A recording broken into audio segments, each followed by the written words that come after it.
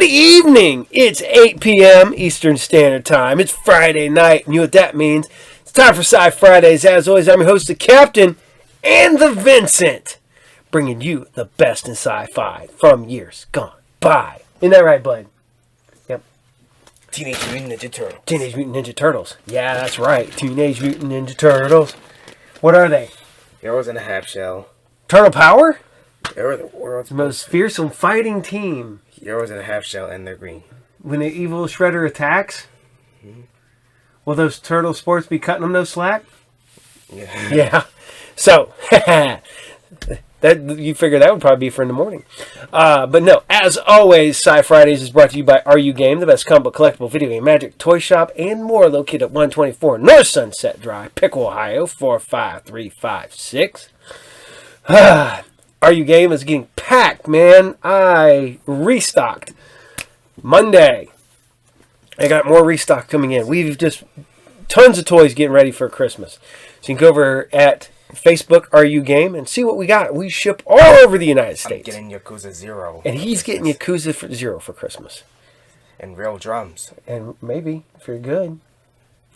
So we're still asking you guys what you want for Christmas. I'm putting together a prize pack. How about maybe an original piece of artwork? Not mine, somebody else's. But maybe a RU Game exclusive comic? Maybe. And some other cool stuff. Putting it all together to bring you something really neat and special. So, I've been working on some stuff.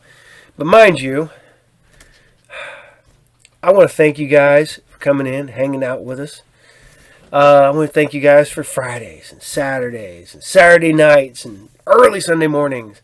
And now I'm going to do it every 2 weeks. I'm going to bring you the afternoon special or the after school special episode on Patreon, free for everybody. You can go over and check it out because it's stuff I can't air on YouTube. So you can go over and check that episode out.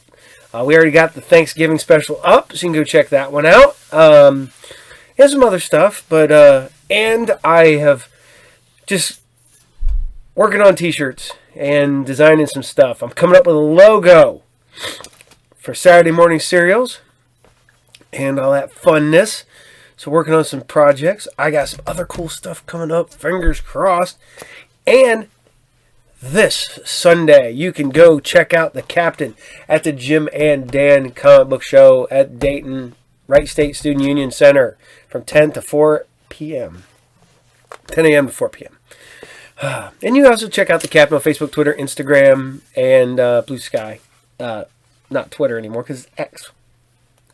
So, I put this week's episode together, and I had some fun doing this week's episode.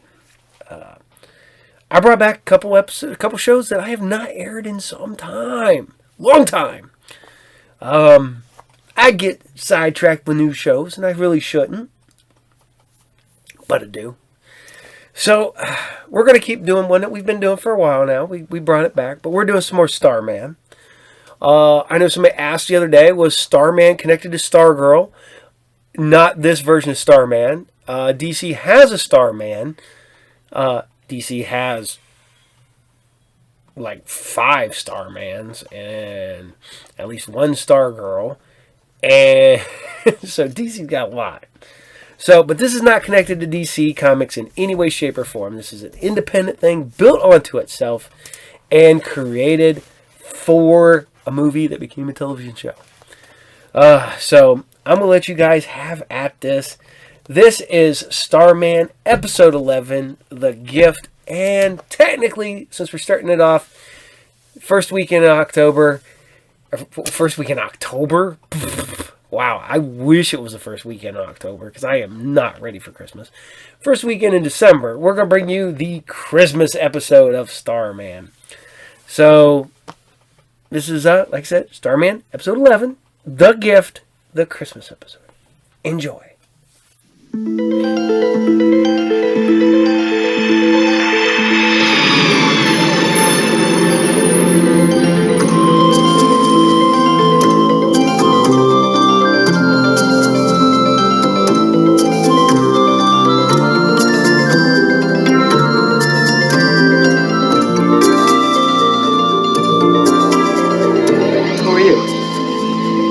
mother was my friend.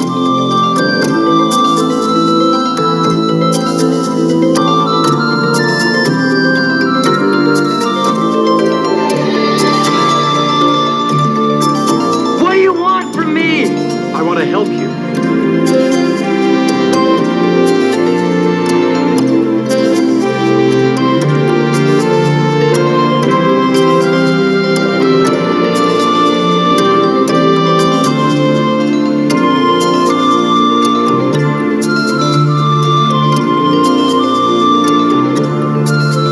I'll bring you the alien, the creature, the being right on your table. You really are my father. Yes, Do you think we'll ever find my mom? we'll find her.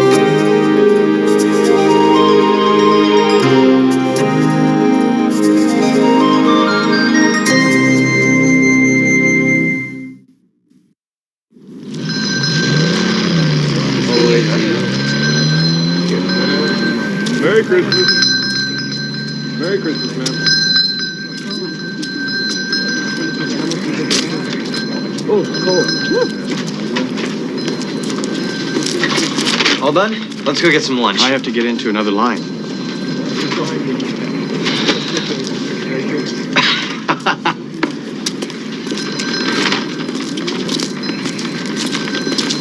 Anything for me?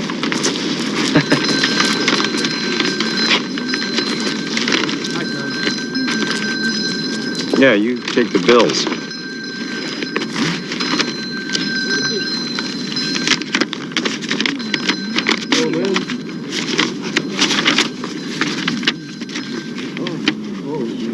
Oh, What's wrong?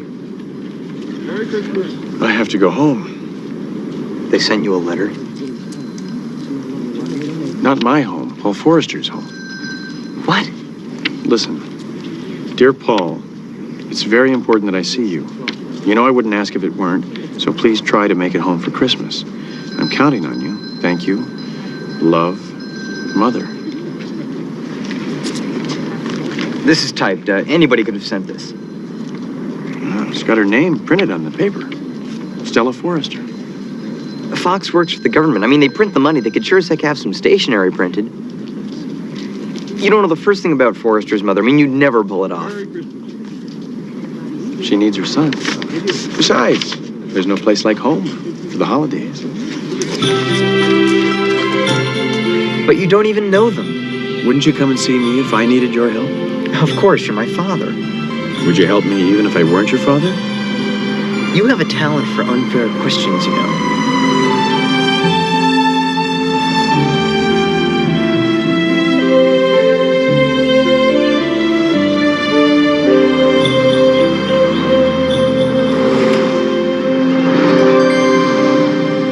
Make that $10 even. Great car.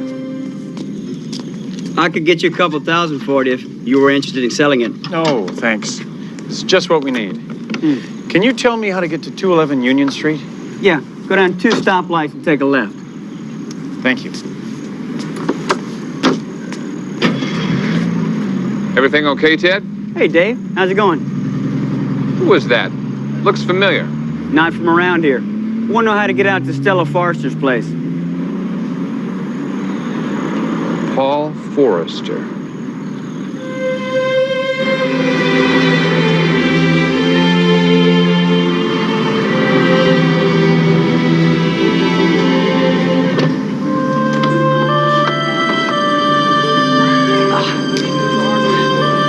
Gotta bring her something. I mean, that much I know. You can't show up empty-handed, especially at this time of the year. Okay, I'm convinced. Have you got any ideas? Antiques. Old folks love antiques.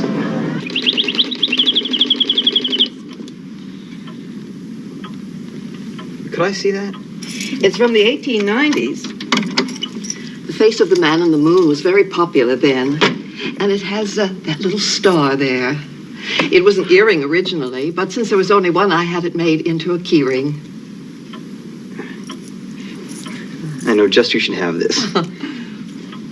How much? In the spirit of Christmas, I can let you have it for $50. Out of my league. Thanks.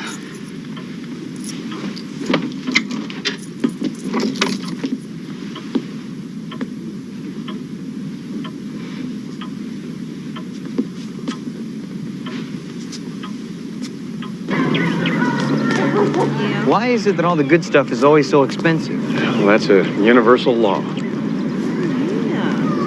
Flowers. You can't miss with flowers. Women love flowers. I don't know why, but they go nuts over them. Well, I could explain it to you, but I think you're too young. Yeah. Anyway, they're waiting on you. Howdy, boys. Hi. Is it poinsettia or poinsettia? Poinsettia. It's your traditional Christmas plant. And at $9.95, it's a real good deal. Well, that's nice. We'll take it. Out of 20. Do you want it delivered? We deliver. No, we'll take it ourselves. We're going to Stella Forrester's. That's just up the street, isn't it? You boys buying that for Stella Forrester? Do you know her? Not many people in this town don't. On the house. On the house? That woman has done more for Ironwood than the people can ever repay. Just tell her Milt said, Merry Christmas. Oh, thanks, Milt. Merry Christmas. Here, let me put a nice ribbon on that. Ironwood. This is a nice place to be from.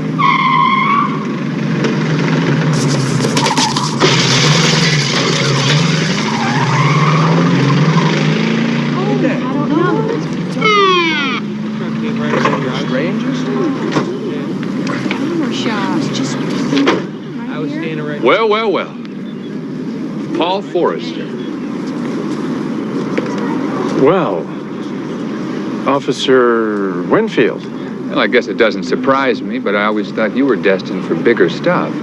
Isn't this kind of slim pickings? These boys didn't have anything to do with it, Dave, and you know it as well as I do. You know who's responsible. And if you don't stop it pretty quick, somebody's going to get hurt. I'd love to take you apart right this minute. But I tell you what, in the spirit of the holiday season, I'm going to give you till Christmas Day. If you're not out of town on the 26th, I'm going to shove that smile down your commie pinko throat.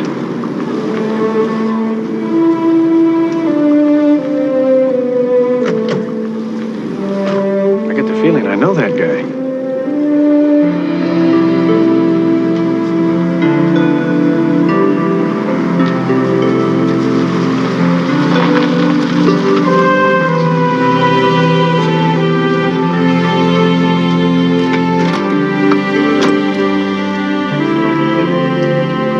Leave the flowers here. You can get them later. You don't want your hands full when you're going to say hello.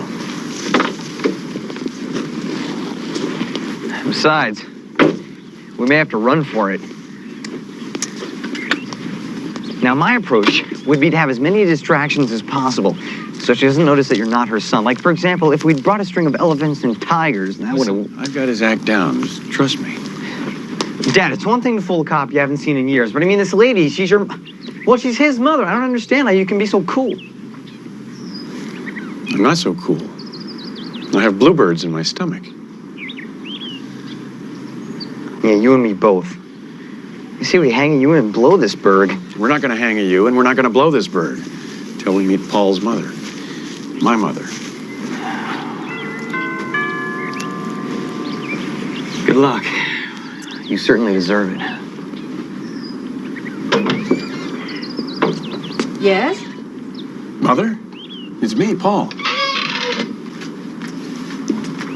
What the hell are you doing here? I got your letter. What letter? What are you talking about? I came home because you asked me to. You said you needed me. I never asked you to come here. But I got this.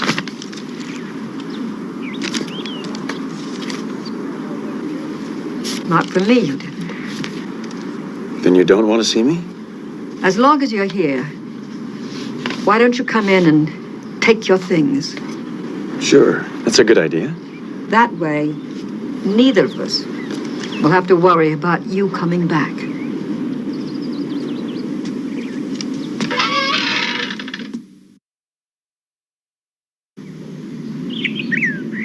Your stuff's in the attic. The attic? Well, you didn't expect to come back and find everything where you'd left it, did you? Well, I suppose not. Where do you want this wood, Stella?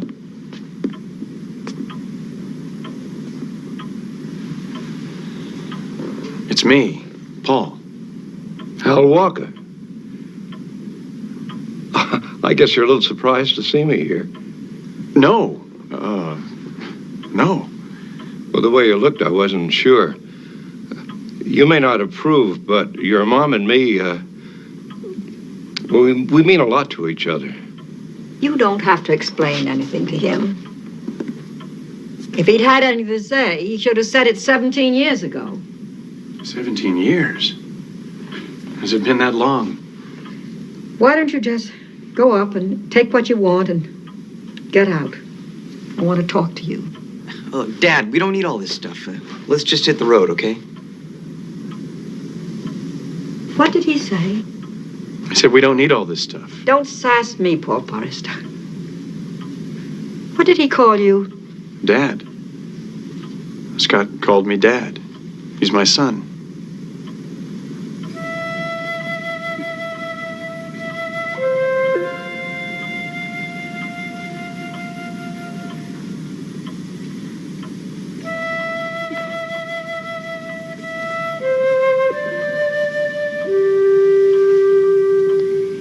You must favor your mother. It's getting late. You and your son may as well stay for dinner. We'd love to.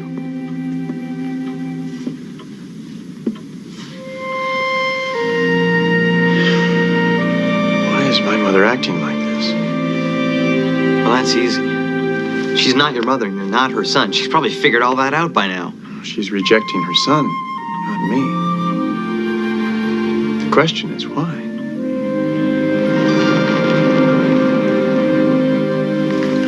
That was Milt Linden. He's pretty upset about the window. That makes 3. Now, when folks are afraid of losing their jobs, they get restless, Coot. I don't approve of it. I'm going to put a stop to it, but I understand it. What are you doing? Refreshing my memory about a bad penny that just turned up in town. Paul Forrester? Stella Forrester's kid? Yeah. The big magazine photographer. Flag burning. I don't get it. What's the big deal? Why don't they make you punks learn something about history? Run this guy through the computer. See if there's old warrants or speeding tickets. I need an excuse to bust him. You old busybody. Why couldn't you have good sense and let the past stay buried? Oh, you know, I was just trying to help you, sweetheart. This thing between you and your son... What's between Paul and me has suited both of us just fine for a long time. We don't need an old goat like you telling us what to do. Correct? I'm not sure. You haven't changed an iota, have you? If I'd said it was night, you would have put on sunglasses. Excuse me. No offense, but that mother of yours could give stubborn lessons to a mule. Now, if I put my foot in it, I apologize, but it just didn't seem right that you two don't make up. It's not as easy as you think. Oh, too much pride, huh? Let me tell you something.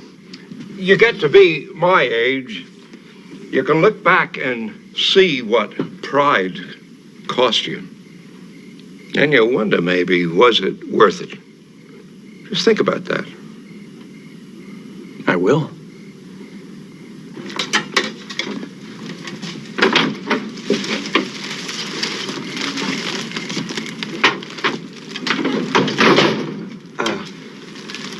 We got these for you. I was afraid they'd get too cold in the car. Needs water. Well, thank you, Scott. It's lovely. The man at the flower shop said to wish you a Merry Christmas, and he also said that you've done more for this town than anybody else. Some people would say I've done too much. I guess I'll go back inside. No, wait a minute. What grade are you in? 9th. How you doing? Not bad. Badly. Do ninth graders still read? Or does the whole class just sit in front of a big television set? I just finished reading Catcher in the Rye. I liked it. Oh, you enjoy books. A novel. That was a good one. Novel, books. It's a good pun. Do you enjoy music, too? Yeah. I love Mozart. Well, I'm into the Stones myself. You're kidding.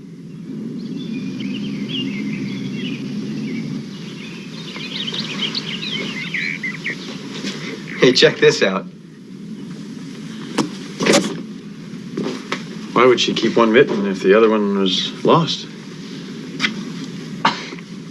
Well, by the looks of this place, she saved everything Paul Forrester ever touched. Yeah, I guess you're right. This sock doesn't have a mate either. Well, that's because it's a Christmas stocking. She probably made it for you. Hang by the chimney with care. I knew that. Well, I'm never sure. Do you have a Christmas stocking? Well, I guess I had one once. But you kind of outgrow that stuff, you know? I guess the fat man is going to have to give your presents to someone else then. Well, it doesn't have to be all fancy like that. I mean, in an emergency, any sock will do. Do you understand?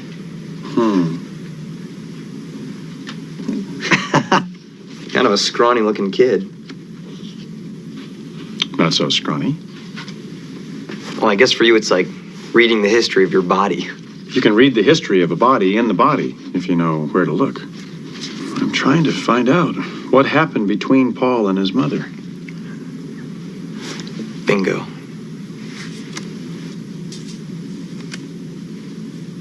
This doesn't make any sense. These are probably peace protesters. What happened was there were a lot of people who didn't think our country should be fighting a war. And so they had rallies. You know, the cops would come and bob them on the head. I've only read about this stuff. I'm probably not explaining it very well. You're explaining it very well. It just doesn't make any sense. What happened doesn't make any sense. Well, when Forrester got involved with this, his parents must have freaked. They probably kicked him out and told him never to come back. 17 years is a long time not to come back. It took you 14.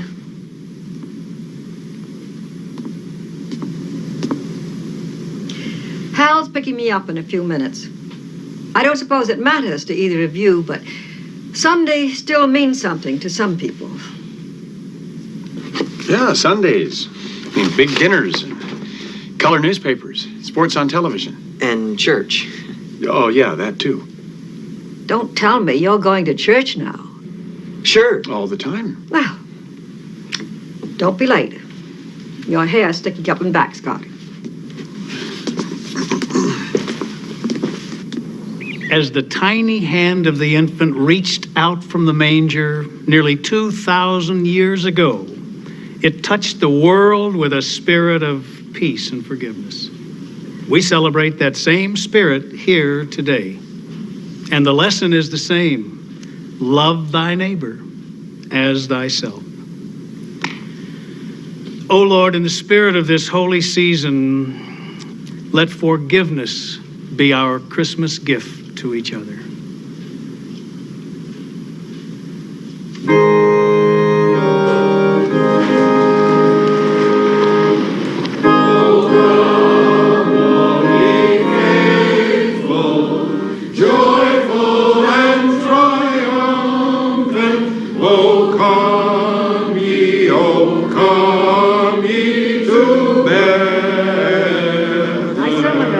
Thank you very much. Very fair-minded, Reverend. Thank you, Al. Hi, Sam. Vera. Your sermon was very moving, Reverend, but what's happening to this town ain't no fairy tale, and it ain't gonna have no fairy tale ending. Sam, it's Christmas. Sam, let's go home. That's all I said what's on my mind. If that referendum passes, the mill is just gonna shut the doors, and we're gonna have trouble in this town like you never seen. Sam, for heaven's sakes. That referendum only says you've got to stop using Sutter Creek like a sewer. It does not make sense to go on poisoning your own drinking water. Lyndon, I've heard about enough out of you. Sam, Iverson, stop it. It's Christmas, for heaven's sake. Now, you two boys have known each other since you were in divers.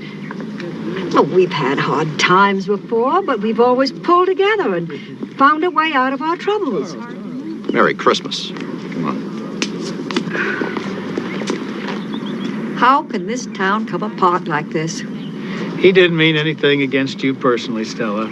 Oh, I don't blame Sam. He's just afraid of losing his job. But if we don't stop pulling in different directions, we're going to pull this town apart. Yeah.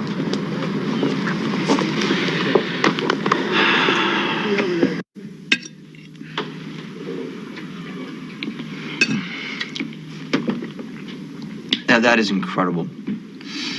Oh, nothing to it. Just flour and eggs. I could make you into a first-rate pancake cooker in about 10 minutes. Are you serious? You mean I could make these by myself? Expect you could. You know, I've got a busy day today. Want to come? No, I've got to do something. What are you doing? I'm going to round up a few old souls who remember this town the way it was. Back when we used to care for each other and when we'd all pitch in and try to make things better.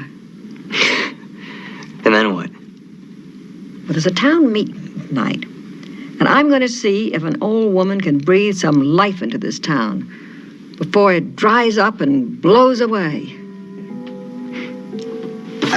I gotta go. Well, you sure change gears in a hurry. Thanks for the breakfast. Anytime. Morning. What happened to Scott? Gone with the wind. He didn't get that from any stranger, did he? Like son, like father. Do you have anything to put under this?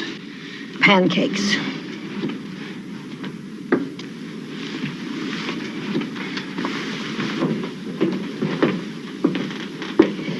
Well, he's a nice boy. Don't know how it happened exactly, but he is nonetheless. Scott said that someone was here looking for me. Fella from Washington about 3 months ago. I told him the last place on earth that he could expect to find you was here. You're in trouble, aren't you? Yes. Same old charge from 1969? Yeah, I thought so. Well, your father never forgave you, I know that. Seems like the government would have dropped it after all these years. What about you, Stella? Why can't you forgive me? I never gave a damn about those charges, you know it. I stood up for you through the whole business. That's not what sticks in my craw. Sit down and drink your juice.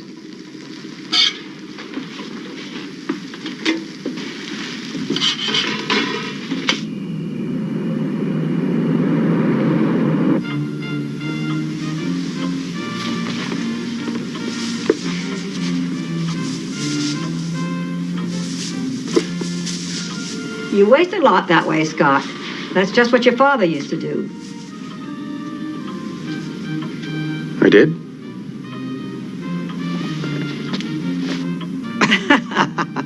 Hark the herald angel sing. I thought you'd gotten lost in the attic. It wasn't in the attic. It was in the basement, like I told you in the first place.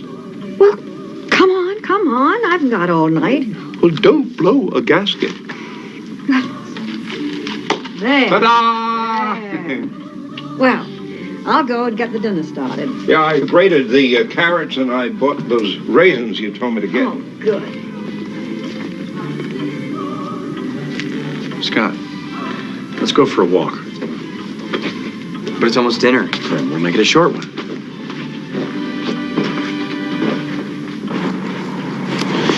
You like Stella a lot, don't you? Yeah, I know it sounds crazy, but it's almost like she's really my grandmother. I like her too. I'm glad we had a chance to meet her. I can't change Paul Forrester, what he did. I can only try to understand it before it's too late. Too late for what? Paul Forrester died before the wound between them healed. But if I hurry, I can make peace between them before Stella dies. What are you saying? She's not even sick. Yes, she is. No mistake.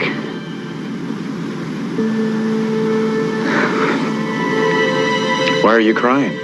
Because somebody I care about is gonna die. Don't they cry where you come from when somebody dies? No, they don't. Well, why not? Where I come from, it's just simpler. Take a favorite book, Catcher in the Rye.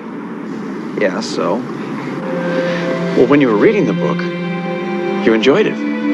But when you were finished, you weren't happy and you weren't sad.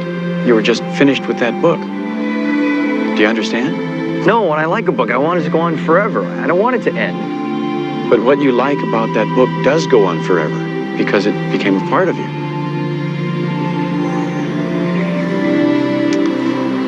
Well, I knew I couldn't explain it.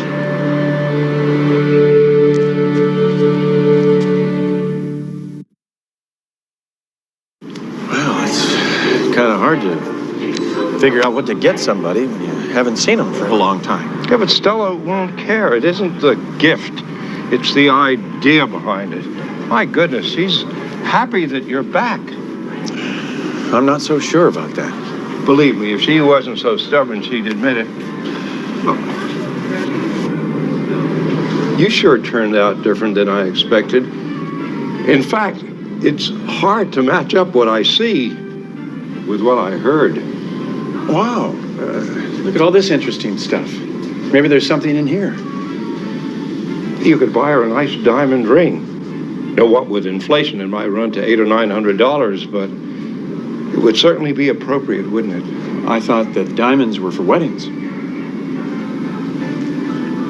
You really don't know what I'm talking about, do you? 17 years is a long time. But it's hard to believe that you could forget how you got your first camera. How Stella hocked her engagement ring to get it for you. Oh, yeah. Yes, of course. That's how I got started. I mean, if Stella hadn't sold a ring, I might be a lawyer or something stupid like that. Hey, look at that. Why, it's the size of a credit card. How can they make a radio that small? Well, actually, elves. Huh? Tiny little elves. Elves.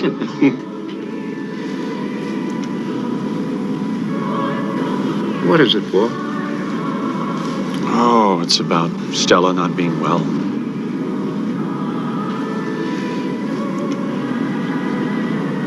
I thought you knew. Isn't that why you wrote? I wanted you to make peace. That's why I wrote it.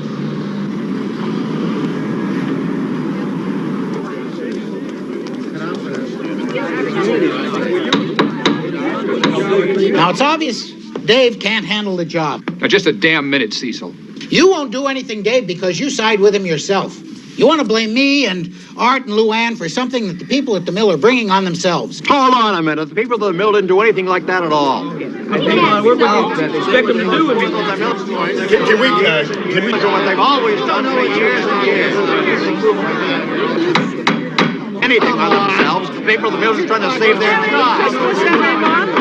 Merry Christmas! Merry Christmas, everyone. All right, hold it down, please. Stella, you've got the floor.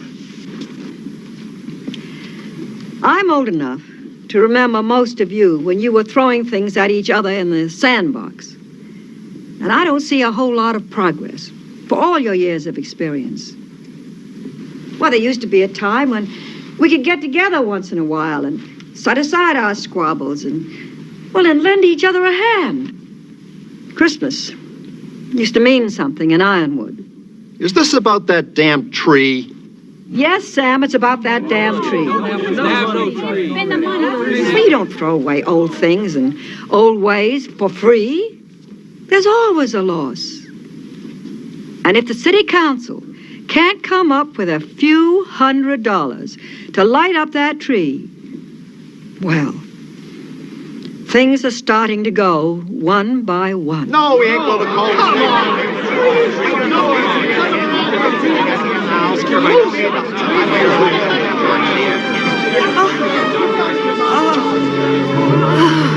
You stay with her. I'm going to get Duck Hartley. Don't leave me, Hal. You hang in, darn it. You're going to see that Christmas tree lit if I have to set it on fire. What a shame what this is coming to.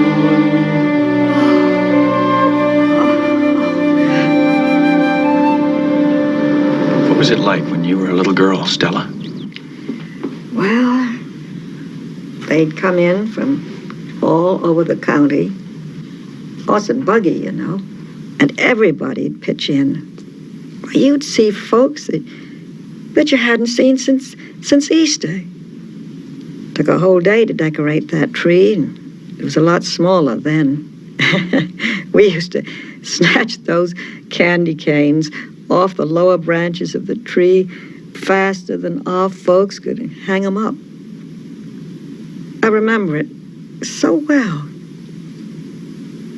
Where does all that time go? If only folks had some idea how quick time goes. Maybe they're waiting for you to set the example. What do you mean? How can you expect them to forgive each other if you can't even forgive your own son?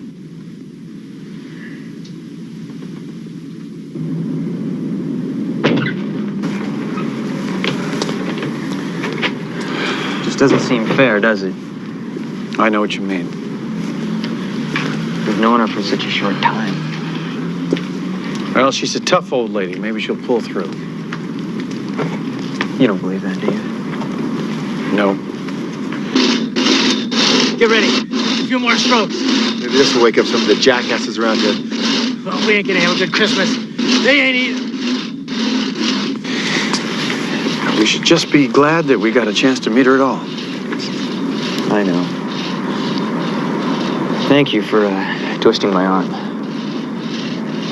You sure have taken me to some interesting places. That's what life's for.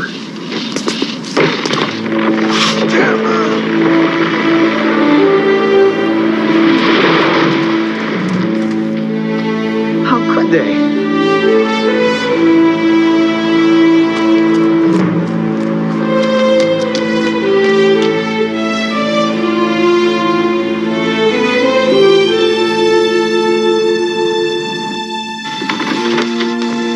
Hey, Dave, a couple of nuts just cut down the big tree out front. What are you talking about? Come on, take a look.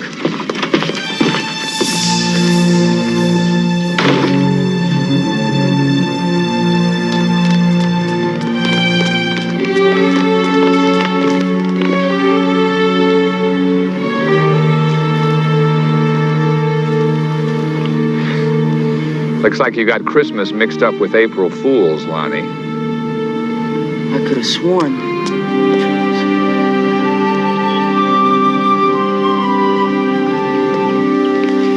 Special delivery for Stella Forrester. Goodness, what's all this? Oh, this is just the first load. I've got to go back to the flower shop and get more. Been working for Mr. Linden for a couple of days. A hard worker, just like his grandma. Fetch my purse.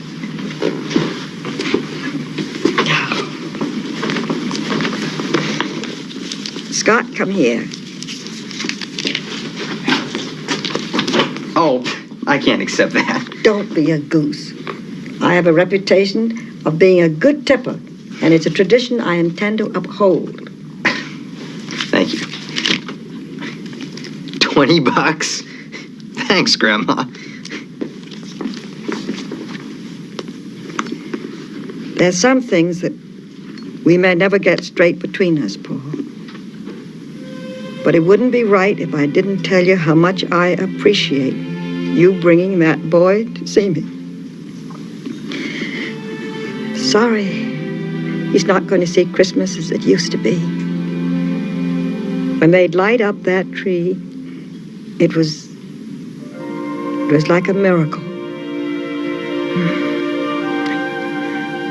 I guess we've used up all our miracles.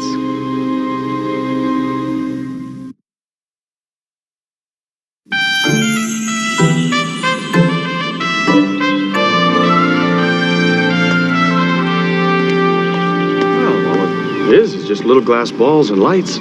No, it's a bigger deal than it sounds. The main thing is that the decorations are locked in the town hall basement. Maybe somebody unlocked them. Let's go look. Are you serious? Who do you suppose is going to help us? We'll help ourselves.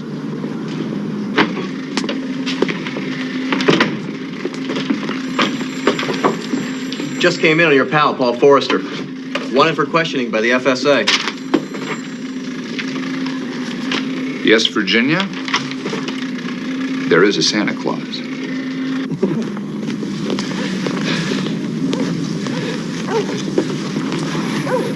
Stella was right. This is fun. Pretty nice, Paul. Amazing how that door was open. Hey, you can't do that. Sure I can. So can you.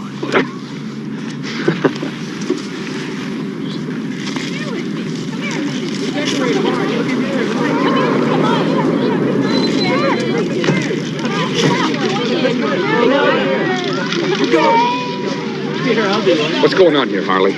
Well, Dave, seems to me folks are decorating the tree. Those ornaments were supposed to be locked up. They're city property. City's just a bunch of people with something in common, Dave. Yeah? Where'd you hear that? Well, that's what Stella Forrester's boy said. It kind of makes sense to me. I don't believe this. All right, people. This is unlawful assembly without a permit. Now, I want everybody off this property immediately or you are subject to arrest. Oh, Dave. Forget what I said about waiting till Christmas. You're under arrest. It's Christmas, Winfield. Time for miracles on 34th Street. Angels with wings. Batman being pulled around by a dozen antelope. If all of that can happen, why can't we light up a Christmas tree for Stella Forrester? Huh? We could use a ladder. Where are you going? Looks like I need reinforcements.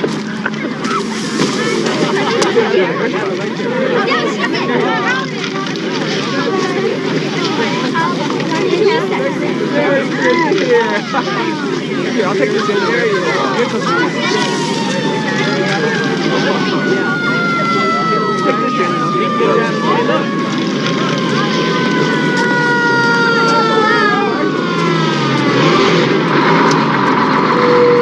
What's the trouble? We got an emergency here, Chief. Yeah, what is it? Somebody said they thought we might have a star missing up on top of the tree. Thought maybe we ought to take a closer look. Right. Let's run it up, boys.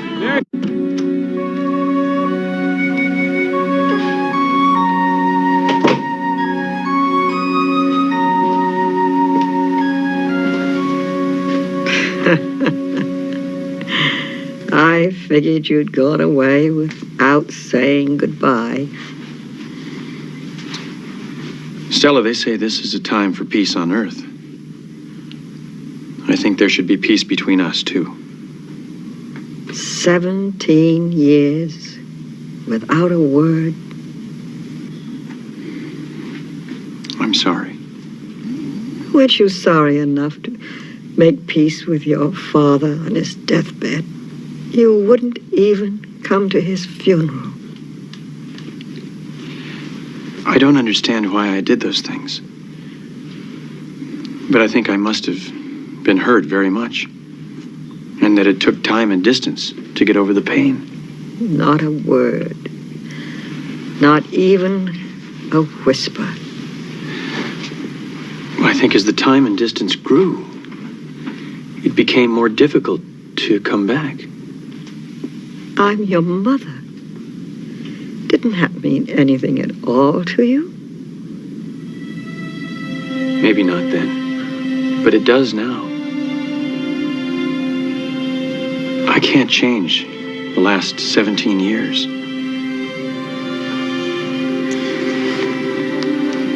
But maybe this can make up for a small part of it. It's time you had it back. Oh.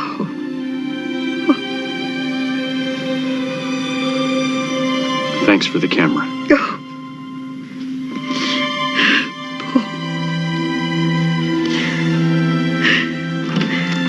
Hey. Hi. Stella, how you doing? Merry Christmas. Merry Christmas, Grandma. Oh, thank you, Scott. Oh. But I have to thing to give you to. You gave Paul Forrester life. I'd be nothing without that. And you gave your love. It's the best gift of all. Thank you, Paul. And thank you, Hal, for bringing all of us together for this wonderful Christmas.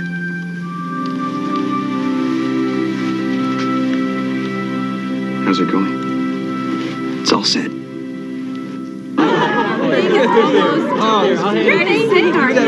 it on this side right here. Oh, that's beautiful, beautiful, Tommy. Oh, that's just right. Now, there's a spot. There's a spot. Oh, can you reach that high? Why don't all the carolers. Merry Christmas, Sam. Evening, Reverend. It's a nice night. All right, everyone. Let's sing a song for Stella. King Wenceslas looked down on the feast of Stephen. What's that? Some friends, Grandma.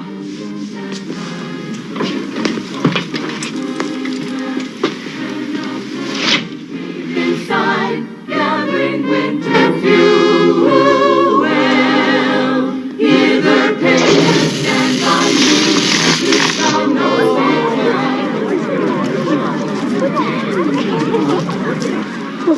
Paul. For a second, I thought I saw the tree. Skit, what's up? I don't think anybody saw me. I just cut the power to the center of town. They were about to turn the lights on that damn Christmas tree. Christmas tree? What Christmas tree? The Christmas tree in the town square. Now let's get out of here.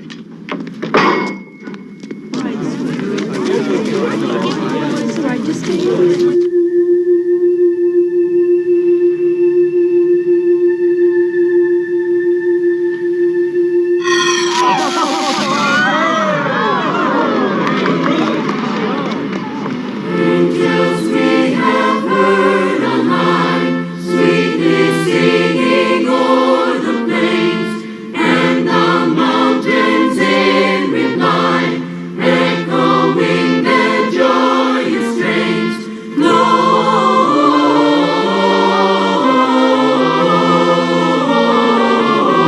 Gloria in excelsis Deo.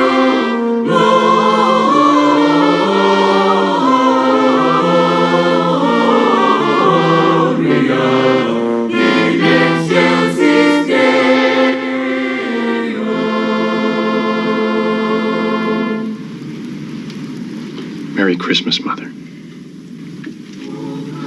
Merry Christmas, son.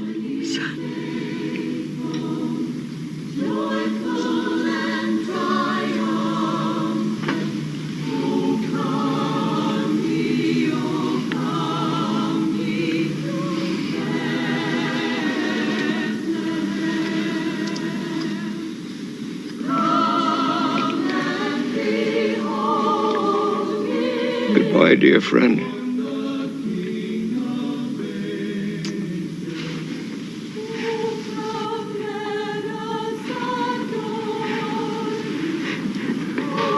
Goodbye, Grandma.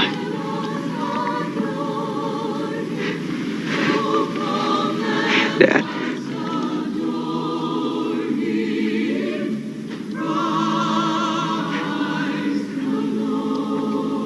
I got a feeling that we're not going to see a lot more of each other. I just want to say that you're a better son than Paul Forrest ever was. Merry Christmas, Hal.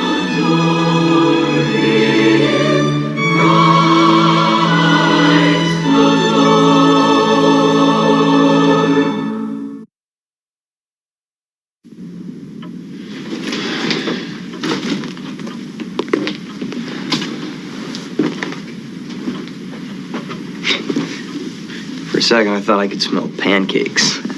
Yeah, I know what you mean. thanks to you, we'll go on eating Stella's pancakes. I don't suppose there's any way we could stick around until the funeral. Dave Winfield said he ran my name through the police computer. Can't take the chance that Fox won't find out somehow. Well, it was a good thing he warned you. Yeah, that warning was a Christmas present. Speaking of Christmas presents, you wouldn't want to leave yours under the tree. Thanks, Scott. I think there's something under the tree for you, too.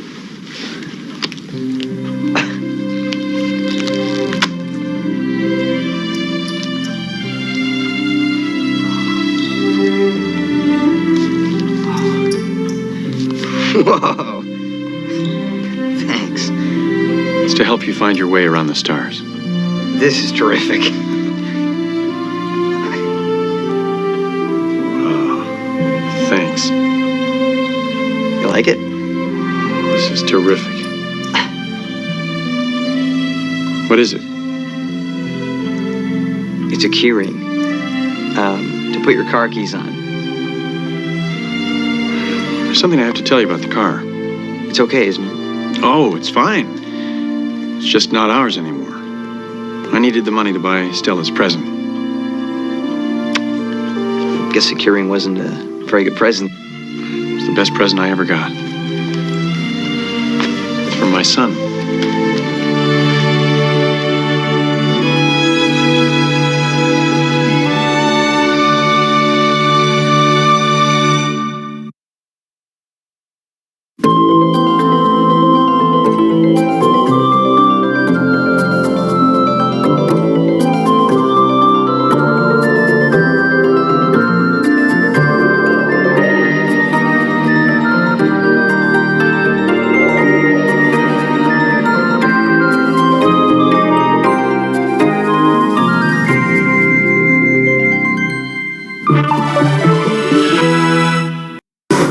Never before in this galaxy, 3 Starbots, Star Travelers you transform and put together.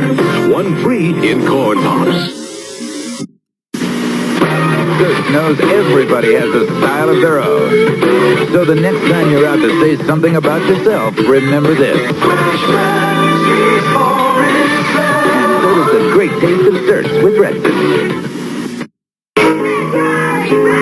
The Peanuts Gang is home for the holidays. Good grief. A Charlie Brown Christmas. The festivities start next. So, we're back.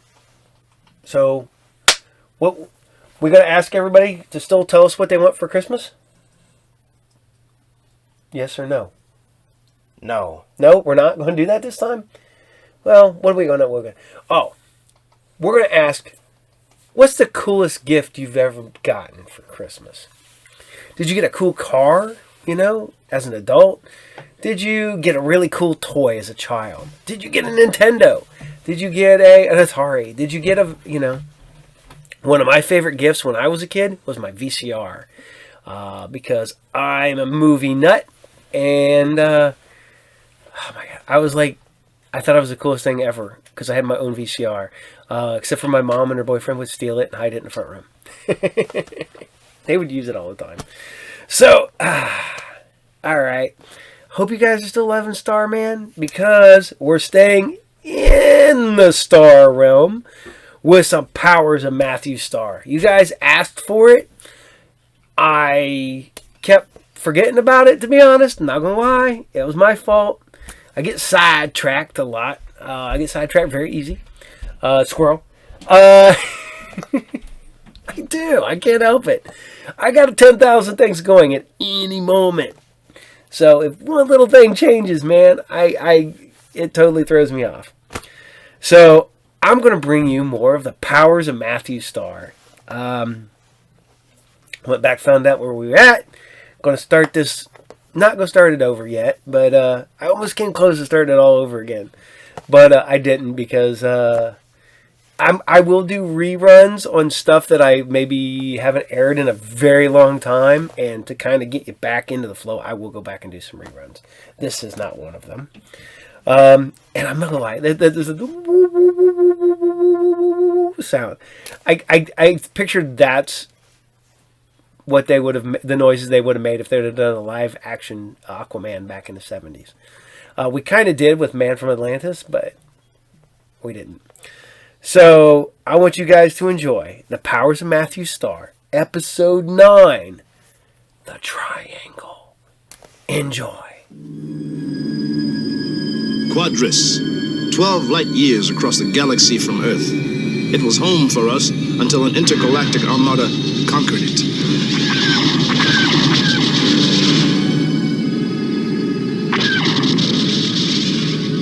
I fought by the royal family's side, but in vain.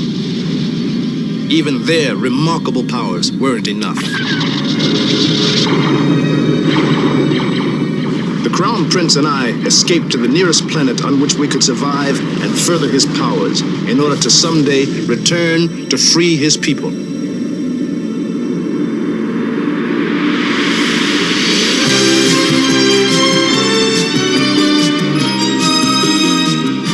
Here on Earth, the prince is known as Matthew Starr.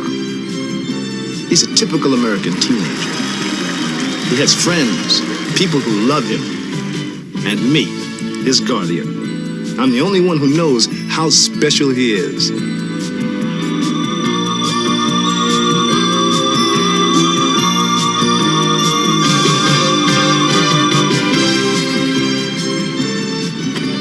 Life for us is a series of joys and dangers, for enemy assassins constantly come to destroy us.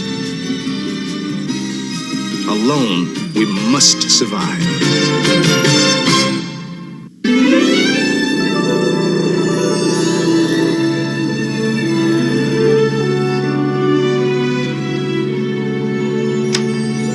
Day 213, time 3:40 p.m. Pammy? I'm convinced that the treasure is down here somewhere on the St. Pierre chain. Now, if my latest calculations are correct, and my new electronic metal detector works, this is gonna be the big chapter in your book, honey. 625 Romeo, verifying your present heading is 27 degrees. Over. Is it? Good night, I guess I'm just plain lost, fellas. 625 Romeo, Mike Zulu 16 is Bermuda Triangle. Over.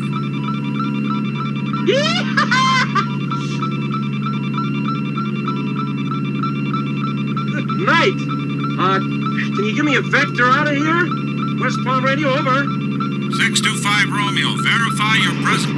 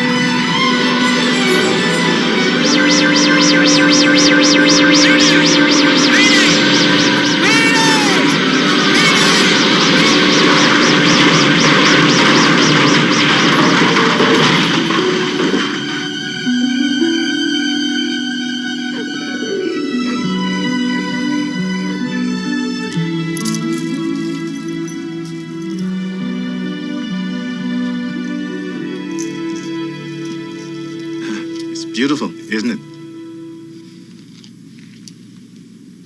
You're not homesick. I was just thinking, you make the perfect birthday present for Pam. Matthew, do you realize the true significance of the Kashat? It is to us what the cross is to the Christians. Yes, I realize. Someday, you will take your oath with the real Kashat in your hands. Do you still remember it? Remember it? Shep, how could I forget it? You have me practice it all the time. Well, let's hear it. I, Ehawk, will impart all that is true, real, and honorable, etc., etc., etc. Shep, I'm not giving away the oath or my belief in it. I'm just giving away the necklace. But Matthew, this won't have any meaning for Pam. It will once I give it to her. This is what we're about. And I want to share something that's special with Pam. Well, you better wrap it. You'll be late for the party. Shep, are you angry with me? Come on, I'll help you find some wrapping paper.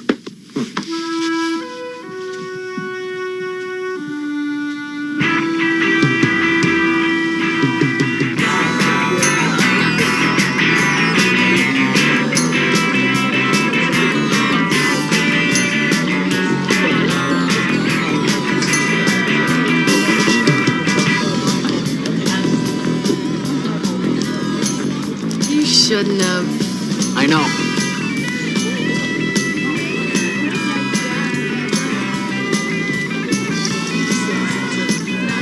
It's beautiful. Design, it's so unique. My mother had it especially made for my father. Are you sure you want to give this away? I'm sure.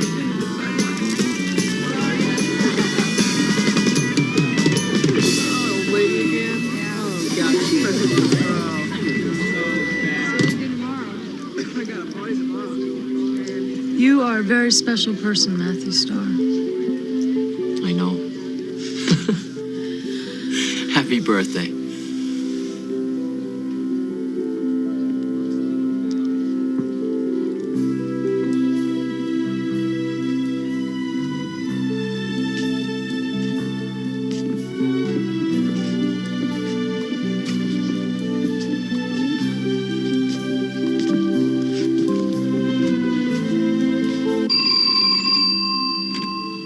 Hello?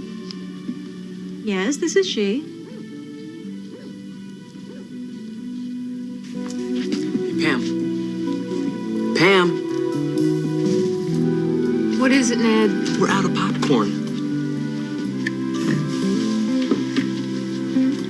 Honey, I need to talk to you for a moment. Think you can handle it? I don't think so. Try.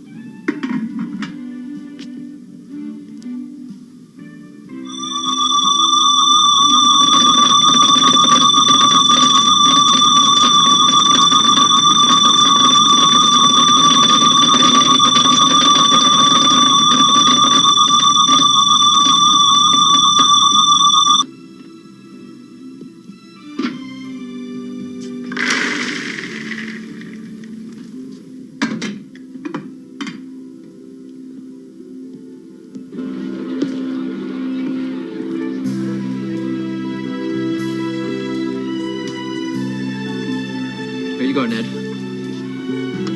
How did you do that so fast? Microwave.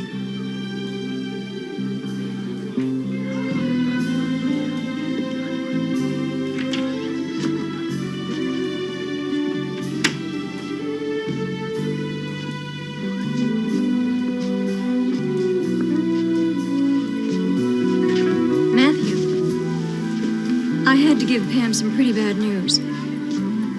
Her Uncle Ron's plane disappeared 2 days ago, and they haven't been able to find a trace of him. Maybe it'd help if you talked to her. Would you? Sure. Thank you.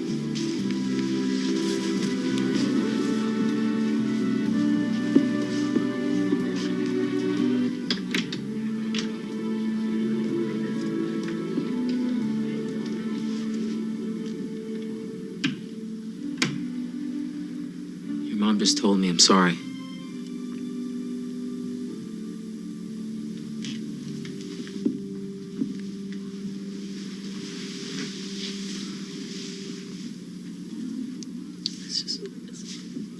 It's just not fair. He was the neatest guy in the world.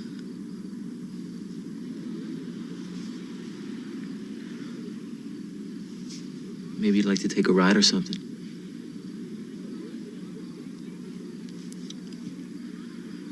Well, I know one thing for sure. I'm not gonna write a book about a dead man.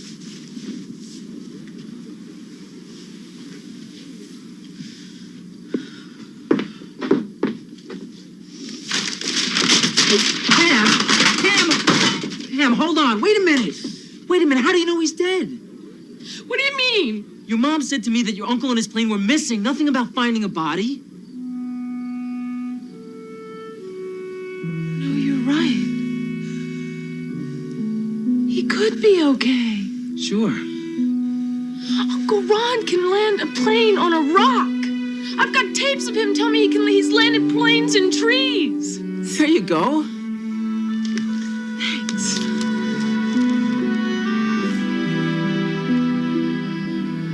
That wasn't very fair, Matthew. Raising false hopes. I was just trying to be kind. You're always talking about the value of kindness. What's even more important is truth, and knowing when and how to dispense which one. I told the truth. They didn't find a body. Matthew. Would you do me a favor?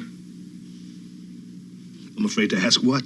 Call General Tucker. Maybe he can help find out one way or the other.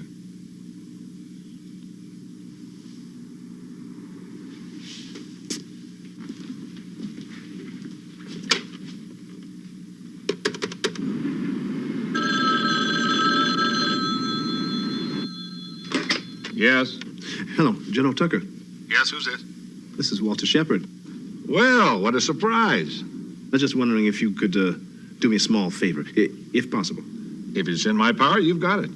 Well, do you remember Pam, Matthew's girlfriend? Certainly. Well, her uncle, Ron Elliott, disappeared in his plane 2 days ago off the southern seaboard. And I was wondering if you would look into it for me and see that everything that can't be done has been done. I'll investigate immediately and get back to you as soon as I know something. Thank you. You're welcome. You look into it. Well, at least I can tell Pam that in the morning, and that's not false hope. Matthew, sleep on it. Okay? Pam! I'm in here. Where are you going? To Florida. Pam, I thought your parents went to Boston to be with your aunt. I'm gonna go find my Uncle Ron. I'm not gonna give up like they did. I've got all my tapes, and I've got all my notes, and I'm gonna find him. You just can't go off to Florida on some hunt for your uncle. Watch me. Pam, be sensible. You know, now you're sounding like my dad. And Shep and any other sensible person that knows better to run off half-cocked. You know, I expected a lot more from you. I thought you'd support me and say, yeah, Pam, go for it. You can do it. You can make the difference. You're important. I thought you'd say, Pam, let me help you. Because you're special. If I believed in what you were doing, I'd help you. How about just believing in me?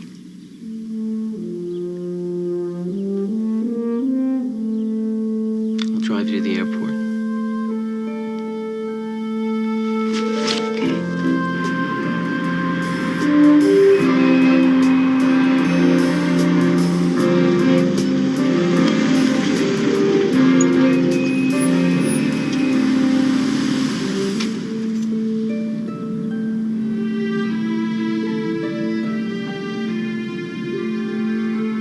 Sure, I can't talk you out of this.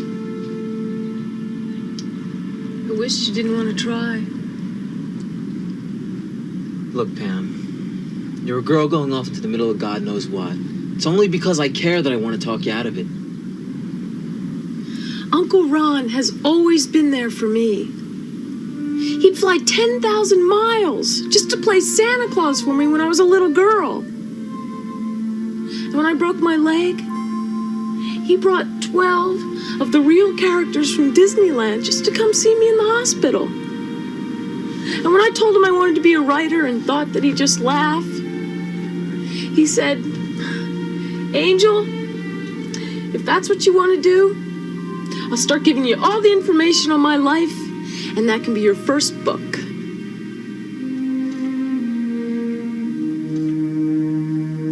No. You can't talk me out of it.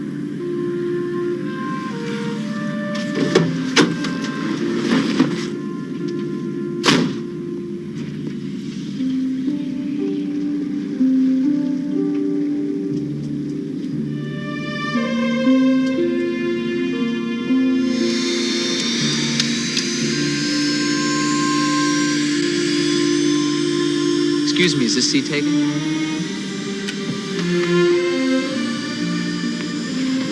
Did you really think I'd let you go alone?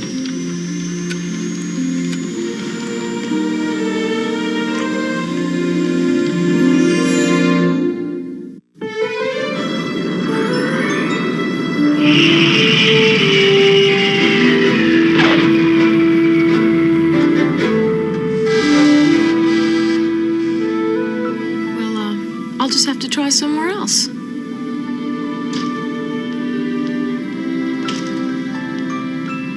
These people are a bunch of thieves. Same as the others, huh? You know, Matt, I don't have that kind of money. Even though my father's rich, I just can't put that kind of a bill on his credit card. Did you get through on your call? I left a message. I think we might have to head for home. It's amazing, isn't it? I mean about the high cost of flying nowadays. That's terrible. Oh, excuse me, I couldn't help overhearing your conversation about your little financial dilemma. This may just be your lucky day. I got a special on today. You're in the chartering business? Is Getty in the oil business? Nicky O'Keefe, president, Paradise Airways. I'm Pam Elliott, and this is my friend Matt, and we're here looking for my uncle. Ah, he from these parts? Yeah, you might even know him. He's a pilot. His name's Ronald Elliott. Ronald Elliott. No, Ronnie Elliott. Oh, small world, isn't it? Ronnie Elliott and me, I mean, we're like, 2 cans in a 6-pack. Oh, listen. Hey, doll, you got one hell of an uncle. No, I mean it. I mean, he's the last source of real, pure guts left in this world. You can depend on him every time, you know what I mean? So you say you're looking for him? Well, they haven't found him or his plane. But I mean, I, for one, happen to think he's still very much alive. You're absolutely right. I couldn't agree with you more. You know why? Because Ron is one of those guys that he really believes in being alive.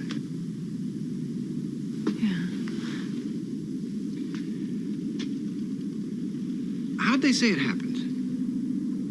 His plane went off radar 200 miles south of Nassau. He'd been flying the New Providence ADF beacon. That's practically on top of the St. Pierre chain. That's a bad spot. Look, we've got $700 and we're prepared to lay out every cent. $1,000 and you buy the gas. Okay. Okay. Let's go. Behold, the famed ocean sparrow. Climb aboard. What do you think? We can't afford anybody else.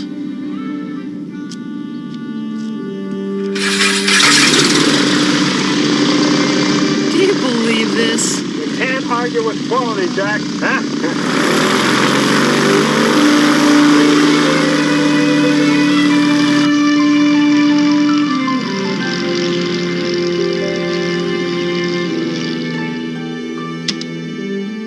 Shep, it's Matt. I know this is gonna sound crazy, but I'm in Miami with Pam. Look, it's a long story, so I'll have to explain it later. We're both fine, so don't worry. We're thinking about chartering a plane.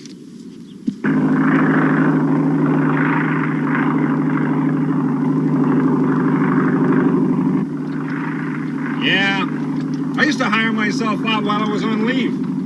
Back in the Air Force days.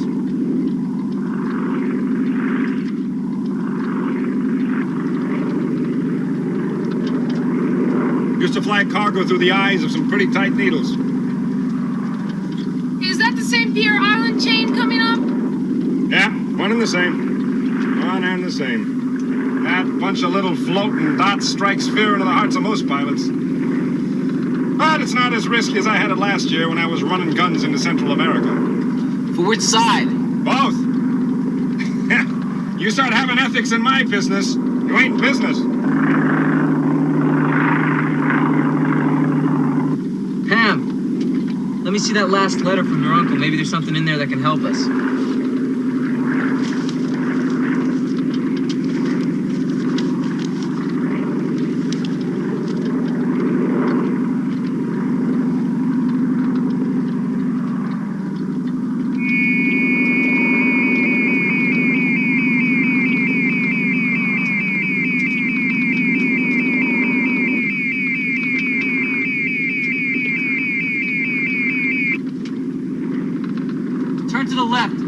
to the west. You got some kind of theory, Commander? Just a feeling. What are you, one of those guys whose hair curls up just because it's gonna rain? Come on.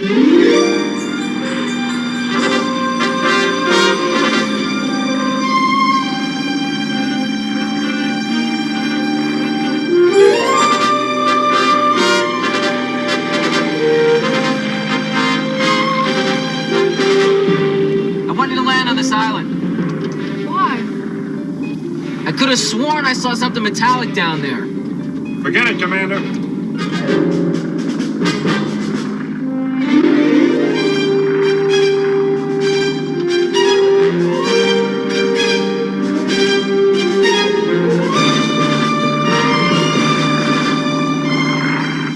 Try the center of the island. Ah, terrific.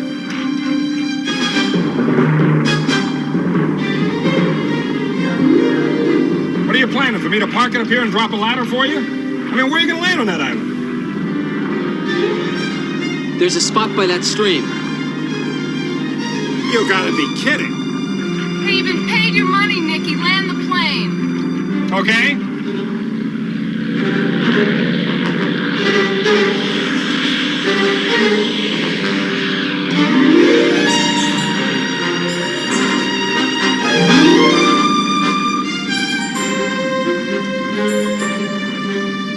All right, sweetheart. Here we go.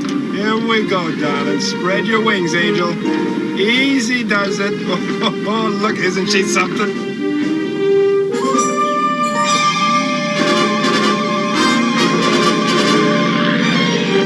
Come on, baby. Easy, Sparrow. Don't let me down this time.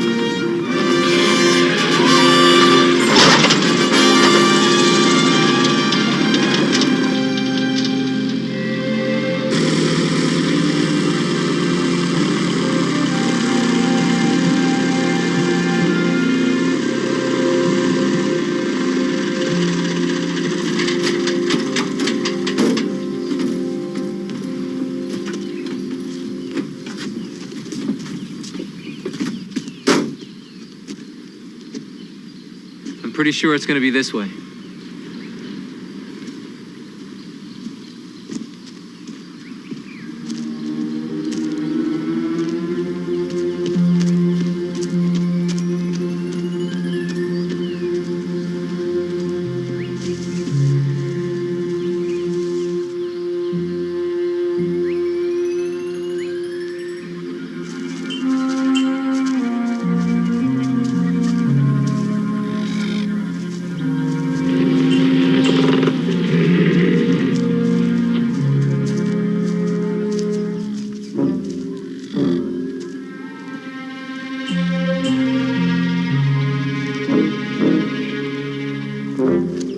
It's been deliberately hidden. Must be quite important being so bright, huh, Commander? He's gotta be all right. He's just gotta be. He's not here. Then he's gotten out, and he's alive. Honey, from the looks of this, I wouldn't exactly expect him to be doing push-ups. Wait a minute. This doesn't make any sense. Look, honey, if he was in this when it hit, the best he could do would be to crawl away. I mean, he couldn't do all this to cover it up. You're right. So now what do we do? Stay here with Nicky. I'm gonna see if I can't find out what's going on. Yeah, that's fine. Just fine.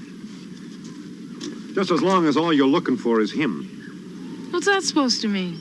Well, sweetheart, we flyboys drink from the same well, you see? So I just happen to know that your uncle thought this area was one great big gold filling, which means that anyone who finds what he was looking for, well, they'd get themselves in a very high tax bracket. Whatever you find, we share. You understand? Perfectly. I'll be back soon.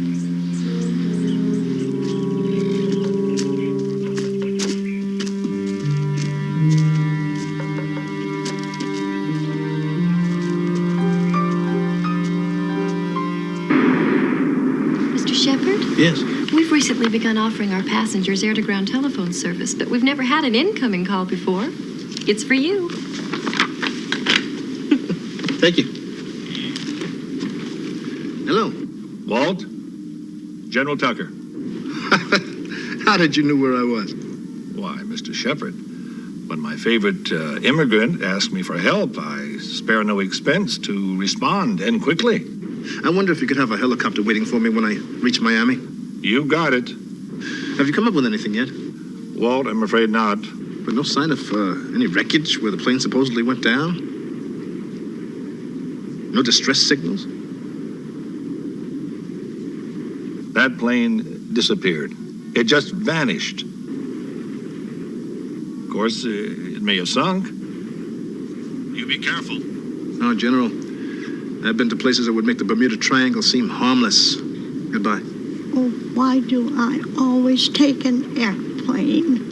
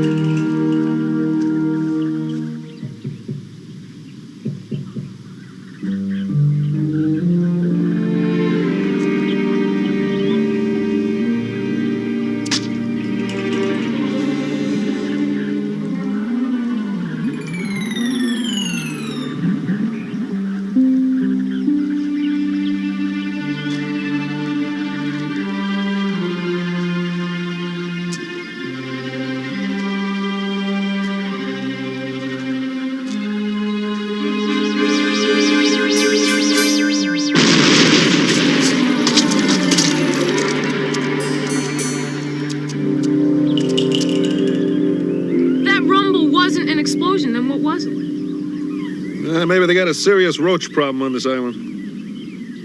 Come on, we gotta go look for him. He could be in trouble.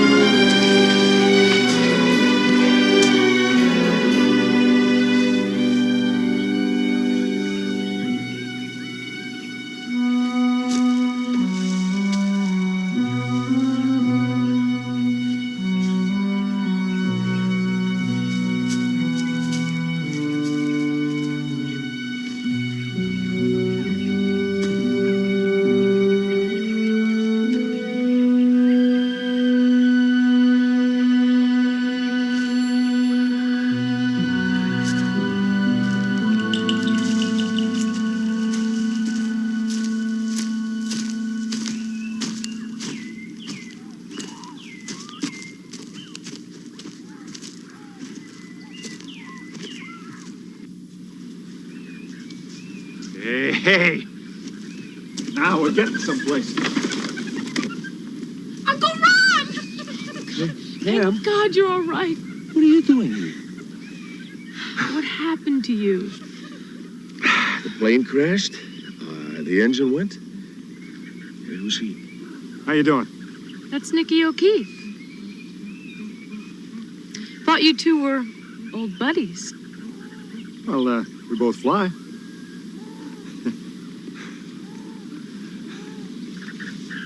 Who brought you here? I don't know. I must have been unconscious. Pam, I'm sure that the treasure is here. Now, whoever helped me must have it by now. Listen, sweetheart, you just stay here with your uncle and I'll go look for the commander, eh? Oh, I can't believe it. You're really here. I've looked all over for you.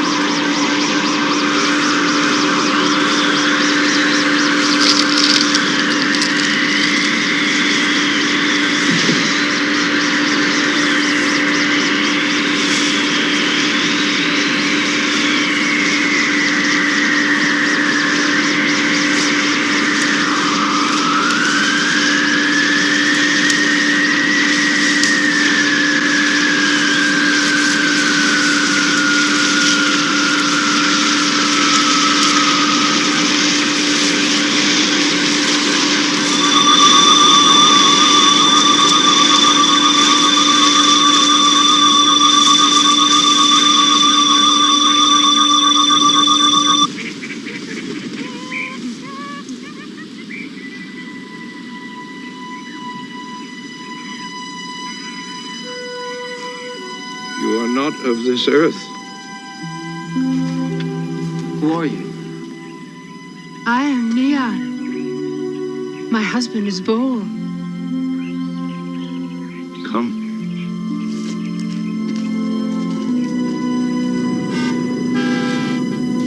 Hello. I believe you have a helicopter waiting for me. The name is Shepard. Oh, Mr. Shepard, yes, sir. It's warming up for you right now. Out the door and to your left. Thank you. You're welcome.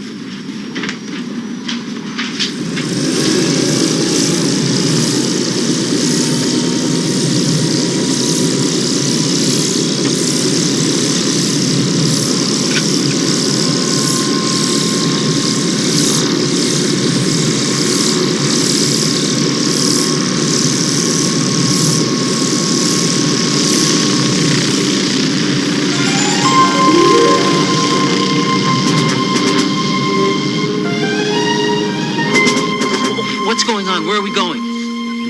We had to test you. Test me? Why? When we reach our home, you'll understand.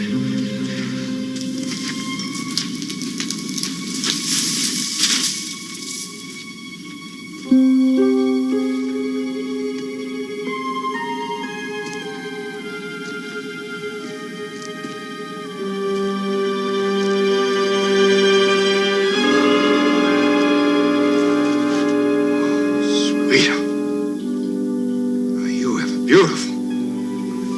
Come to Papa, baby.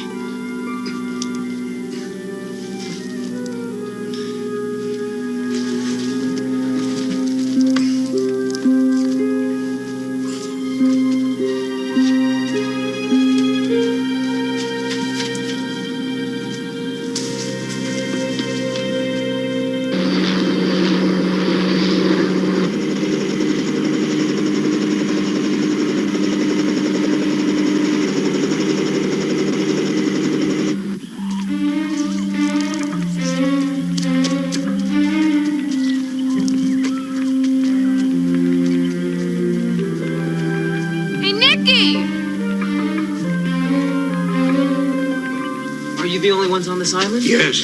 How long? More than a year. It's been lonely. Until the man crashed here 2 days ago. We saw no one. Did you make him crash? Oh, no. We tried to care for him. We concealed everything so others would not come. Neon! It's gone!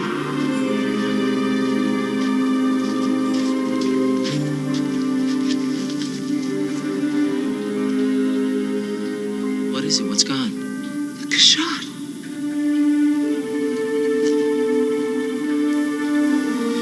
You mean you're Yes, we're from Codrus.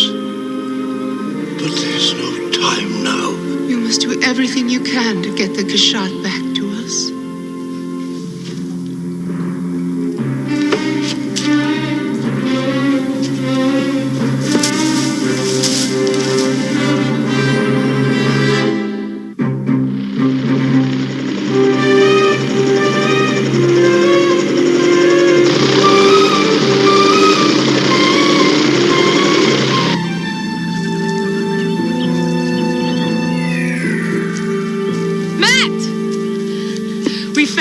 That's great. And he's gonna be okay, but we've got to get him out of here. And I just saw O'Keefe run by with something.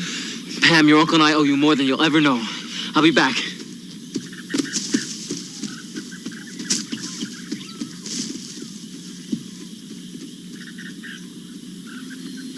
Listen, we've got to get you out of here. Can you make it? I can try. Let's go.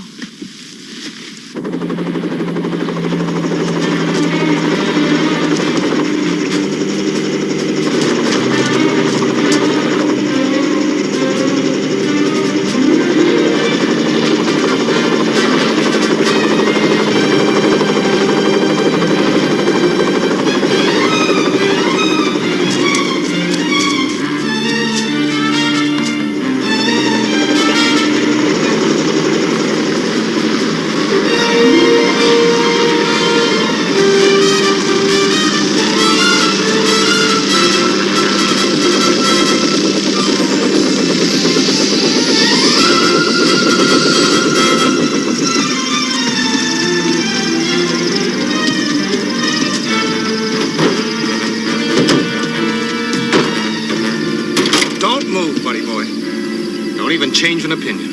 You have no right to that object. Possession is 9/10 of the law. This gun is the other 10th. You have no use for it.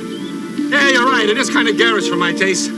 But I got a hunch it's going to make me the landlord of Wall Street.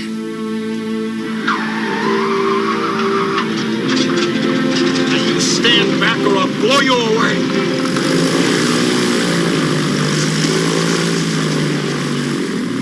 Shut! Shut! How did you get here? Matthew, he's getting away with the Kashat. We have to get it back. I'll get it back.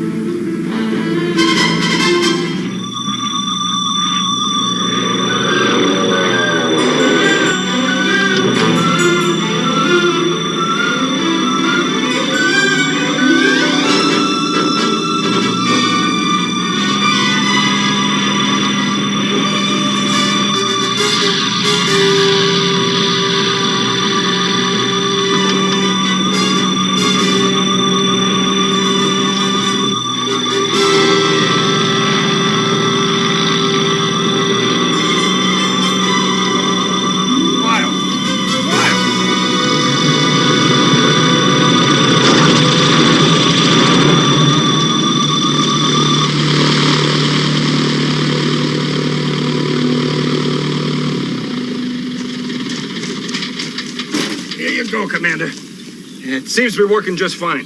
I thought it might like it if I took it up for a little spin, you know?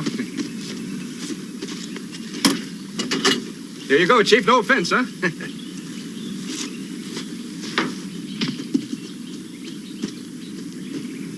How did you like that perfect dead stick landing? Just great. Yeah.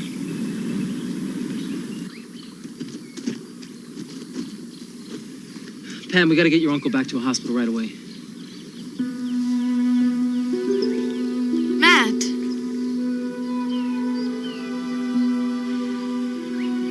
You're just gonna have to trust me, Pam. I look forward to the explanation.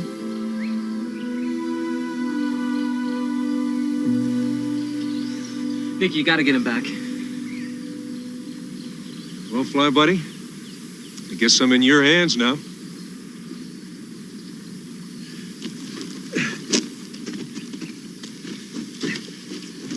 Listen, that's fine. Why not? Always want to help out the other guy. Climb aboard. There you go. We'll have you back in Miami in no time. There you are, old buddy.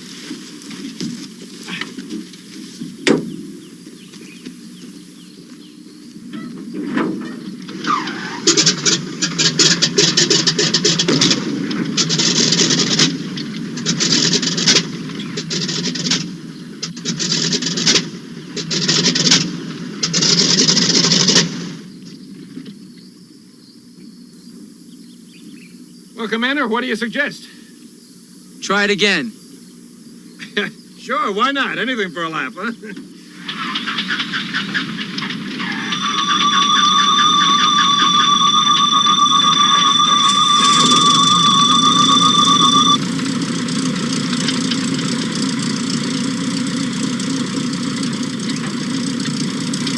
Well, you don't have to thank me for everything now. But remember, my birthday's coming up pretty soon.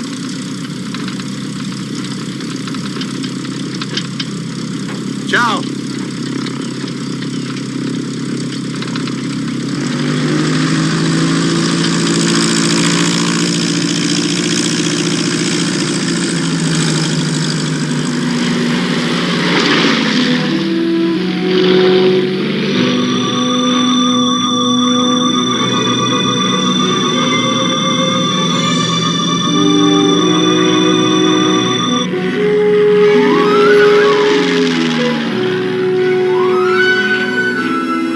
Matthew, do you realize what this is?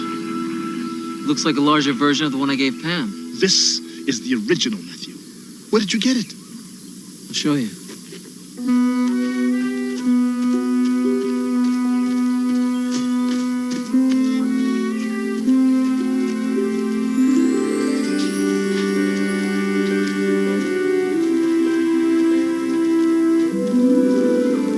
My God.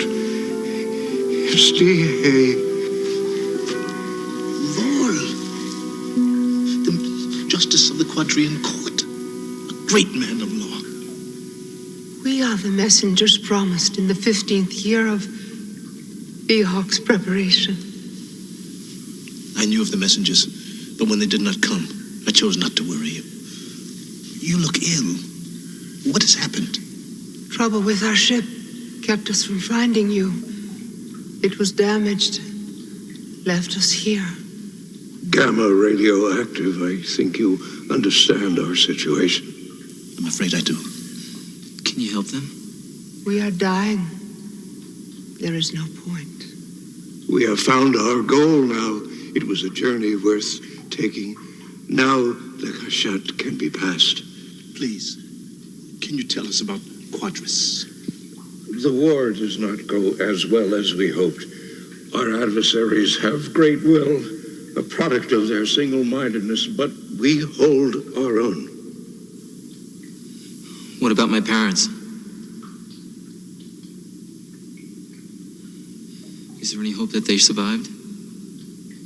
No one can be sure about your mother, but your father, your good friend, is dead. He was killed in a public execution.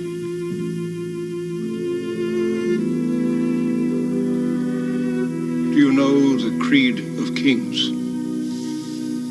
Yes. Begin.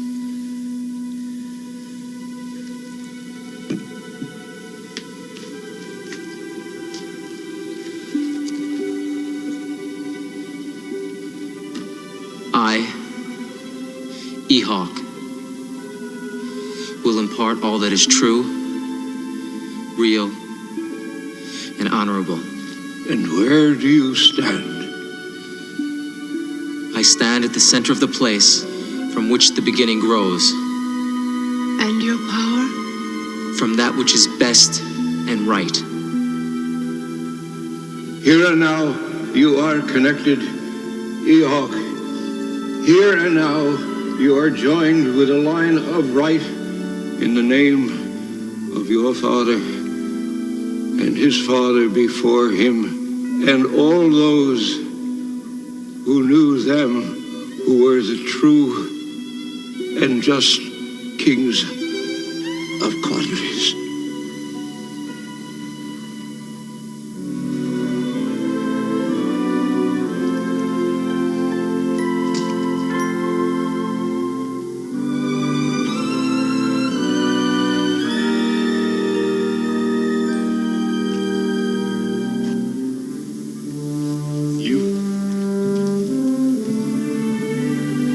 Its only light.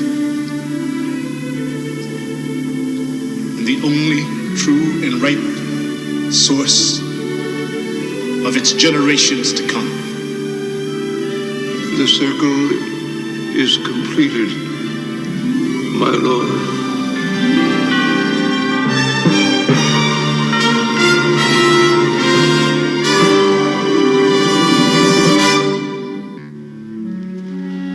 I never had to bury anyone before. Is that what's troubling you? Those two people died for me, Shep.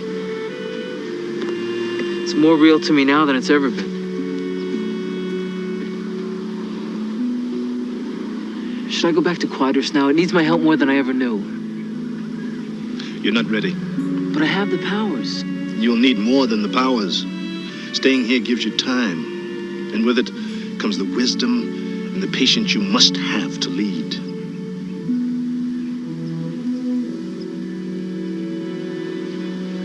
Sometimes it feels like I'll never see Quadris. You will. And back there in the cave today, you accepted your destiny. You became a man. Matthew, I'm very, very proud of you.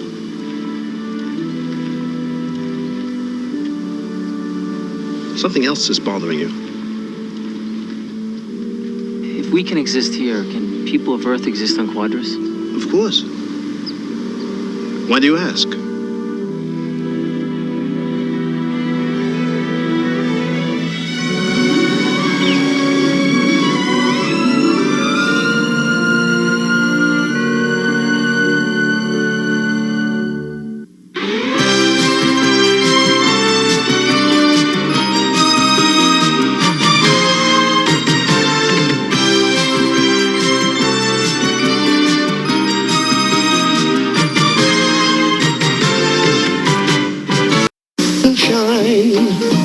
On a cloudy day, mix it into cookies so good in every way. The Baker Man can, the Sunshine Baker Man can. New Chippy Chews cookies are sunshine baked with a difference. Lots of chocolate chips and a real fudge filling. And who makes Chippy Chews soft as can be? The Sunshine Baker Man can. The Sunshine Baker Man can. Come one, come all, as your Saturday morning favorites send you the warmest greetings for the holiday season. From Bugs Bunny, the Ewok, C-3PO, and R2-D2, Scooby-Doo, the Superpowers team, and the Littles. It's that special time for caring and sharing, for ringing out the old and bringing in the new. So from all of them to all of you, ho, ho, ho! Merry Christmas to all!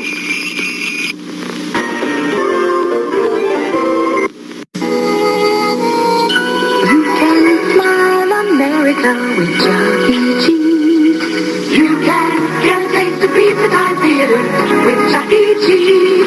Food and games and all kinds of features. For a taste of pizza time theater, you can smile America. Smile America. Smile, smile. You can smile America with Chuck E. Cheese.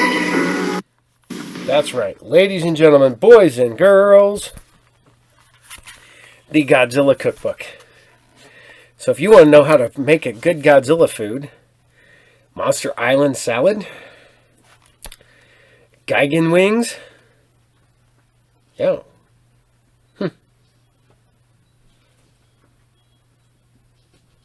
This sounds delicious. Gigan wings. It's 2 large skinless, boneless chicken breasts, cut in half, pounded to a ½ inch thickness. Tablespoon of flour, onion powder, paprika, egg, Worcestershire sauce. Worcestershire sauce. Worcester, whatever. You try to say it. And, yeah. Holy crap. I might make this tomorrow. But, Gigan wings. Alright. Nerd out over some, cookbook. This is some Asian chicken. Alright, so I hope you guys love the fact I brought back the powers of Matthew Starr. You know, at one time, the captain tried very hard to get the rights to the powers of Matthew Starr to do a comic book. I was doing an Avenger-style comic book back in, I wrote it. I had some people do some sketches and mock-ups for it. and then I tried to get the rights to a bunch of 80s, late 70s, early 80s properties that most people forgot.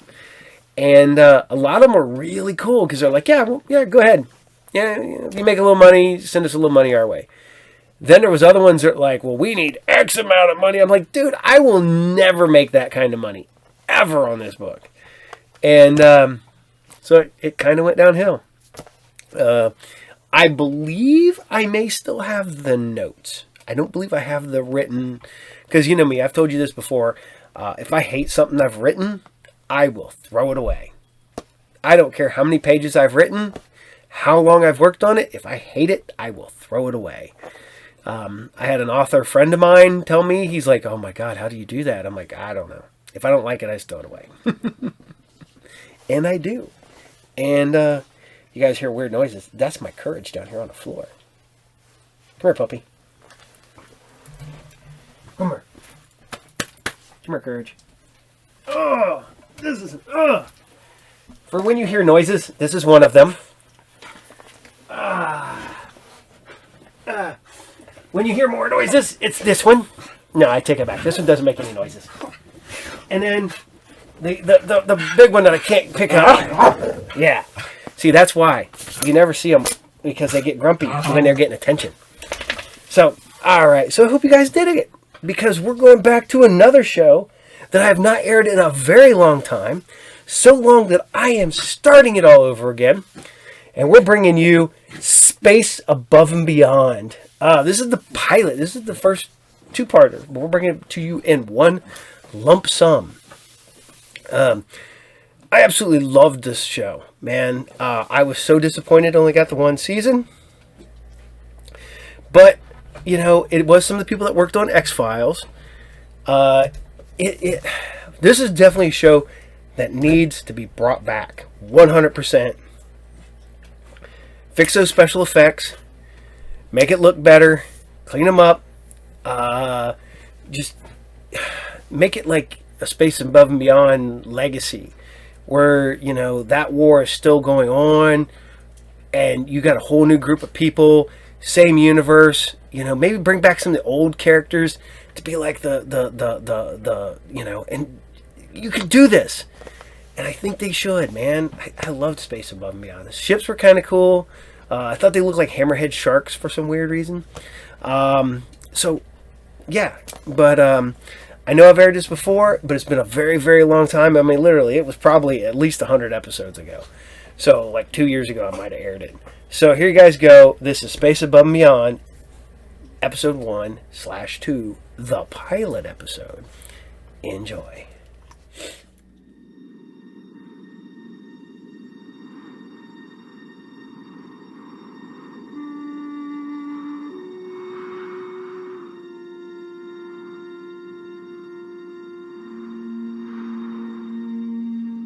Tonight, we stand beneath a new heaven.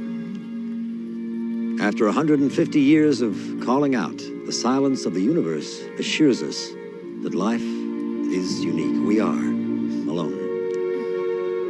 You and I are among the first to bring life to the stars, to this planet, the farthest any human has ever ventured. I know there are those at home who say that we are here only as a status symbol.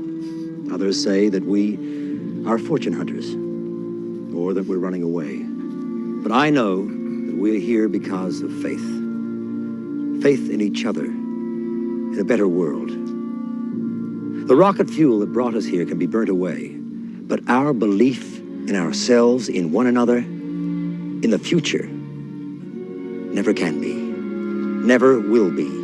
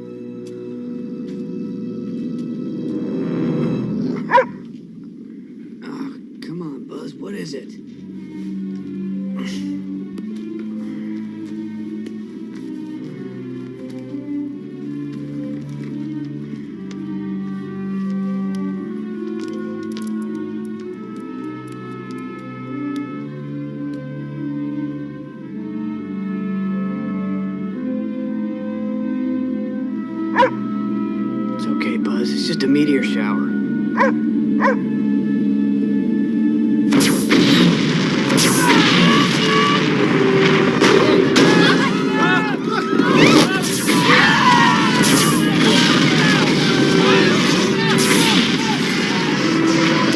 Mayday! This is the Vesta colony. Repeat, Vesta colony. You're under attack by unidentified craft. Dead.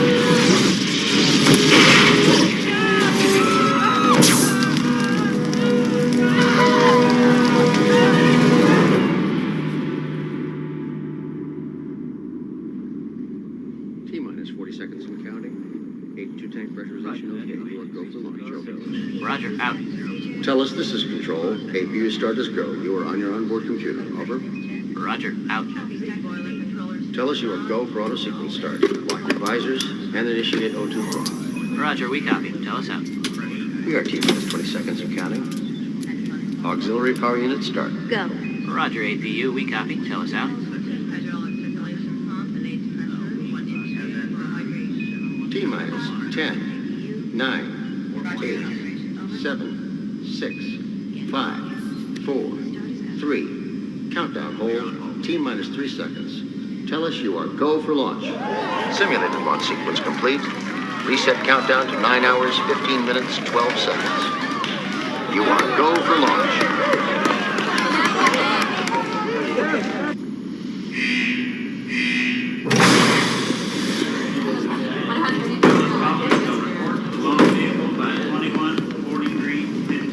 Vesta colony never ran this smooth. We're still having problems. We lost communication with Vesta this morning. If I'm this pumped by a test launch, I won't need a rocket. Final countdown. I know. Most people don't know if their dreams will ever come true. Ours is definitely 9 hours and 2 minutes away.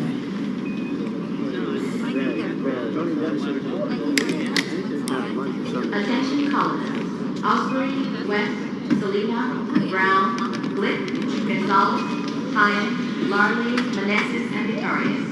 Report to Governor Obermeyer's office immediately. No, I just have to go.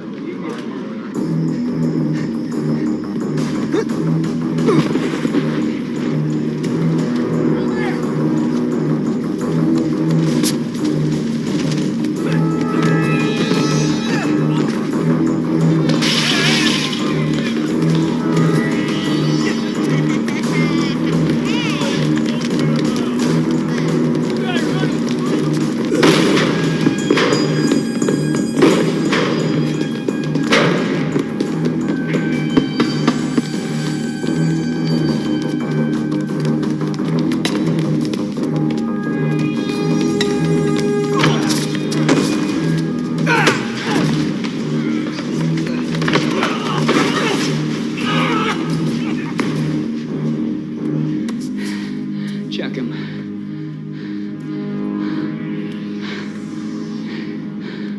I knew it, a tank. I smell him like an animal. See, I told the foreman not to hire him. Get him up.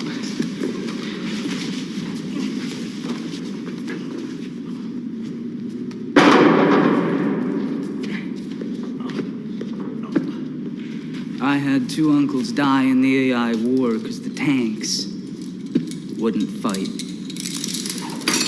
The in vitro platoons were dissolved when I was a kid. I had nothing to do with it. Then you're even more worthless.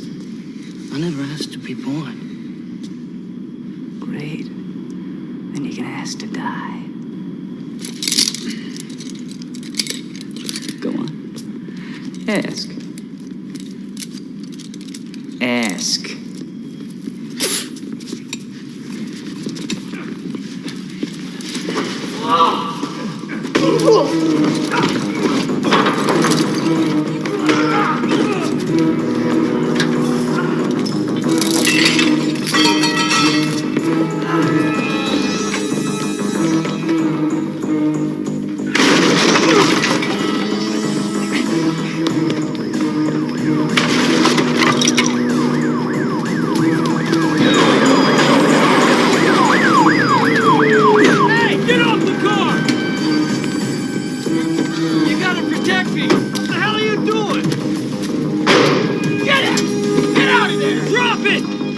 Easy, sir. He's a tank. What'd you do? Go on, get out. You're setting him off. Drop it! He tried to hang me! I said put it down!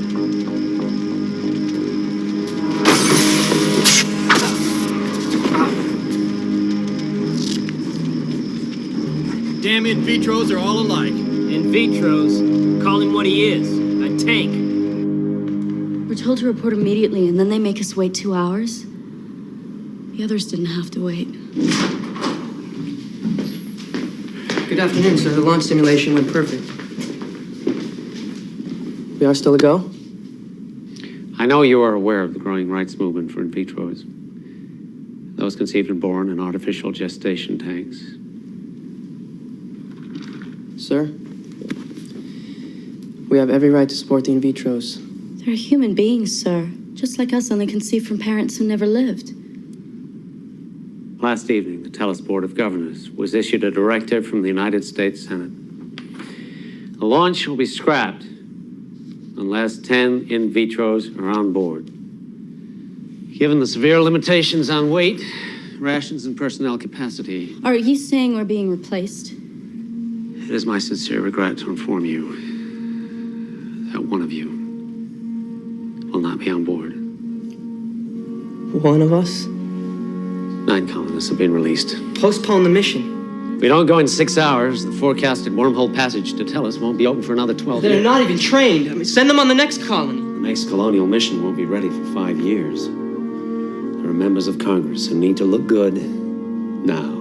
We'll both resign. You have a commitment to execute vital assignments on this mission. Duties which one of you could cover, but for which no one else is trained. Not to mention the severe legal consequences of breaking your contract. Besides, I know you both. It's your dream to go to space. The dream was to go together. I'm on record as saying this directive stinks. I fought it all away. Rather than issuing an order, I'm allowing the two of you to decide who shall remain. There is an alternative for one of you. There is a possibility the Marine Corps Space Cavalry may be assigned duty as colonial sentries. You want us to bet our lives on a possibility? We did everything you told us. We followed the rules. We gave the program everything we had. These in vitros didn't train. These senators haven't sacrificed. Why should we pay for a mistake they made before we were even born? You're letting them throw away our lives. We believed in you. Now the only thing you can believe in is each other. Please arrive at your decision by 21:30 today.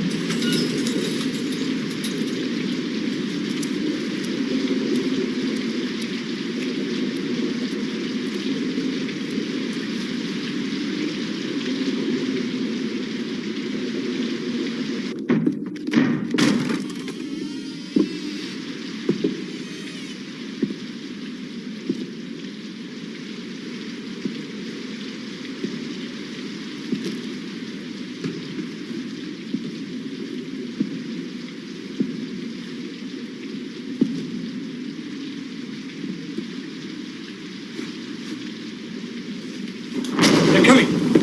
The lights!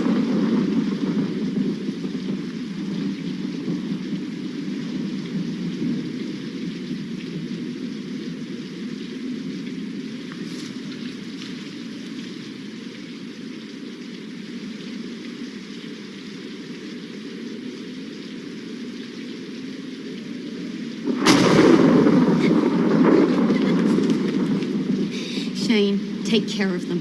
Remember how I told you? They're here. Hurry. I love you.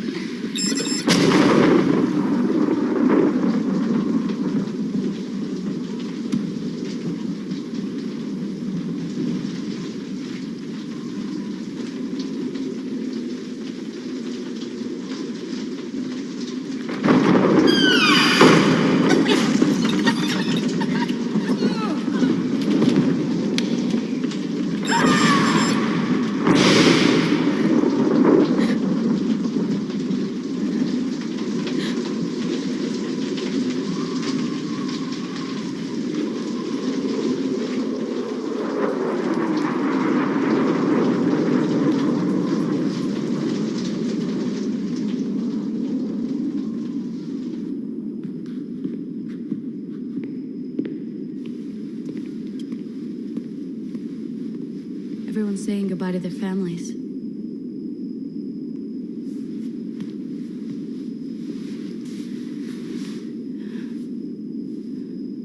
I never thought we'd be saying goodbye to each other.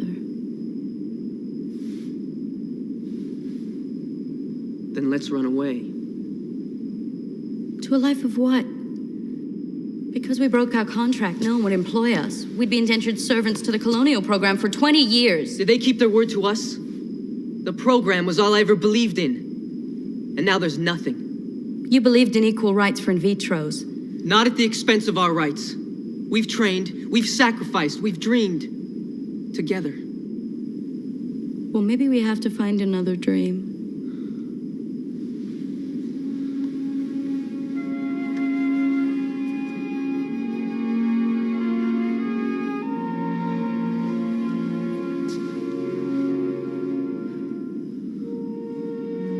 We can't spend the last hours we have together as victims. We have to somehow take control.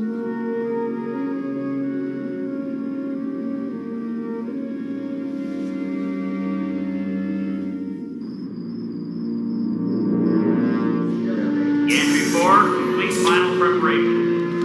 Entry 4, complete final preparation. Level 11 to 14, objective confirmed. Hydroponics loaded and secured. Ground personnel, clear launch area. Ground personnel, clear launch area. Loader, check out with supervisor when assignment complete.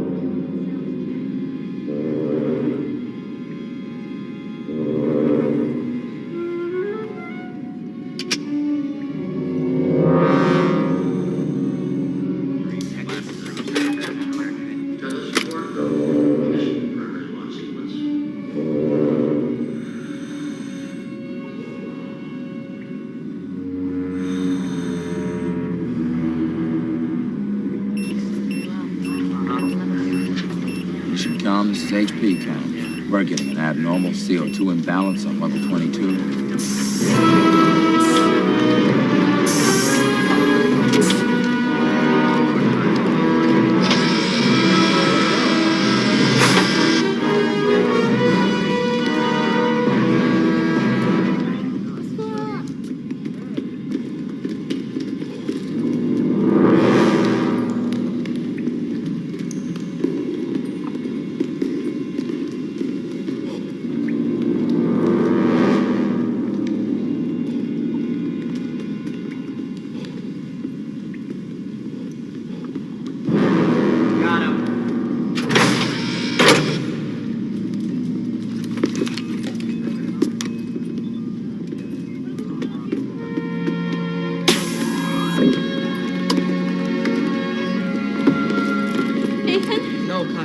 It has to be you. I wrote this for when we're going to land. I can't leave! I'll find you! Come on now, don't fight it. I will find you!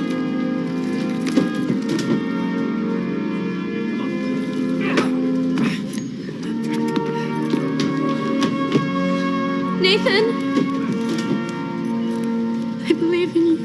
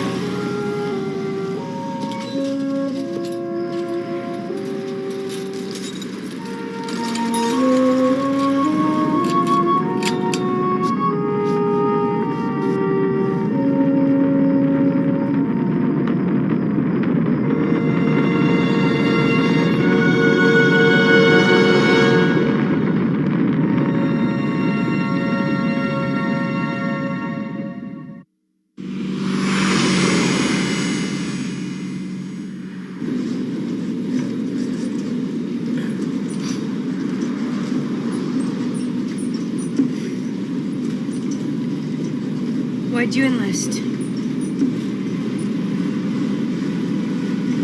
Just did.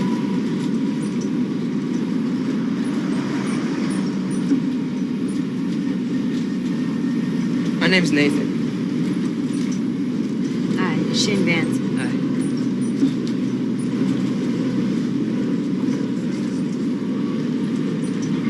Mike Bigot. Vanessa, Damfus. Damfus, is that like French for something? Probably. But my friends just call me Damn Fool.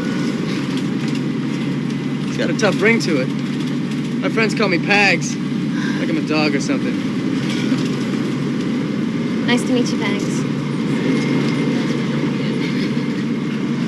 Hey, I know it's only the first day. Any guess as to when we get our planes?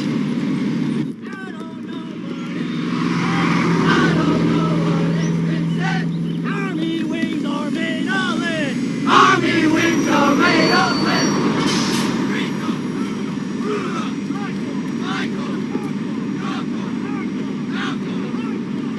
The 127th.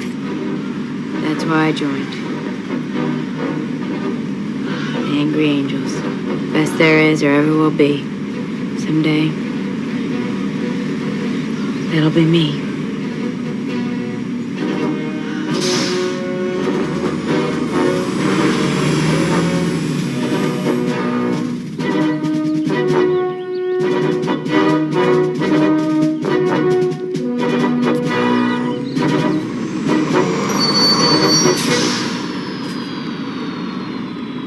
They're gonna yell a lot, aren't they?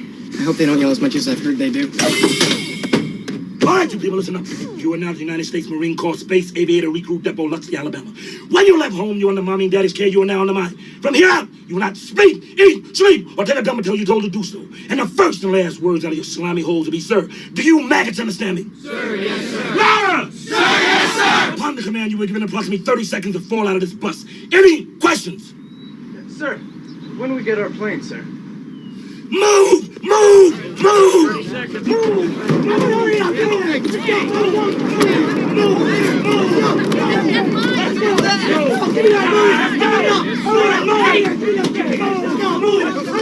Nice sunglasses! Yeah, thanks, Holmes. Get it! What are you looking at? Hurry up! I am Sergeant Major Bogus. I am your senior drill instructor. I am here to turn you slimy civilian cesspool parasites into United States Marine Corps Space Aviators, invoking bell-wrenching fear into the dark hearts of your enemies. Why are you here?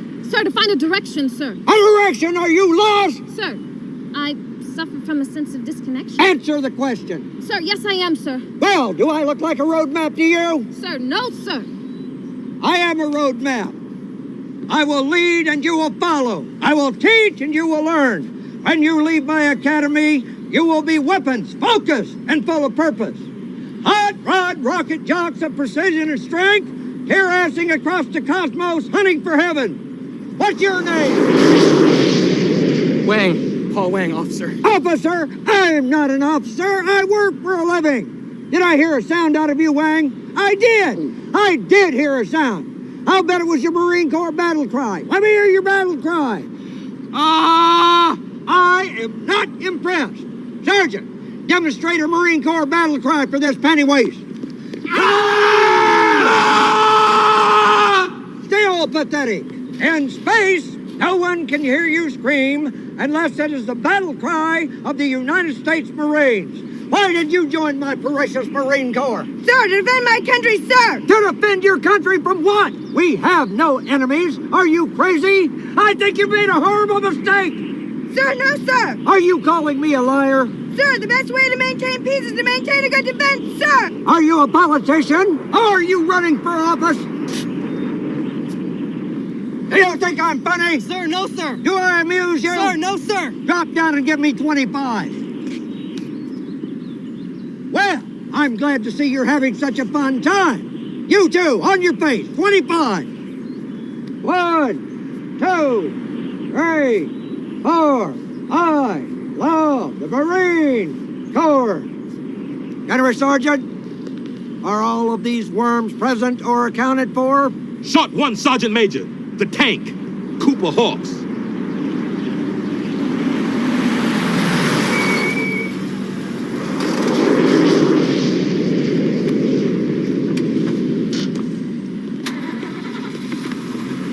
It's all yours.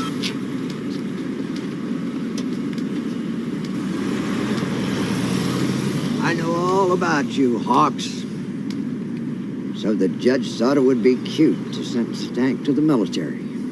I fought alongside you people in the AI wars, so I know the tanks are lazy, and they don't care about anyone or anything. I won't let you down. The only thing you're gonna let down is your face upon my deck and crank out 50 push-ups. Now do it! 1, 2, 3, 4. I love the Marine Corps. 1, 2, 3, 4. I love the Marine Corps.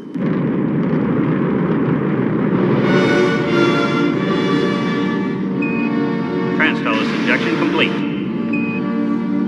Prepare for entry.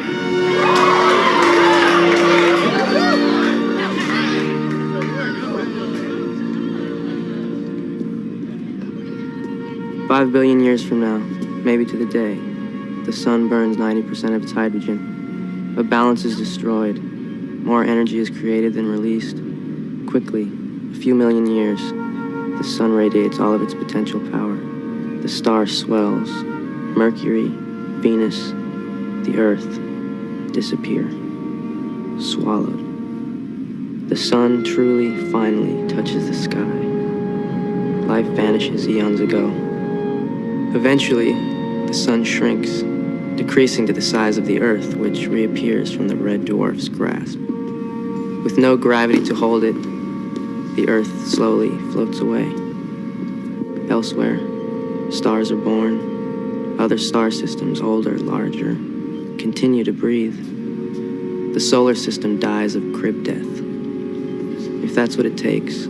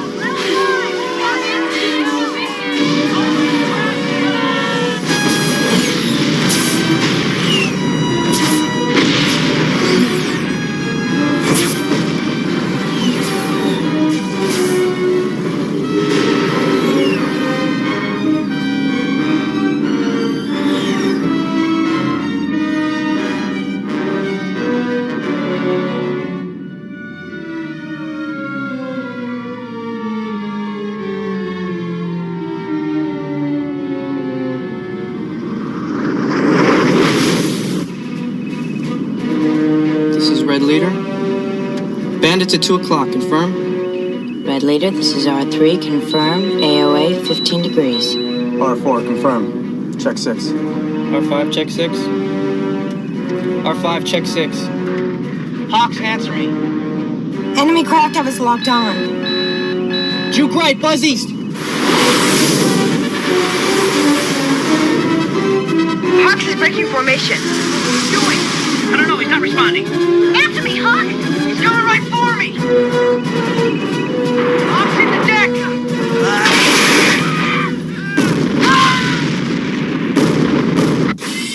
You're dead! You're dead! The entire squad is dead, and it's your fault! Now get out! You stupid tank. What the hell are you doing? You two shut the hell up! You are dead! This ain't real. One day, Hawks, it will be real, and you're gonna find yourself right in the middle of a big hairy furball, and you will die! With you around, the squad doesn't need to worry about the enemy. Just you! Just you! Should have blown your ass away. Is that a fact? Out! Everybody out of your cockpits, now! Get down here, you're too slow! Quickly, move it! You, grab his ass! That's an order, grab it! Everyone, grab the ass of the person to your right!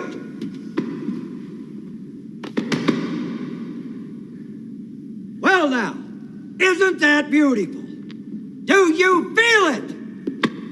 His ass is yours. Her ass is yours, and yours is theirs. You may fly in individual rockets, but you are a squadron. You are a team. And if you risk your ass, you risk the team's. And you people have been here 6 weeks now, and you still do not know how to work together. Well, you will learn to work together, or that fatty clump of flesh in your hand will be blown to the far corners of the universe, and yours will be right behind it. Sir, maybe Coop would do better in a real plane, sir. I know I would. I'm afraid of you people in a simulator. Now we're going to do it again, and we're going to keep doing it until we get it right. Get back in your pits. Go! Move it!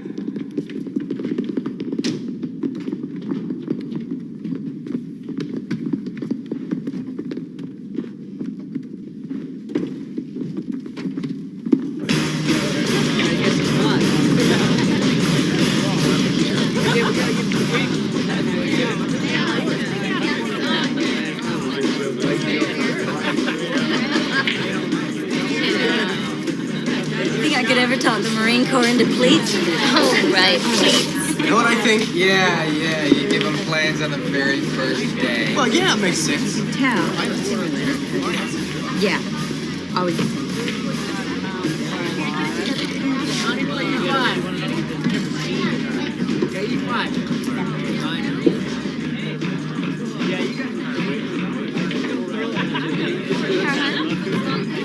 Yeah, I'm gonna go.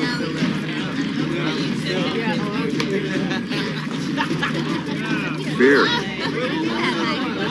On the house for an angry angel.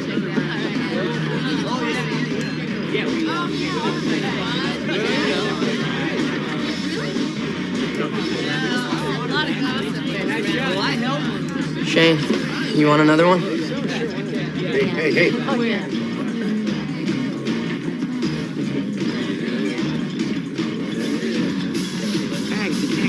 Look, the angry angels.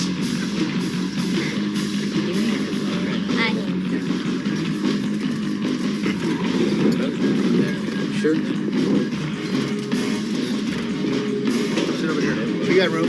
Get you anything else here? Yeah, pull the chair. Pull the chair.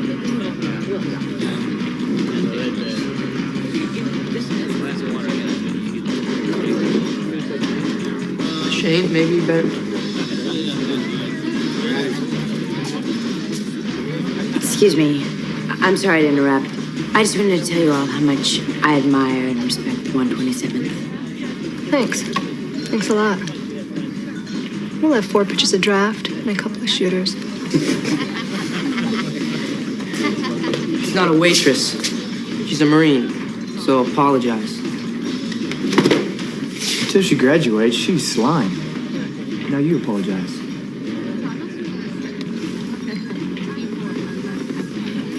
So, what's the farthest you guys have ever flown? 4.8 light years. Well, that's how far you can shove your apology.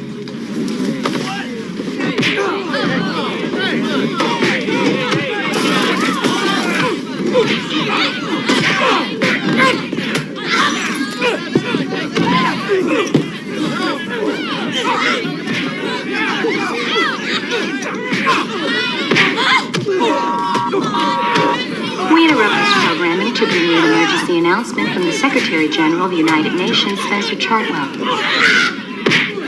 Not since the moment of creation has our universe changed so infinitely, so desperately, so quickly.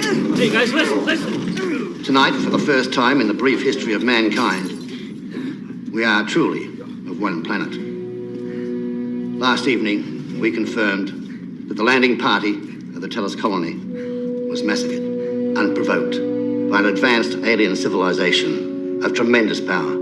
225 are dead, 25 are unaccounted for. Because of destroyed communications, we've only now learned that the Vesta colony suffered the same fate. The alien civilization has not responded to our attempts at communication. Of this race, we know nothing. The only clue to their people is the bloodshed they've left behind.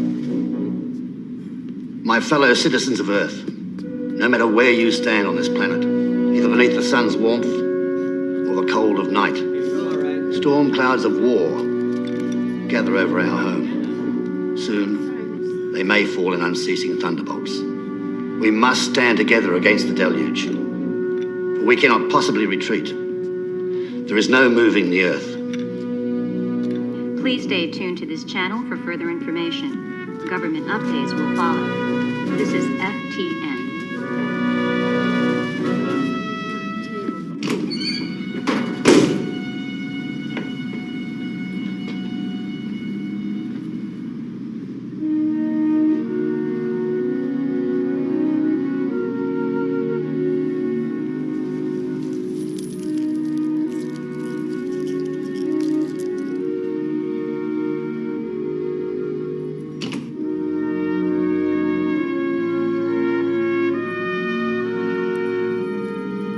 I believe in you.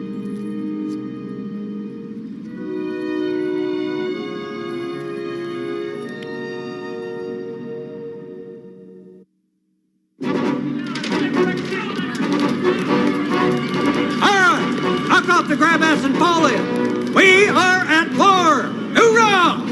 War is what Marines pray for. From here on out, every move is crucial. All personnel vital.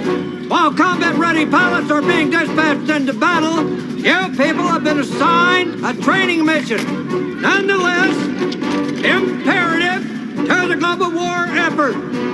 You will proceed via military heavy launch vehicle to the space station Goddard.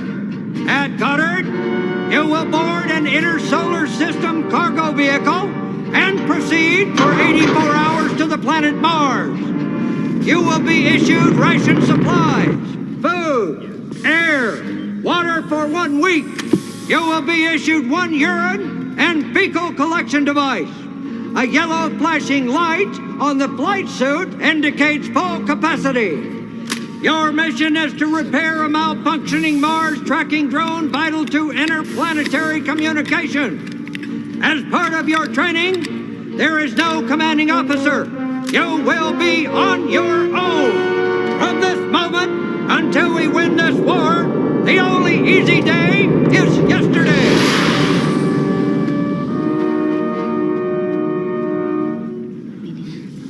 I heard they had an army of 6 million. They can't know that. How could they know? You think they got better planes than we do? They gotta be more advanced.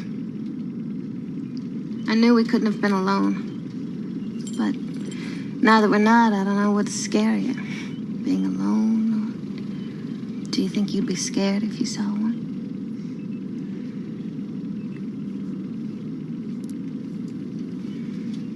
I remember when I was a kid and saw my first AI, and they looked so human, but something inside me could just tell. I felt that way when I saw my first in vitro. I don't mean anything by that, Coop. Hit the sack. When the time comes to face them, we'll all hack it fine. You okay?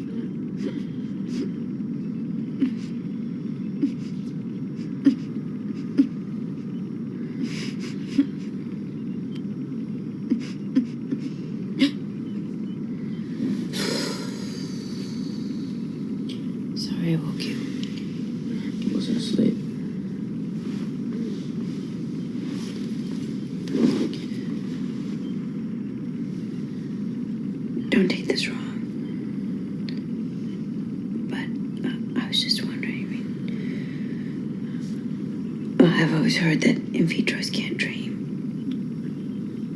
I dream. I know they never lived, but when I dream, I see my parents. Me too. Only I have nightmares about mine. Same one since I was 5. What happens? My parents were Marine Corps officers in the artificial intelligence war. One night, the AI patrol attacked our house. My mother and my sisters and I in this crawl space in the attic. I saw them kill my parents. Your sister's still alive?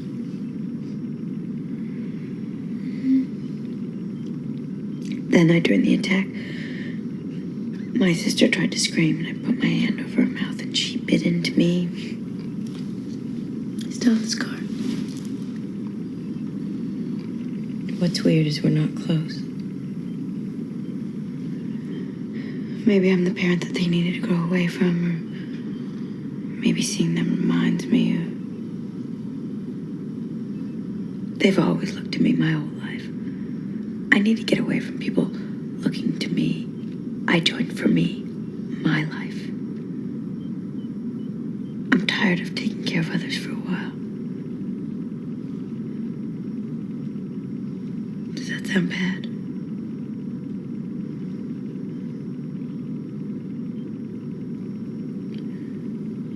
Did you ever lose anyone close?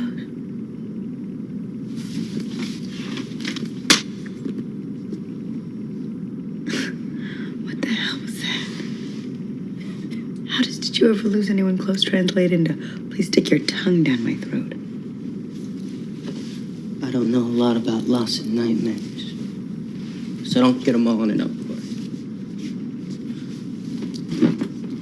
I won't be around here much longer anyway.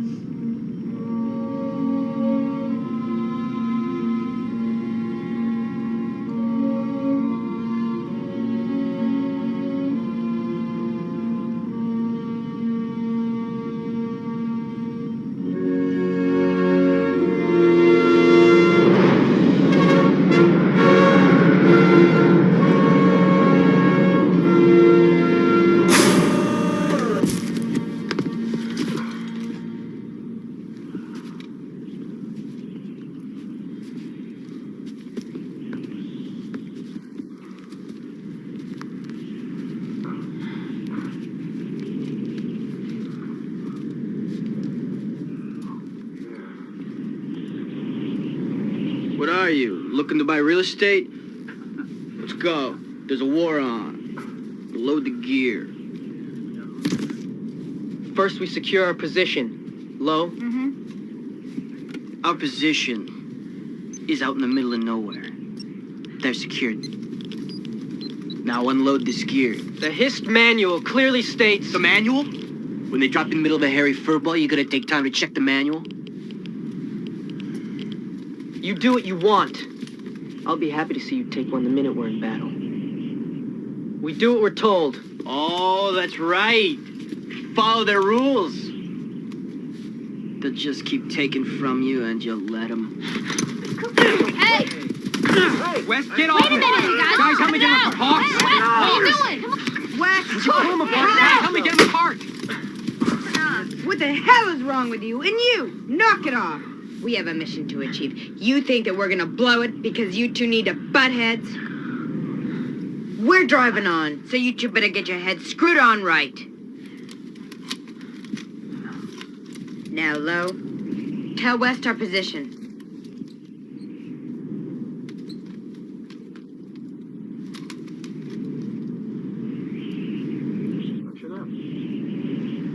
Lo? We're 45 degrees south, 271 west, the Hellas Plains. That accounts for the sparse vegetation. They just started terraforming this area. The tracking drone is about 4 clicks from here. What should we do?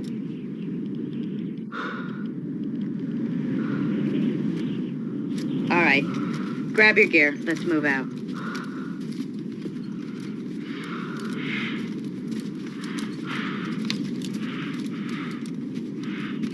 Hey, Coop. I can get up myself. Probably, but it looks like you could use a hand, and I'm offering one.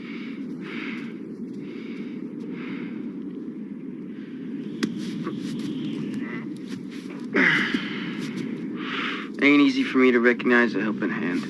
That's a thank you. Don't worry about it. Someday you'll pay me back.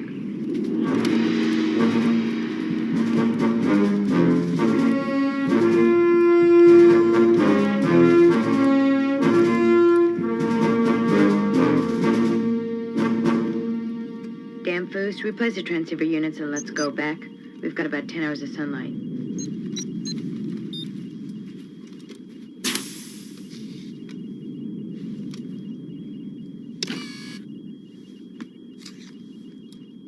What's this? That's the Earth message.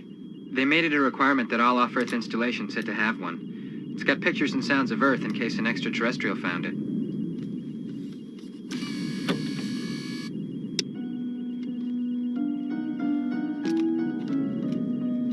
Mozart.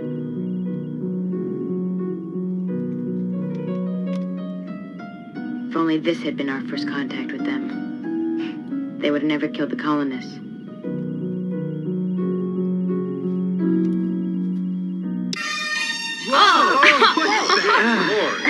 If they would have heard this first, they would have wiped us out a long time ago. And I wouldn't have blamed them.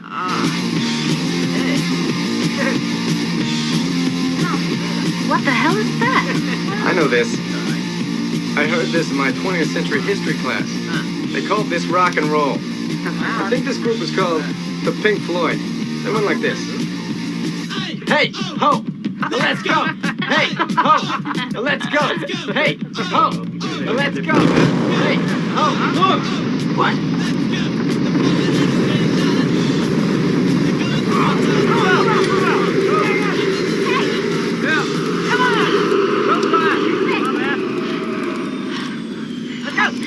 One 1,000, two 1,000, three 1,000. On Mars, about 10 miles away. Let's do it. All right, we all go. Everyone carries water and their M590s. Let's do it.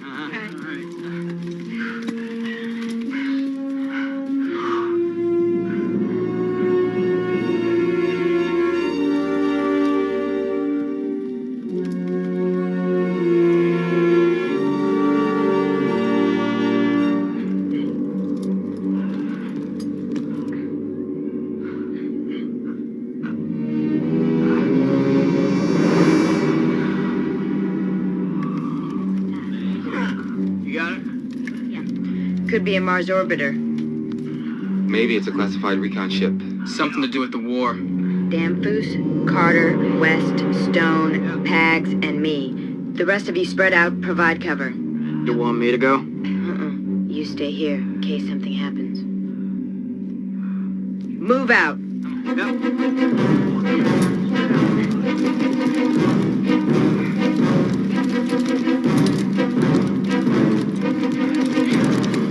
Radiation levels? Let's say we don't stay long.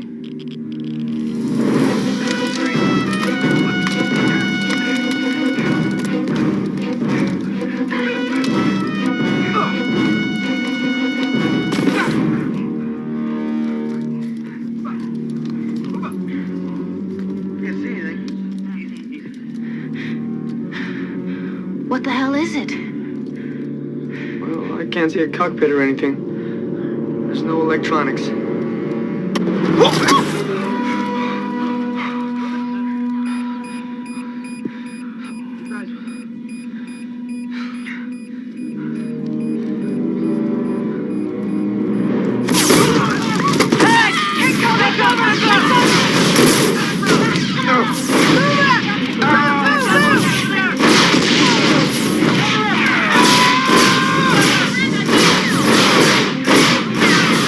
Come back!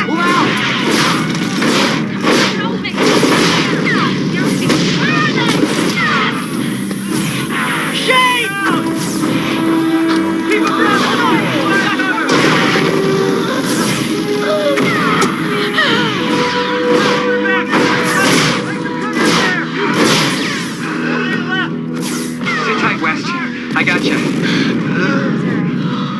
You're squared away. How's Manson? Pressure stabilizing. Flow is on.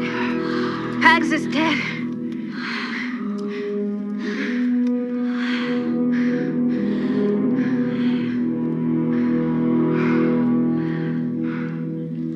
You all right, Manson? Yeah. Thanks.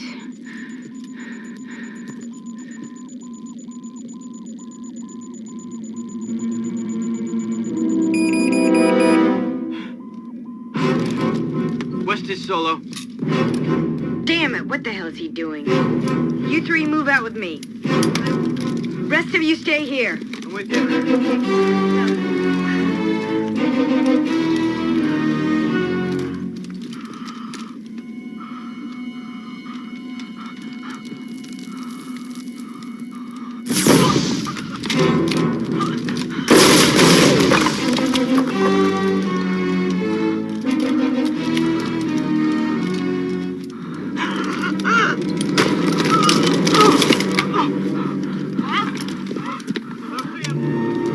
There it is. Stone, Carter, over here.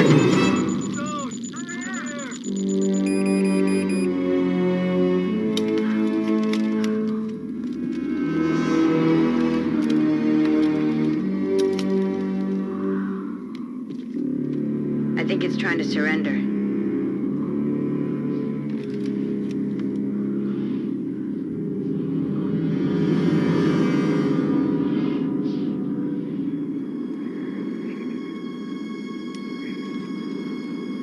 I think it thinks we're gonna kill it. The odor's gonna make me sick. Smells sulfuric. Must be a scout. Going toward Earth, had to crank the chicken switch over Mars. Probably sent a distress call.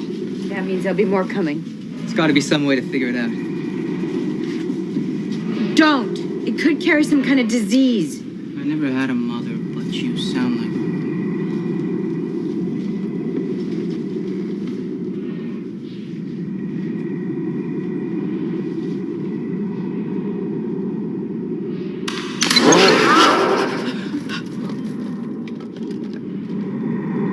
Looks like it operates the vehicle like a key.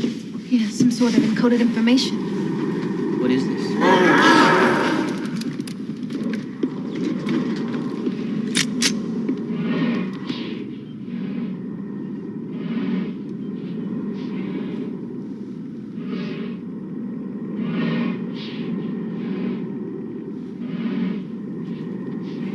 Him? What does this have to do with him?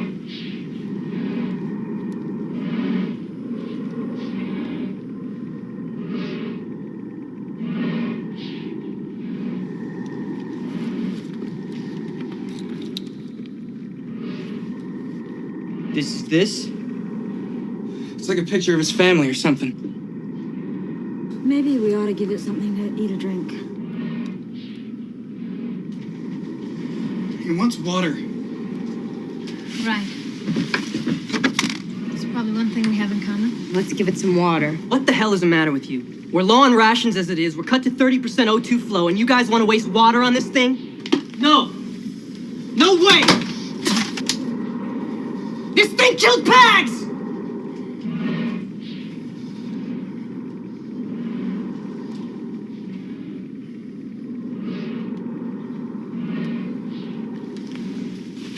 God knows who else it killed.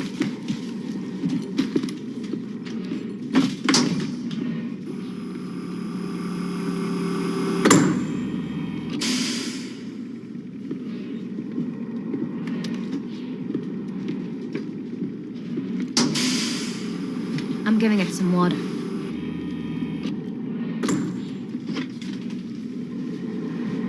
Let's show what it means to be human.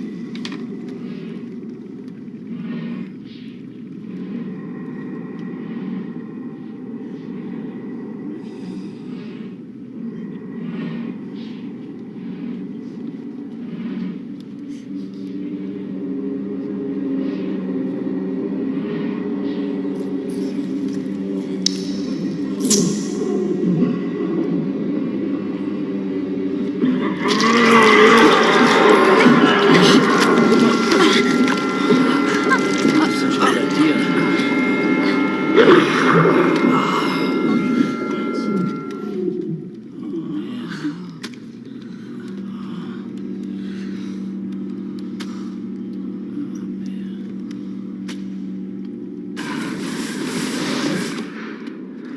can't believe that it would be so afraid of us that it would kill itself.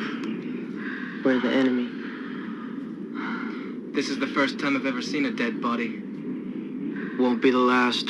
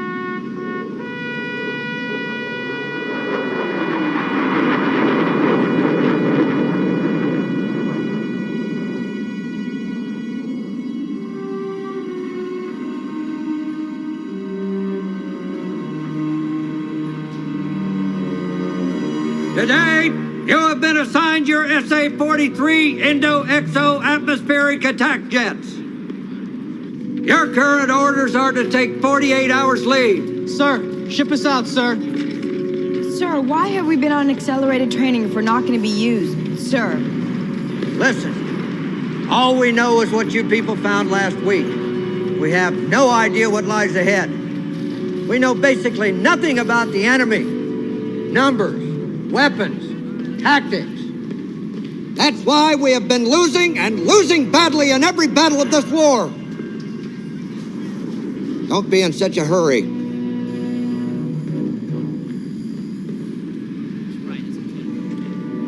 My advice,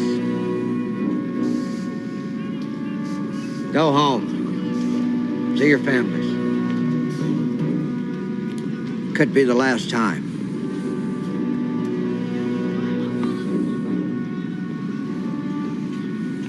Dismissed.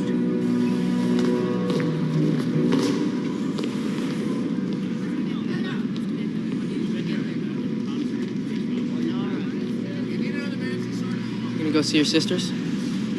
I don't think they want to see me. I don't know if my parents want to see me. I never told them I was joining the Corps. They'll want to see you. You want to be a witness to that?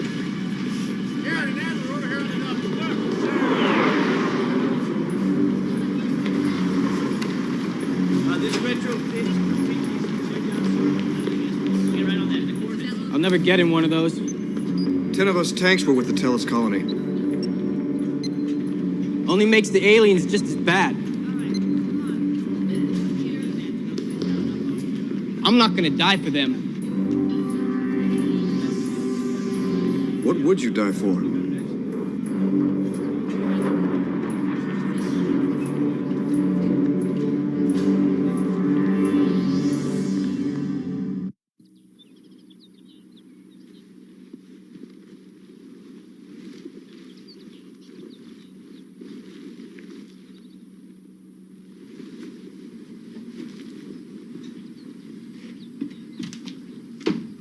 Nathan? Mom, Dad, it's Nathan!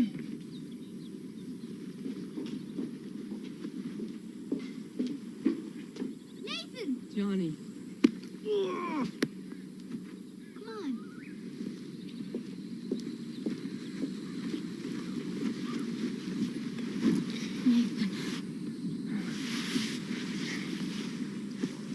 Mom, Dad, this is my friend Shane Vanson. It's a pleasure, Mr. and Mrs. West. Dinner's almost ready.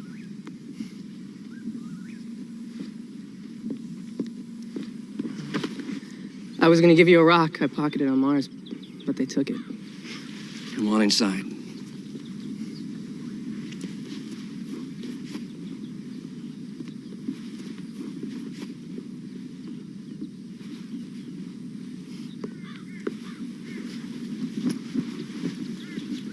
Hey, Neil. Hey, Shane, this is my brother Neil. Hi. Hi. The TV said we're about to begin another battle.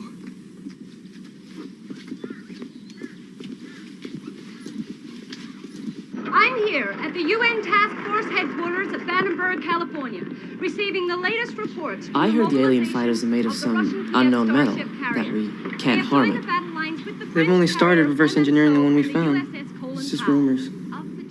Kylan's brother told us. Dispatch of the elite Marine Corps fighter squadron, the 127th, better known as the Angry Angels, which left their base in Loxley, Alabama sometime last evening. This is, without a doubt, the largest mobilization of unified Earth It doesn't seem like we can win. involving the combined might of 100. Don't worry, this time out we'll beat them. How do you know? Well, because this time they're going up against the 127th, the Angry Angels. They will knock the enemy into Andromeda. Which may be seen from the Earth in the northern hemisphere about 50 degrees above the southeast horizon.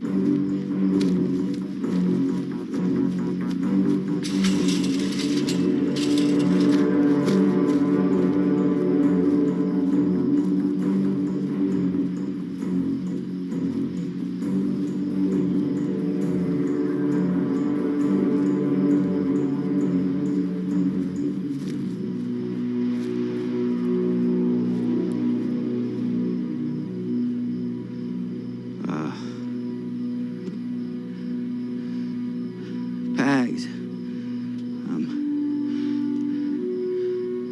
I wanted to say something to you when they buried you, but I don't know what. And now that I'm here, I still don't. Besides, they don't let anybody say anything at those things anyway.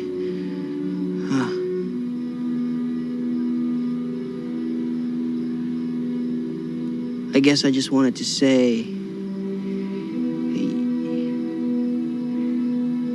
you were the only guy that was ever okay to me.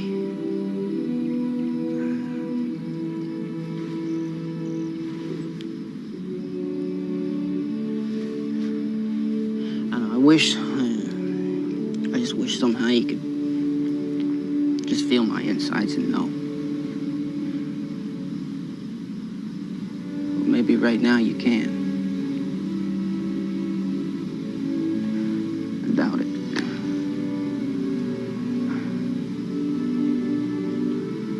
Oh, I wish I knew what you were feeling right now.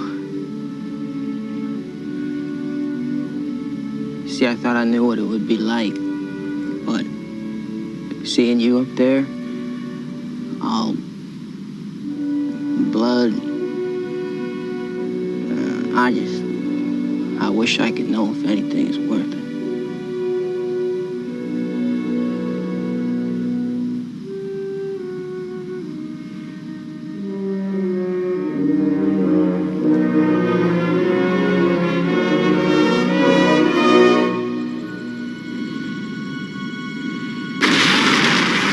Forces report major casualties. Here on the USS Yorktown, the 127th Airborne, known as the Angry Angels, are engaging the enemy and meeting heavy resistance. There's smoke! Electrical flashes! You can hear the metal buckling in the bow of the carrier!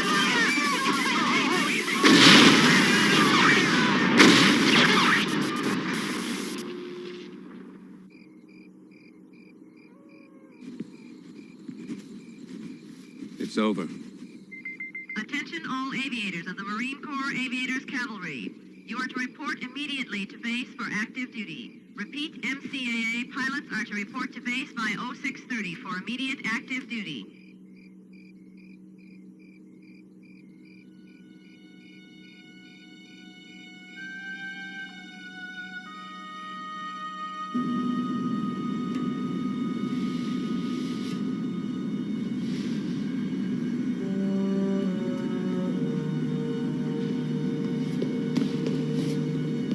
Nathan, our orders are in.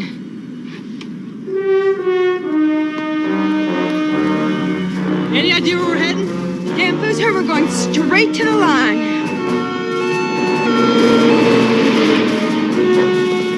We got the 127 coming in! Come on, people, we need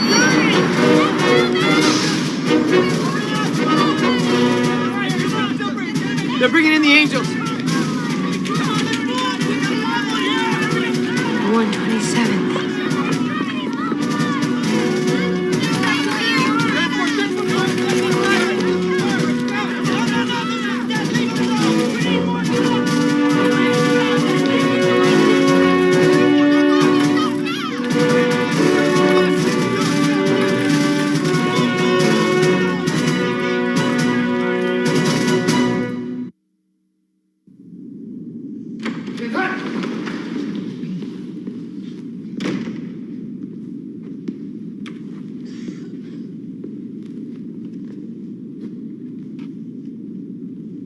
Be seated. The information you're about to receive is classified level red. I don't need to remind you of the consequences of divulging class red information. 58th, because of you, we've caught a break, a major break. Within the wreckage of the alien recon vehicle you recovered during your HIST was an encoded transmission detailing the enemy's projected battle objectives. Subsequently, all enemy movements have been anticipated. Fearing that the captured information may be deceptive, we have not shown our hand until now.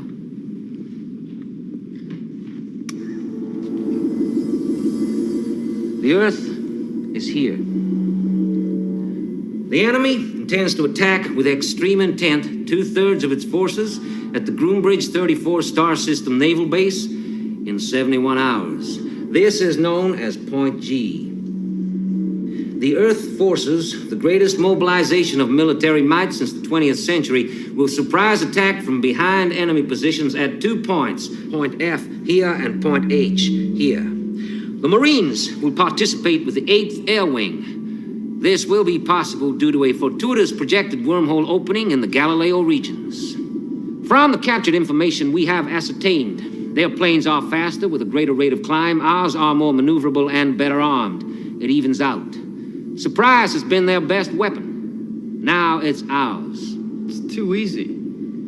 Sir, if the plans weren't planted, then they at least would assume we have them. No doubt their intelligence informed them we would be unable to decipher the transmission. And, in fact, it has taken 50 quantum Charno computers interlinked on 4 continents to decode the enemy's complex language. And, as mentioned, their movements have since been in accord with the captured plans. Sir, are we deploying to Point F or H, sir? 58 Squadron will operate in a support capacity at Point A. Point A? Here. Rear left flank. Sir, why bother telling us the plan if we weren't going to be a part of it? You are part of it. Rear left flank. Sir, request permission to transfer to 8th Air Wing. Denied. Sir, with all due respect, we have the right to follow through. Sit down, Lieutenant! 58th will report to the Naval Space Carrier Saratoga across the Jupiter line by 0840 tomorrow. You'll meet your squadron commander on board. Dismissed.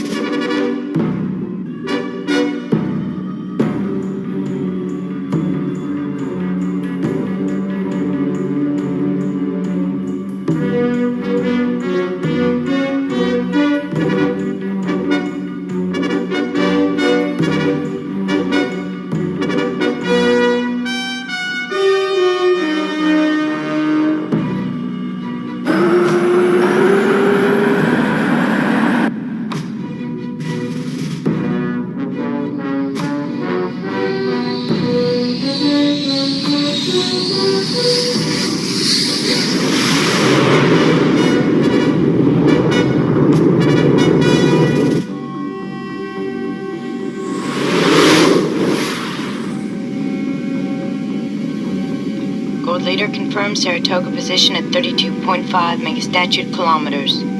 Come in, Gold Leader, confirm. Just a mech. I'm getting interference on the LiDAR.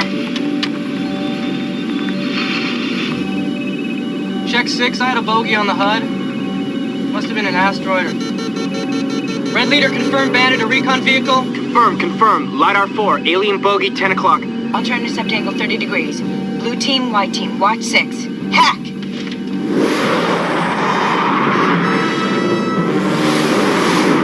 O'clock high.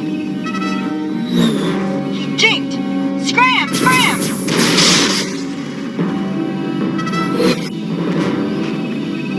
Lost it. Must be jamming our LiDAR. We're below us like a fish on the line. Let's go fishing. Negative. Don't have the fuel. Return to designated course. I'll call Spacecom and report ACM with the enemy.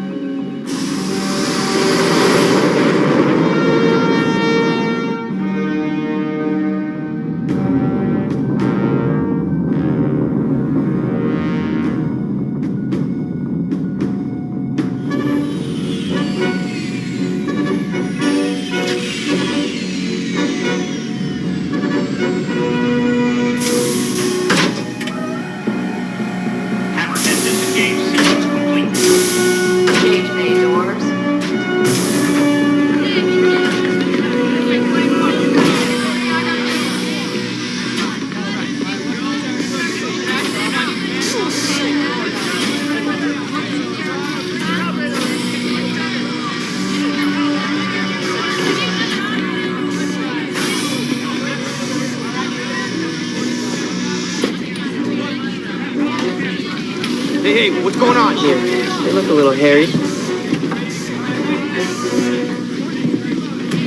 10 hut! 5-8 report to the briefing area immediately. Spacecom checked out your report of the enemy recon vehicle. Radio telescopes have since found not only no trace of enemy troops in the Groombridge system, but rather a force amassing outside our solar system. Enemy plans were set up. At this point, no one needs their plans to know which direction they're headed.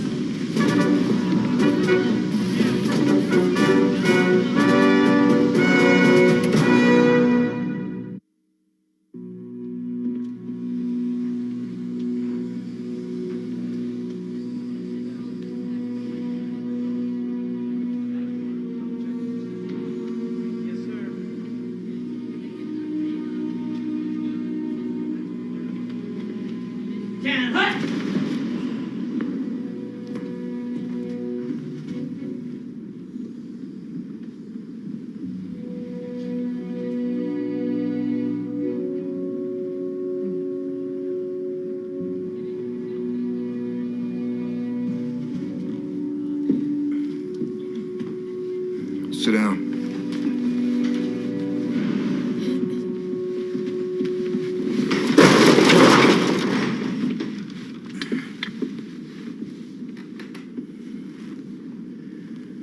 I want to be able to look into your eyes. Courage, honor, dedication, sacrifice. These are just the words they used to get you here. Now the only word that means a damn to you is life. Yours, your buddies. The one certainty in war is that in an hour, maybe two, you'll either still be alive or you'll be dead. For the next hour, here's your best chance of staying alive. The Trojan asteroid belt trails Jupiter's orbit. Our objective is to hide in the debris. This may be as difficult as engaging the enemy. You're going to have to react to the pitch and yaw of the asteroids in order to keep out of sight, shielded from LiDAR. Intelligence says they'll fly right by. Then jump them. Now, nobody's asking you to wax their tails. Your goal is to stall them. Our forces at Groombridge 34 have doubled back and are right now passing through the Kali wormhole. If we successfully delay the enemy, we'll have reinforcements appearing from behind them and out of the sun. And that's when we teach them something every human knows. Payback's a bitch. Now, I'm here because I've been in a knife fight with them. They come at you in groups. Check your 6. And they have a low angle of attack, so keep your nose level. Planes you've been issued have an upgripe in the retro thrusters. And one more thing. It's okay to be scared. I'll see you in an hour.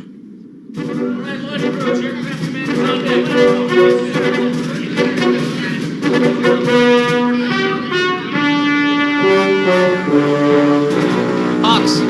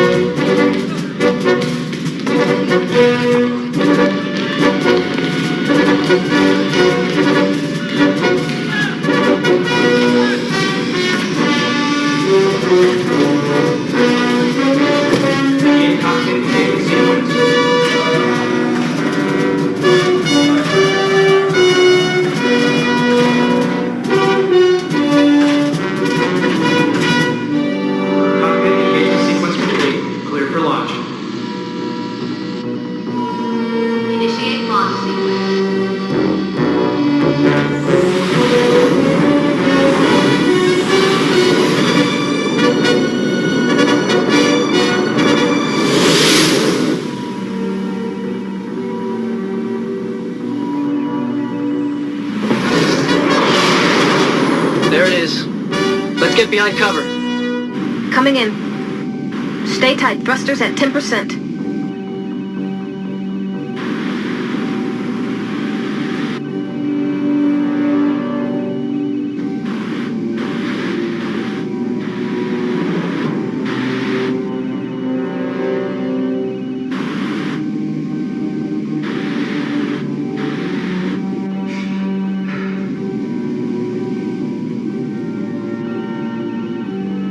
Red 4, you're too close. 9 o'clock.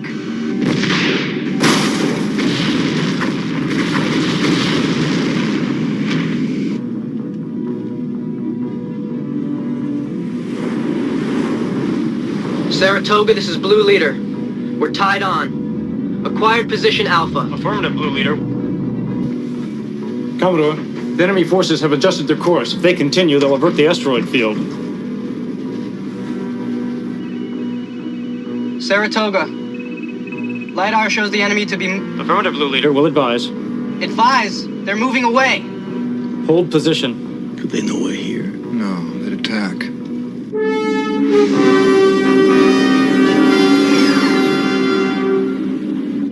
Something's got to bring them our way. Negative. Hold your position. Wait him out.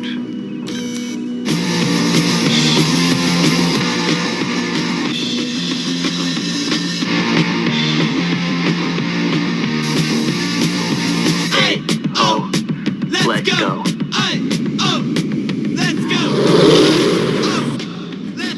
One of the 58th has moved out of position.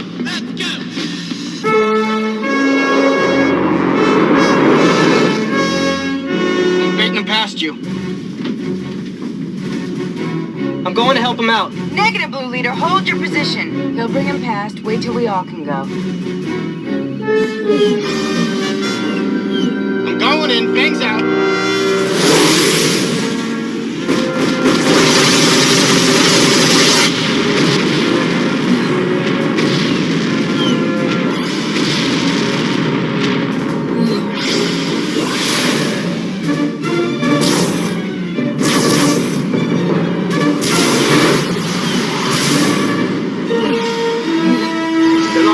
Approaching position. Stand by. Alpha attack wing.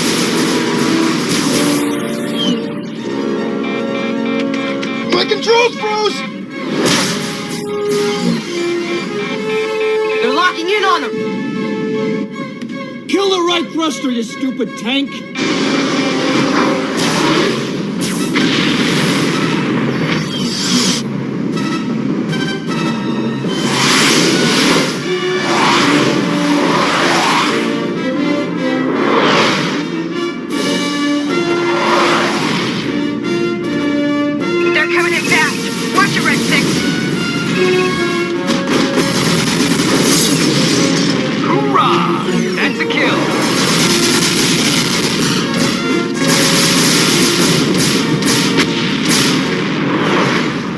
Watch out, you got to stay tied on. I can't take it!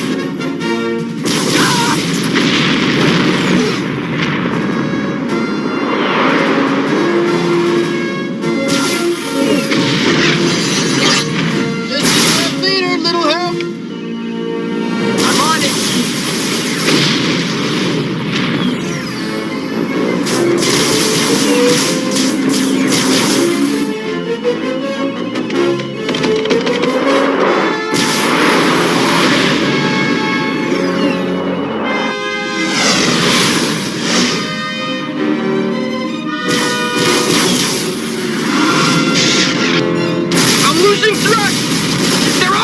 I can't hold it! Hawks, hit the deck! I'm coming in head on!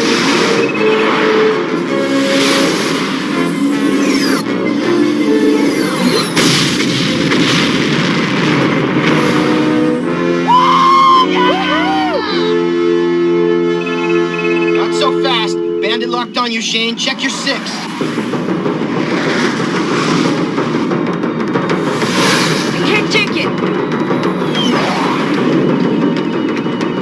West, I can't get to her. She's in my line. If I engage, I might hit her.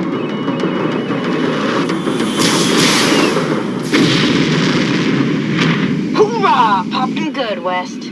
I didn't fire. Who got the kill?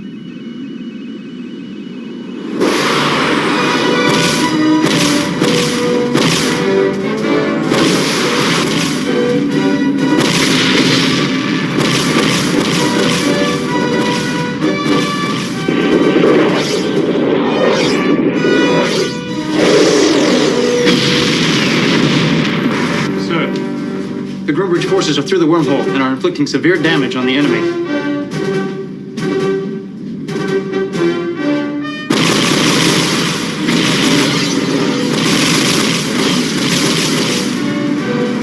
This is command. Damage is nominal.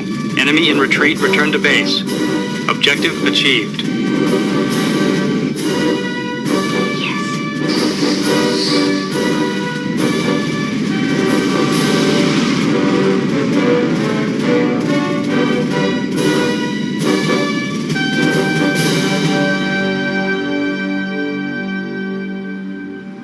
Because of the valiant efforts of the Marine Corps 58th Squadron, the many peoples of Earth will breathe a single sigh of relief.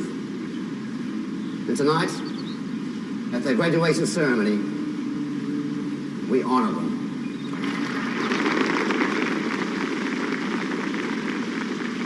I believe even the great leader of the 20th century, Winston Churchill, would agree.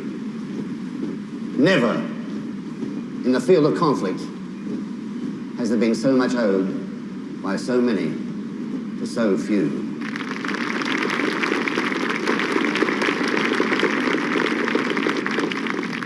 We of Earth are proud and grateful. Celebrate well. Although I suppose the break in the storm is momentary. The thunder shall return. And the lightning will certainly strike again.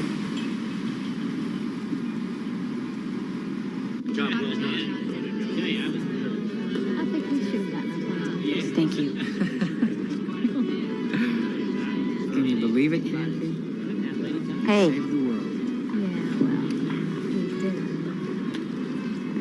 Here you go. We're gonna have a toast. A toast.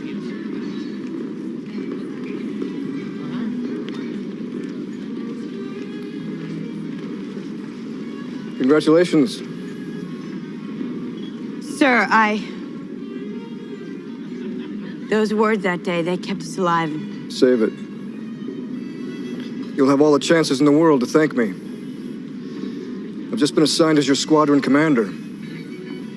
And if you ever pull anything like what you did out there under my command, the only medal you'll be wearing are cuffs in the brig.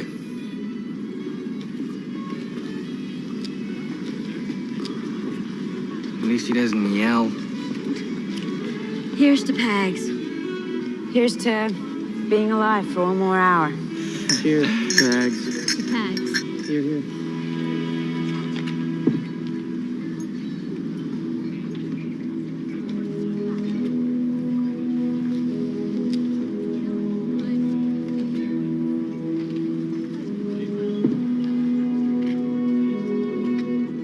Elsewhere, stars are born. Other star systems, older, larger, continue to breathe.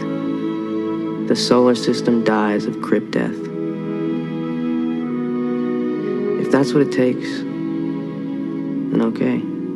If I must wait that long, then all right. Because when I think of this, nothing is more desirable than the hope of watching that last day when the sun flickers out, with you beside me. We'll sit alone on a dark chunk of ice at the top of the world. And the stars above, beyond, and between us will never shine brighter as we drift away into space.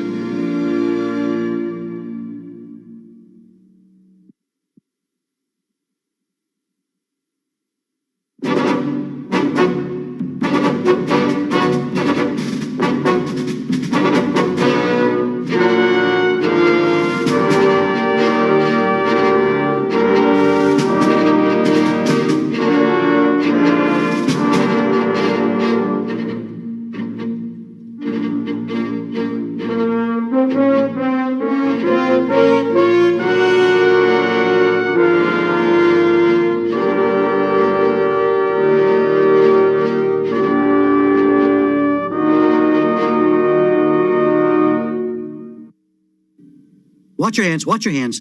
Red Rock, Arizona, red the turn. Red, white, and you, that's what's going on. There's a feeling in the country, the real thing coming through. Coca-Cola, Fairburg, red, white, and you. Hey, that's Frogger! Yeah, it's the official tabletop version of the arcade game. It plays the same! Think again, Mr. Arcade is here! Galaxian, it's mine! Pac-Man! You want to take it home? Yeah! My own Pac-Man! Mr. Arcade? Could you? Donkey Kong? Donkey Kong? The official tabletop version! Frogger, Donkey Kong, and Midway's Pac-Man and Galaxian. The arcade games you can take home with you from Coleco. Wake up, all you sleepyheads. Colgate get you out of bed. Now there's the Colgate pump. We've got the Colgate pump. It's a neat nutricular pump. It's on your brush and gun. They got the Colgate pump. She's got the Colgate pump. Even moms and dads agree what makes it good is MFP. Just a squirt of minty gel protection teeth that you can tell. We've got the Colgate pump. We love the Colgate pump. Two great tastes, maximum fluoride protection at your fingertips.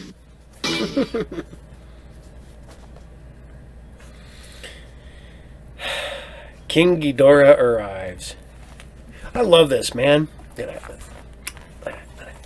Tastiness right there.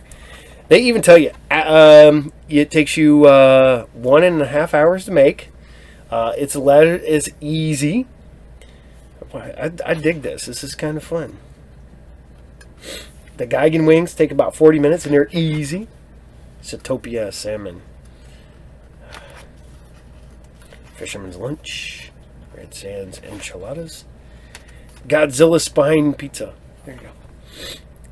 Man, it's pretty cool. Geigen scales. I don't know. All these seem to be they've got vegetarian in here. They got King Caesar cookies. Ah, you had me till you put coconut on it. Not a coconut fan. Yeah. So, I hope you guys still dig Space Above and Beyond. Because I'm going to keep it going for a while. Heck with it. There's only 20-some episodes. Maybe I'll just run it out this time. I'll just run the full series. Just run it way out. But, I still want to know. What's your favorite Christmas present? Let me know. Man. Sweet dreams of a child. I got my my laser tag knockoff game then, and you know, I'd get G.I. Joes and He-Man and stuff like that, but not often. My parents were like, you know, I grew up kind of poor, so I got lots of, you know, oh, it's Christmas. By the way, here's shirts, socks, and underwear, and you're just like, awesome. Now I'm like, hey, look, it's Christmas. Here's shirts, socks, and underwear. And I'm like, awesome. Hell yeah, stuff I don't have to buy. I'm not going to lie. I don't know if I've ever bought in socks. I think I bought one pair of shoes in my entire life. Every pair of shoes I've gotten has been a Christmas present. Same way with socks. It's weird. Because when you're an adult, you have to go buy that stuff. And then you're like, oh. Wow, this sucks buying socks and shoes for yourself. And like I said, I have never bought them for myself, socks or shoes, outside of work shoes. I had to buy a pair of work shoes once. And yeah, so now I got every pair of shoes I still get for Christmas. I would say I don't buy jeans either, but I do buy jeans. And I always buy t-shirts. Because usually I go to a concert, I buy a t-shirt. Did not do it this time. Last week I told you guys I was in this moment. Part of the wife's Christmas present. I love that band. It's like the 5th or 6th time we've seen them. Always a good time. Always a good time. And you got to deal with bull crap, but it's still fun. So, one of the opening acts was a band called Kim Dracula. And I'm not sure how I feel about the band Kim Dracula, or the artist Kim Dracula. I don't know. I do like the two opening bands, Nathan James and Mike's Dead. But don't know how I feel about Kim Dracula. But on that note, how about some young Dracula? It's called Segway. Ah, man. I absolutely love going to concerts. It's one of my favorite things to do in the world. I like going to concerts. I hate driving there and I hate driving back. But I like being there. Is there something about when it's so hard to come down? I don't know. Are you guys that way? When you go like to a concert or anything, it's so hard to like relax when the concert's done. And you're like, I'm still pumped. And then I come home and I gotta try to go to sleep. Because by the time I get home, it's like 1 in the morning usually, close to it. And yeah, and it's so hard to like mellow out and to chill out, and then I can in less than an hour and try to go to bed. And yeah, but talking about Dracula, I'm doing segues here. We're gonna bring you some more young Dracula.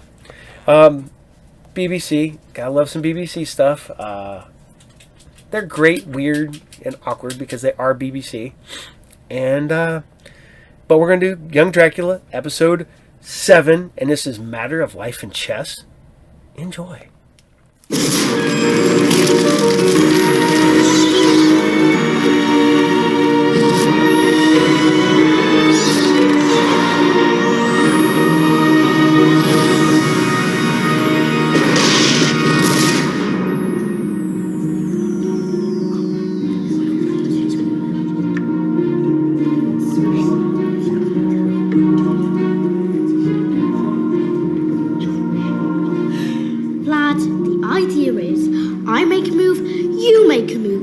I make a move, wait half an hour, and then drop dead of boredom. If you do I win? Just make a move. Okay. My horse takes your king. How'd you figure that out? My horse canters up to your pawn, gallops around your bishop, jumps over your queen, and lands on your king, squishing him to a pulp. Yes! You know, one day they might invent a computer that can beat me. Great. Then we can hang out with it instead of you. You don't have to be... You don't even like chess. I like chess. And you know why? It's got absolutely nothing to do with vampires. No bats, no blood, no... All right, listen up. No slayers. Miss Clellan's had an unfortunate accident on the way here, so you'll be delighted to hear. I'm taking the chess club this evening. Very funny. Now settle down.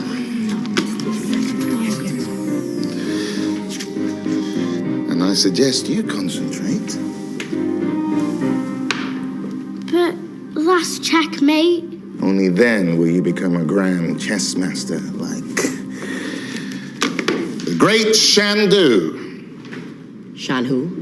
Shandu. Shandu was a Hungarian count from the 18th century and remains the greatest chess player who ever lived. I've never heard of him. That's hardly surprising, but I'm sure your father will know who he is. Which reminds me, this is from the headmistress. Oh, please, not parents' evening. It's a reminder that all parents must attend.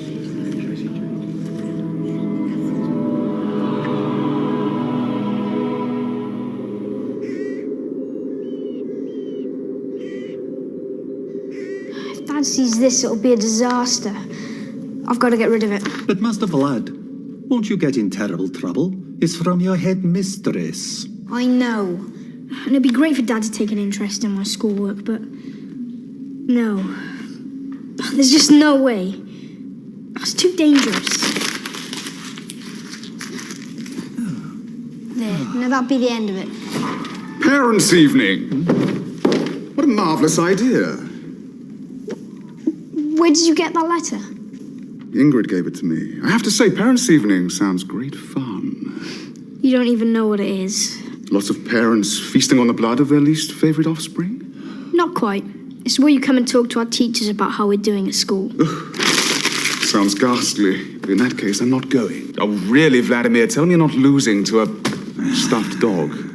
He's He's a wolf. Either way, you're going to have to practice if you want to be as good as me. The greatest chess player to stalk the earth. I thought that was the great Shandu.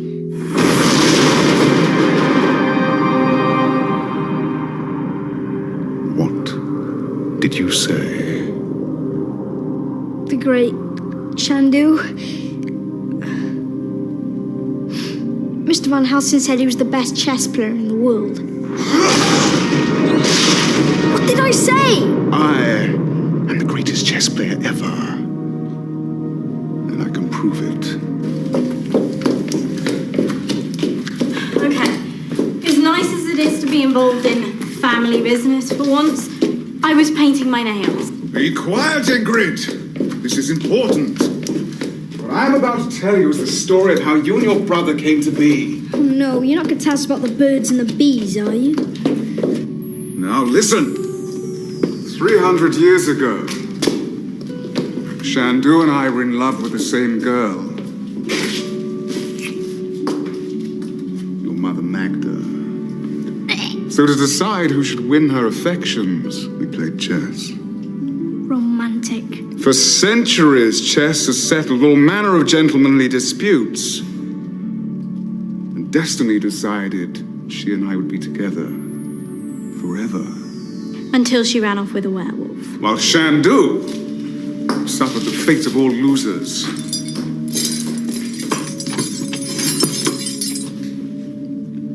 Death by mummification.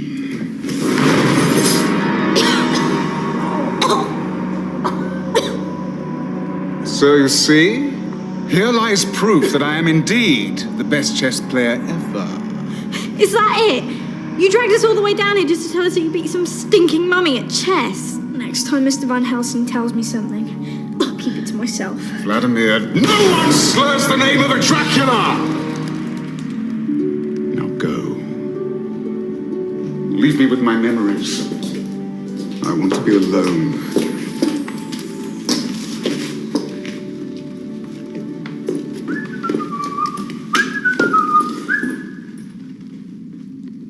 Just dusting your blood collection, Master. Curse that teacher. Saying Shandu was better than me! Surely you won't let him get away with it, Master. Renfield, I think the time has finally come to venture into the world of breathers.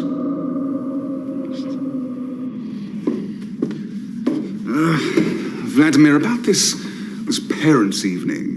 I know. You'd rather cut off your arms and feed them to a giant dung beast. Well, they were Ingrid's arms, actually. But the point is, look, all this talk of your mother has made me realize you deserve one parent there at least. Don't worry about it. No, it's no problem. I really don't mind. I'm coming. You can't. It's not safe for you to go out in daylight. Well, it'll be a challenge. A challenge? You'll melt. And what if you bite someone? The place will be full of breathers. Yes, I know. Dad. Oh, really, Vladimir? You should have more faith in me. I'm going to parents' evening tomorrow, and that is final.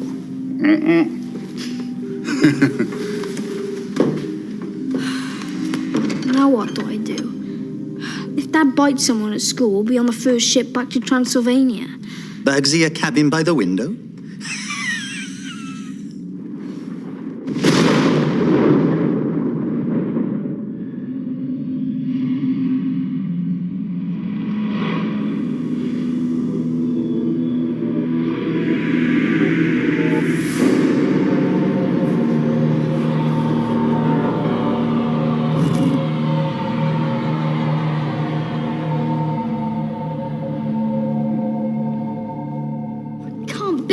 Gave Dad that letter. Have you any idea how dangerous that is? What if he runs into Mr. Van Helsing? That loser. He's no match for Dad. You're just worried he'll hear what a goody two-fangs you are. Whereas when he hears how wicked and evil I am, he'll have to be proud of me. I can't wait to leave the castle. Do me good to stretch my wings. Dad, you can't turn into a bat at school. Too showy. Two of Lad's dad's a vampire. Breather Lover's got a point. Maybe you shouldn't wear the cape either. What, not even if I wear this with it. Especially not if you wear that. Right. You know, really, you two, relax. Ah. What's the worst that can happen? Parents' evening. Don't. Just the words, parents' evening. Sounds like someone's screaming inside my head. Your dad is coming to parents' evening. What if Van Helsing finds out? He'll denounce him in front of everybody. That's if he doesn't run a great big stake through your dad. Shush! Yes, I know. I tried talking him out of it, but you know what he's like. What am I going to do? Look, don't panic. Robin and I will make sure that Van Helsing keeps him well away from your dad. Yes! Jonathan, you know I can't stand skeletons that give me the creeps. Sorry, you can't exactly walk to the biology display. Well, get rid of it. We've got work to do. Count Dracula is coming to parents' evening, and do you know why? He's a parent? No, because of my careful research. I knew I'd lure him out of the castle sooner or later. Jono, prepare yourself for a showdown.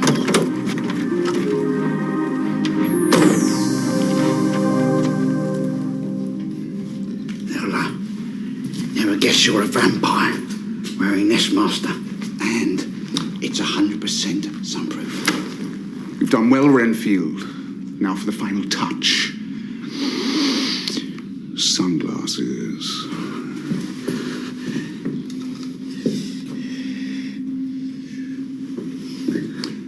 The other ones.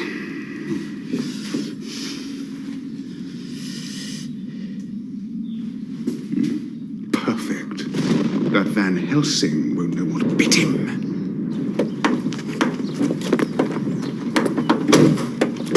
Now, Robin, it doesn't matter what your teachers say tonight, so long as you've gotten over this morbid obsession with vampires. Yes, ma'am. And if not, we've decided to send you to Happy Camp. Happy Camp? It's where troubled children go to learn how to be happy. Through happy music and happy dance. Oh, just kill me now.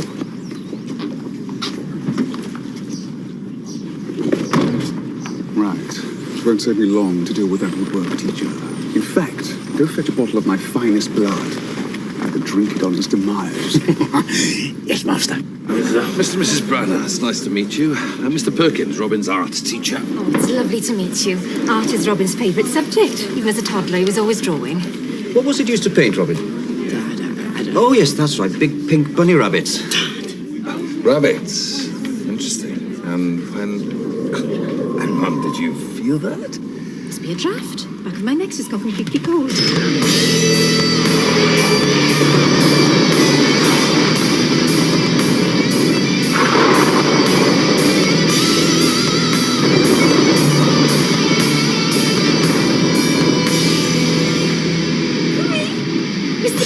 Oh no, it's that interminable Branner woman. Just ignore her. Dad. Right. Cooey. There. Happy now? Right, from now on, we're keeping high alert. If Van Helsing finds out the Count's here, he'll... Chloe, Mum and Dad has threatened to send me to Happy Camp if tonight doesn't go well. I got problems too, you know. Okay, fine. I'll go and protect our best friend's entire existence on my own then.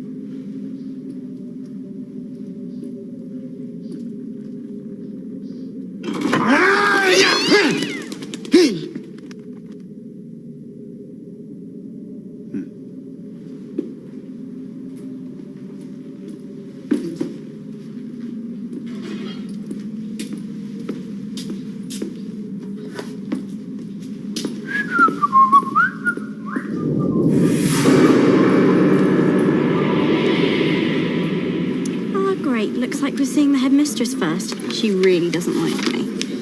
But really, Vladimir, Draculas don't kill.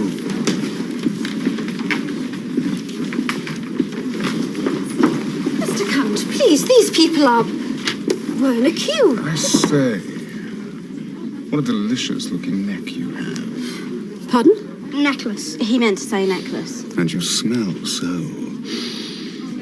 fresh.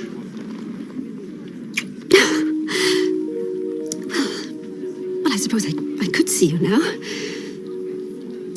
I have a whole list of Ingrid's offences to discuss with you. Really? As I was saying, when did Robin stop drawing rabbits and start drawing this kind of thing? I have to ask, is Robin happy at home?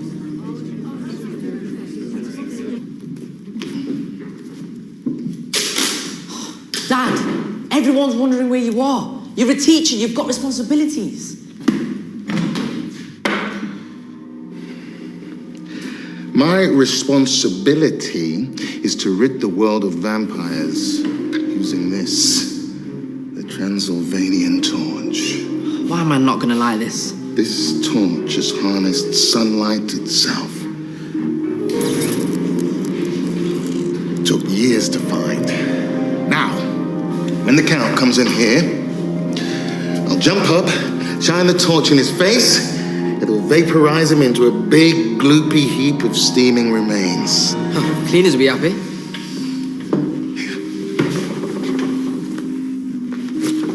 Give this to Vlad. It'll make sure the Count's next appointment is in here with me. And this little beauty.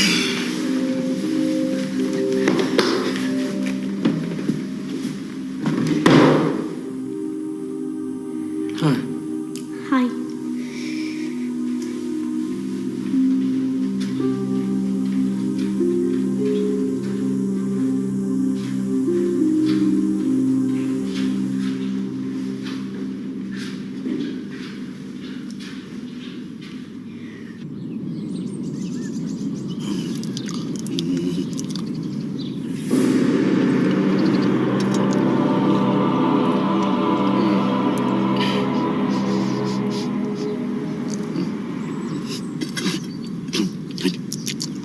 Do you hear all this, Vlad?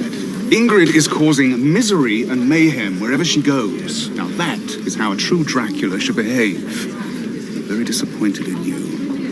Oh, hold on. Don't I know him?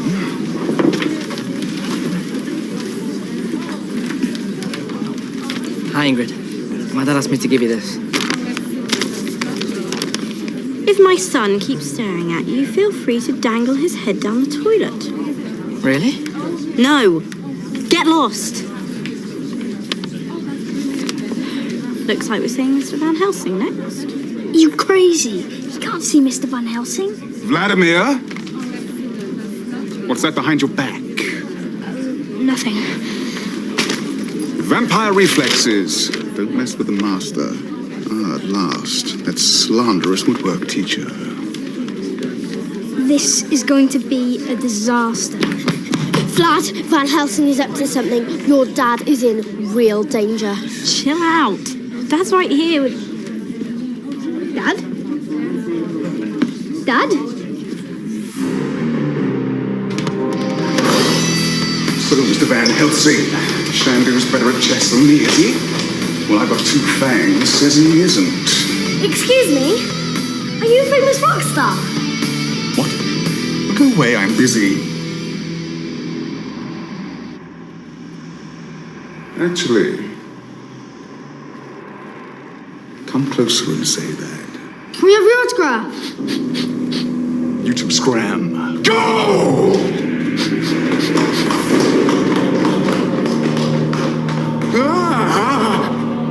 Shandu, thought I recognized that foul stench. You're looking well. Have you lost weight?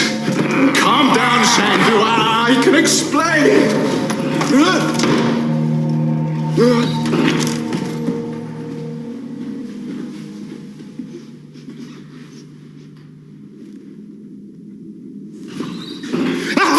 Gotcha, vampire scum! Ah, Dad!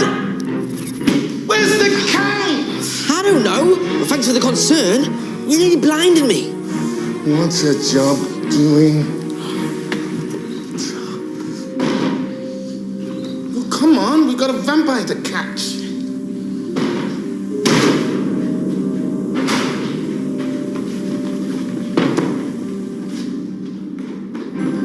I can't believe, Robin. My dad's about to have a one-on-one with the vampire slayer, and where is he?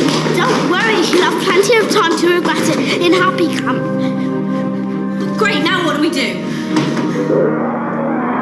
What was that? I don't know. Give it to me! I'm guessing this is where one of us goes in and finds out. Bonehead! Dad? Shandu? Ah, children, Shandu and I were just catching up on old times, weren't we, Shandus? What's that behind your back? Nothing. Oh, how dare you! Teenage reflexes, don't mess with the master. A chess rule book. Dad, what's going on? Robin is certainly a very creative child and has written some very interesting essays. That's great. You may not have to go to Happy Camp after all. Yes, there's Why I Love Vampires, My Best Friend's a Vampire, Why I Want to Be a Vampire, Harry Vampire and the Goblet of Bats. So this is the greatest chess player who ever lived. Second greatest. Shandu was the best, yes, and I beat him and won Magda's affections. But you said all losers shall suffer death by mummification, and Shandu's alive. Well, sort of. Losers of the great game shall suffer death by mummification, unless a player doth cheat, in which case the loser shall walk the earth until justice has been passed. You cheated! Well, I may have moved one piece when he wasn't looking. Go, Dad! I can't believe you cheated. It means you and Mum should have never got together. Which means I should never have been born. No wonder I've never felt like a real vampire. I feel like a real vampire. It thaws my frozen heart to hear you say such a thing. I mean, how can I prove our family was meant to be? You could challenge Shantu to a rematch. Or not. You smell that? Like rotting flesh. Evening. Mr. Perkins always smells like that. No. The undead have walked this way. Come on, follow your nose. A rematch. Good idea, Chloe. Unless, of course, Dad loses and has to be mummified. Haven't you got any faith in him? How does the little horsey move again? Okay, I've got a plan. Who do we know that's really good at chess? Who's a really good friend of yours? Who's related to me?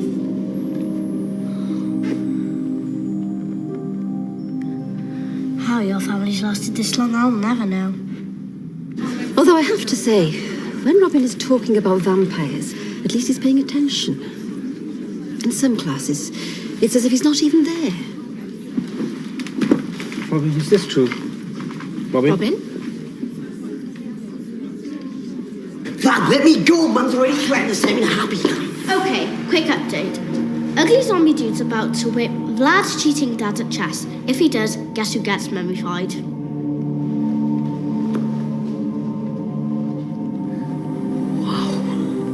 This guy's good. His opening is genius. Have you asked him if he wants to join chess club? Right, don't rush me!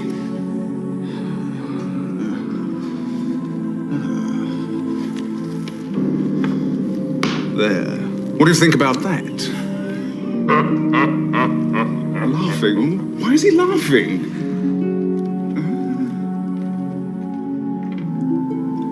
That's checkmate. What? Well, it can't be! Oh, now, Shandu, surely we can talk about this. I mean, after all, you're a reasonable... Stake-wielding zombie! Stake her, not me! Robin, think! There must be something we can do about this. Plan is checkmate. The whole idea is there is no way out. Andrew, please! Think of the mess. Think of the mess. Look!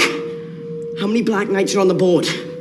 1, 2, 3. Quick, Vlad! Check his pockets!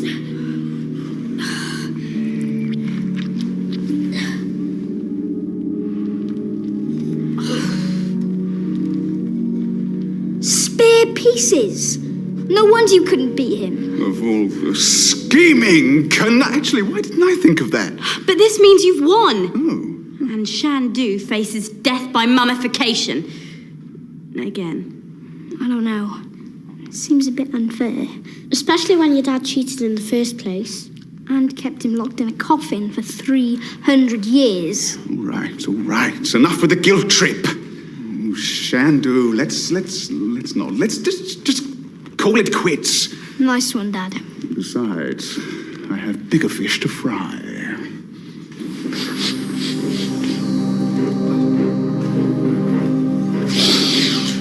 We've got him, son. You remember the plan? I open the door. You shine a torch in the cat's face. Then we watch him melt or vaporize. I wonder what he'll do. That's why I'm shining a torch in his face. Now, can we please see Mr. Van Helsing? I've waited all night to bite some sense into him. What? Quick, Dad!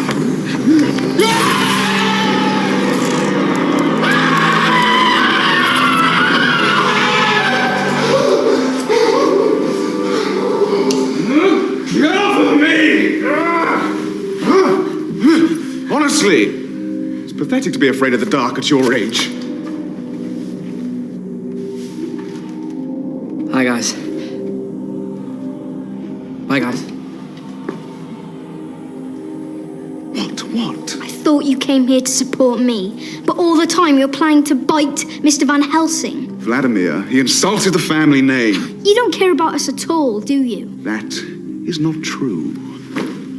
Robin Branagh! You can run, but you can't hide. Oh, great. Guess who's spending all summer at Happy Camp? Okay, Dad. Now's the time to prove you really care.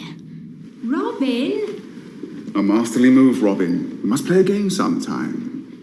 Ah, Mr. and Mrs. Branagh. What a pleasure to lose at chess to such a charming, radiant young man. Oh, happy young man. Really? And, what did you say about Happy Camp, Dad? Oh, it sounds like the cruelest, most barbaric place on earth. Does it? Oh dear, I don't want my Robin going anywhere barbaric. Maybe we can sort out his morbid fascination some other way. Come on, Sunshine. Quick, Master! I tried to stop them, but they were relentless, man! No pictures! Wait for you! Stop the bus! Still can't believe Dad only came to parents' evening to get his revenge on Mr. Van Helsing. Stop whinging. At least he didn't find out he was the Slayer. I suppose I've got to accept it. Our family's just not normal. Who'd want to be normal? I mean, look at him. Checkmate! Who's the loser? Who's the loser? Go loser, go loser, go loser. Fair point.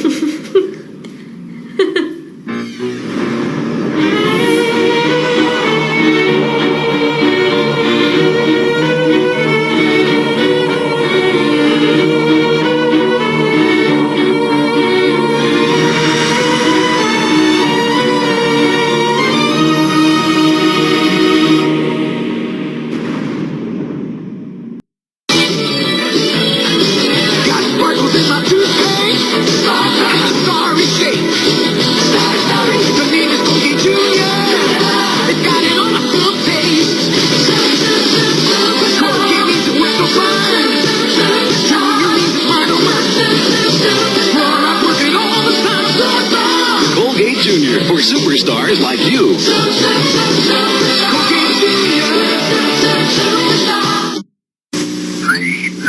Hey, Crick, what are you doing? Scratchy my back. He's trying to steal our Cookie Crisp. Where's the cookie cup? Cookie Crisp? You'll do anything to get the real cookie taste of Cookie Crisp. There you are. I know. It even looks like a little chocolate chip cookie. But it stays crispy, you know. And it's part of this complete breakfast. Well, Cookie Crook, what do you have to say for yourself? I guess I'm such a smart cookie, after all. If you like cookies, you'll love Cookie Crisp. TV. Check. Cosmic Arc cartridge. Check. Power. Yeah, power. Cosmic Arc is a game cartridge for the Atari video system. Meteor! I got it! The Cosmic Arc searches out strange creatures on distant planets. Beam them up! But the deeper the arc travels in space, the tougher it gets. We may never get back to Earth! Boy, clean your room. We're back. Cosmic Arc via Magic. The video system must be bought separately and connected to the TV by your parents. What do we? Angaris's rice balls. No thank you. The Xylan bad salad, satellite dishes.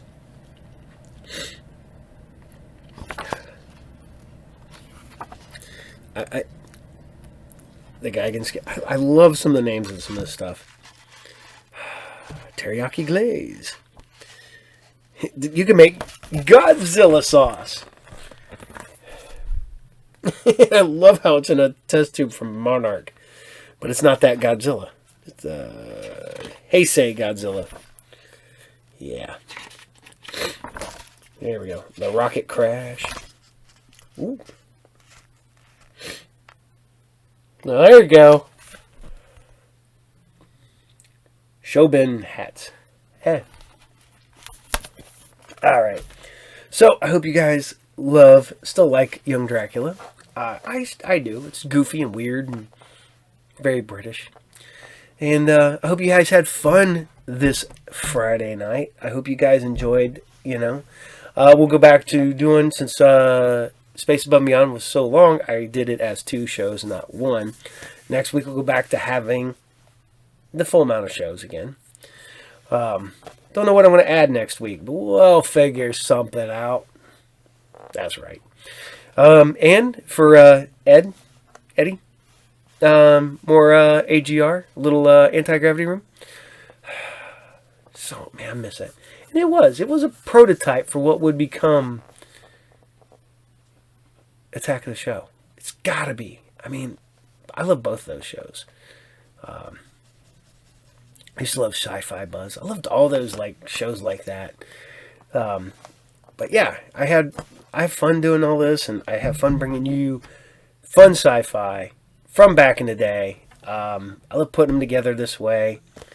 I'm also still working on some other stuff for you guys. Trying to bring in some guests. Maybe a guest host. Maybe not host, but special guests to be on the show. We'll be talking more sci-fi and funness. So, on the note, we got, remember, Sunday at the Wright State Student Union Center, 10 a.m. to 4 p.m. I will be there with the Jim and Dan Comic Show. Come there, check it out, go buy cheap stuff, because I have a feeling it's going to be one of them days, because it's going into Christmas, so everybody's going to have everything on sale. You come there, buy toys and comics and video games and everything. So, there's that. You come over and say hi to the captain. I know a couple of you do. We got some stuff going on at the shops coming up soon, some sales. Because we did our Black Friday sales, and then we're going to have our Christmas sales. So the week of Christmas, I'm going to do something cool. So, fingers crossed. I know what I'll do by then. And then also remember, every other week, I'm going to bring you the after school special with 4 cartoons that I can't air on here, free on our Patreon. Also, we're going to be doing, we got Saturday Morning Serials, and we got the Anime Source, bringing you the best in anime from years gone by.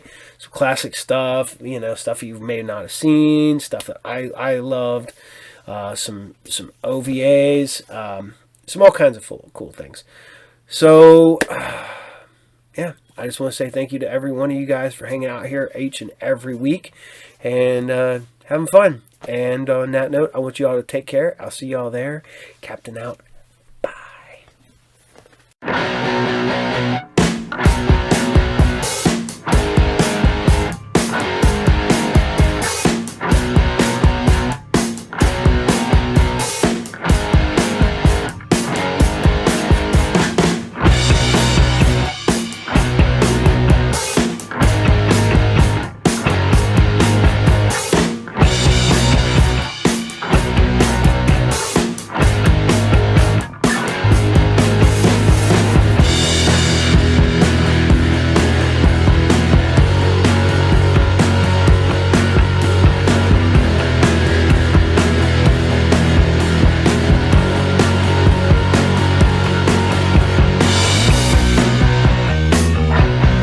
I'm Tia in LA, and this time on the Anti-Gravity Room, we're going around the world in 24 minutes. That's right, from Japan to South Africa, there's a lot of cool stuff out there. I'm Phil in Toronto, and we have interviews with Garth Ennis, Fantagraphics, and Carl Mesa coming up. And I am still Nick in New York. We've got a ton of anime like Ghost in the Shell in this episode, so all you otakus, stay tuned for the Anti-Gravity Room.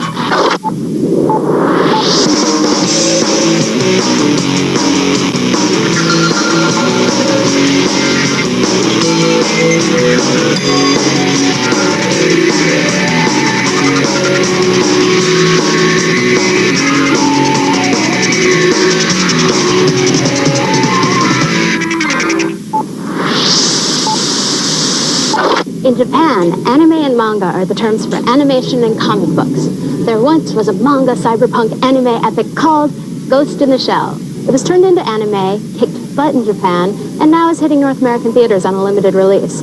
Marvin Gleicher of Manga Entertainment discusses this Japanese invasion. Well, when people ask me what is anime, it's really an abbreviation for animation, but very stylized. The characters have more development in them, more animation flowing and movement, has more intricate backgrounds, and the plot is definitely more intricate than a regular westernized animation that you would see on a Saturday morning cartoon show or even in a feature film. Ghost in the Shell is our major theatrical release this year. It's a full-length feature Japanese animation, very highly stylized, and it stars a gorgeous woman who is really a cyber life form that was created to perform espionage into other people's computers and in cyberspace to gather data and information, to spy on weapons and other countries' plans. And she escapes and is looking for a human biological life form so that she can disappear into the background. Chief, the puppet master's gone. What in God's name? Shut the defense walls now, damn it! One of the main characters is Major Kusanagi, and she's really a cybernetic person. The only original human part left of her is her brain. And in her quest to find this cybernetic life form, the puppet master, she questions her own existence and whether she's really human or not, since most of her body parts, in fact all other than her brain, have been replaced. And she is in charge of the team of Special Police Force to find the puppet master. Bato is one of Major Kusanagi's specialized agents, and he is more like a Rutger Hauer type character in covert operations.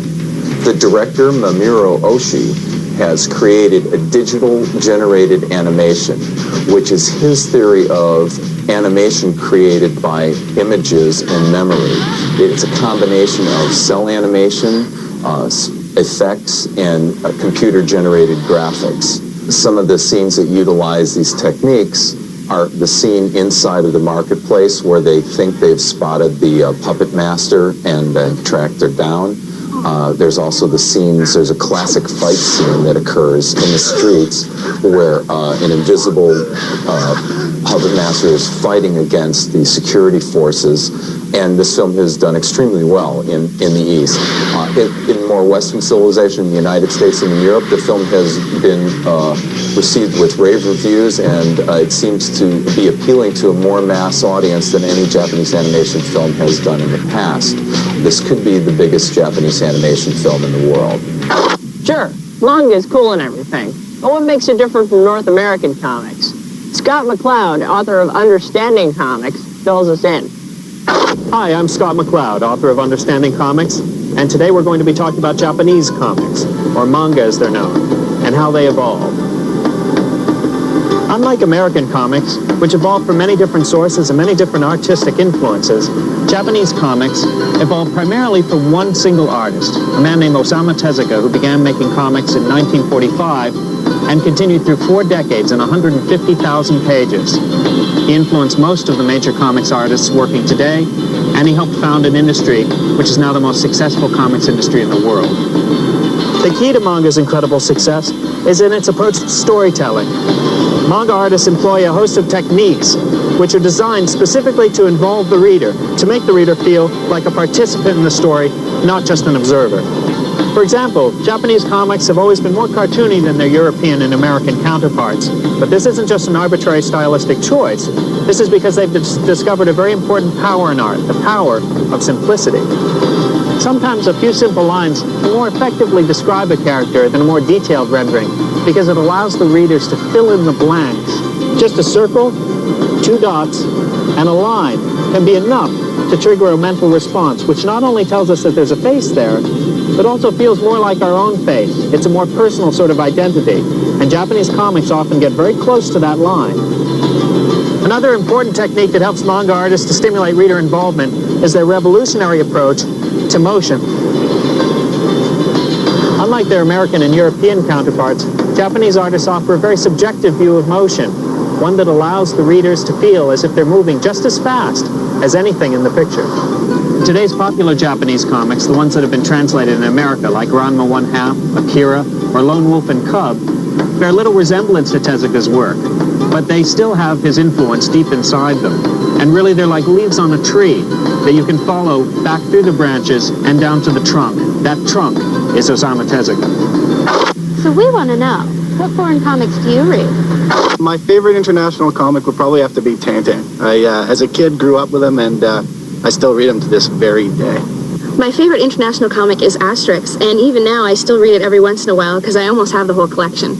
I love manga, and I especially can't wait for the Ghost in the Shell movie release. My favorite international comic is Astro Boy, by far. When we come back, filled with CD-ROM reviews and some global cuisine at the International House of Pancakes. Cringe-tastic.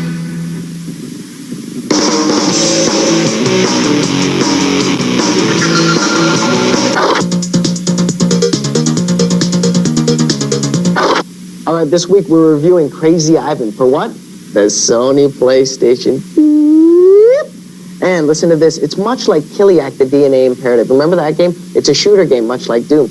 But the thing is, Crazy Ivan's more refined. It looks a lot better. Plus, there's nothing like popping a game in and seeing presented in Dolby Surround, because I have the 5-speaker home theater thing happening. I cranked this baby up. The sound is awesome. The graphics are a lot more refined than Kiliak, like I said. And the opening of the game actually is pretty good. No bad acting. Now, as you go up the different levels, you get to change countries. You start off in Russia, you can eventually end up in Japan, you can end up in North America and New York, you can end up in Saudi Arabia, and the terrain is much the same as you'd expect from these countries. A little bit of a tip, though, like in the first level, for example, you get into a certain arena. Now, there are 4 arenas, and then there's a certain item you have to pick up, okay? Now, pick up all your things at the arenas and get out of there, because if you don't keep moving, the Black Knight will come, which is this huge robot, and he'll blow you away, and then you got to keep going over and over again. Crazy Ivan, I have to give it 4.5 Gs out of 5. Why do I take off the half G? Because Psygnosis, the guys who came up with this game, I know they're going to come up with an even better shooter game. Crazy Ivan, check it out. This just in. Vertigo and Peter Cooper present The System. Corrupt cops, serial killers, crazed bombers, and political scandal are the focus of this 3-part miniseries. Indie Magazine issue number 14 is now available. featuring the UK comic scene and interviews with Billy Tucci, Xander Cannon, and Bud Root. Big Entertainment and Alliance Television are turning John Jake's Mulkin Empire into a TV series. Mulkin Empire was a 6-issue limited series released last year.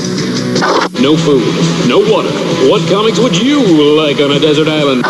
If I could take 3 comics onto a desert island, I would take Bone, Scud, and Bone. Stick around as we continue to cruise the global village with Garth Ennis and Fantagraphics, plus some South African comic strips after this.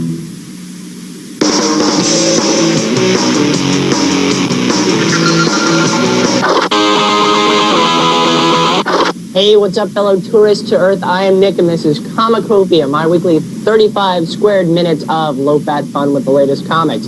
This week, I'm checking out international comics. So first up is the super independent book, Underwater number 5, from the Great White North, eh? In this issue, well, it's kind of hard to tell. You see, Underwater is written in a strange, different language, and I'm not talking Latin. The people of Underwater communicate in a language only understood by themselves and Chester Brown, the creator. The concept is not to slack off on writing, but to have you, the reader, slowly understand this odd gibberish.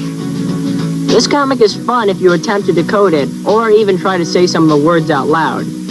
What shoe is the bod? Whether this is a comic masterpiece or just a big joke, it's still pretty cool, and I give it 3.5 out of 5 G's on the anti-gravity scale.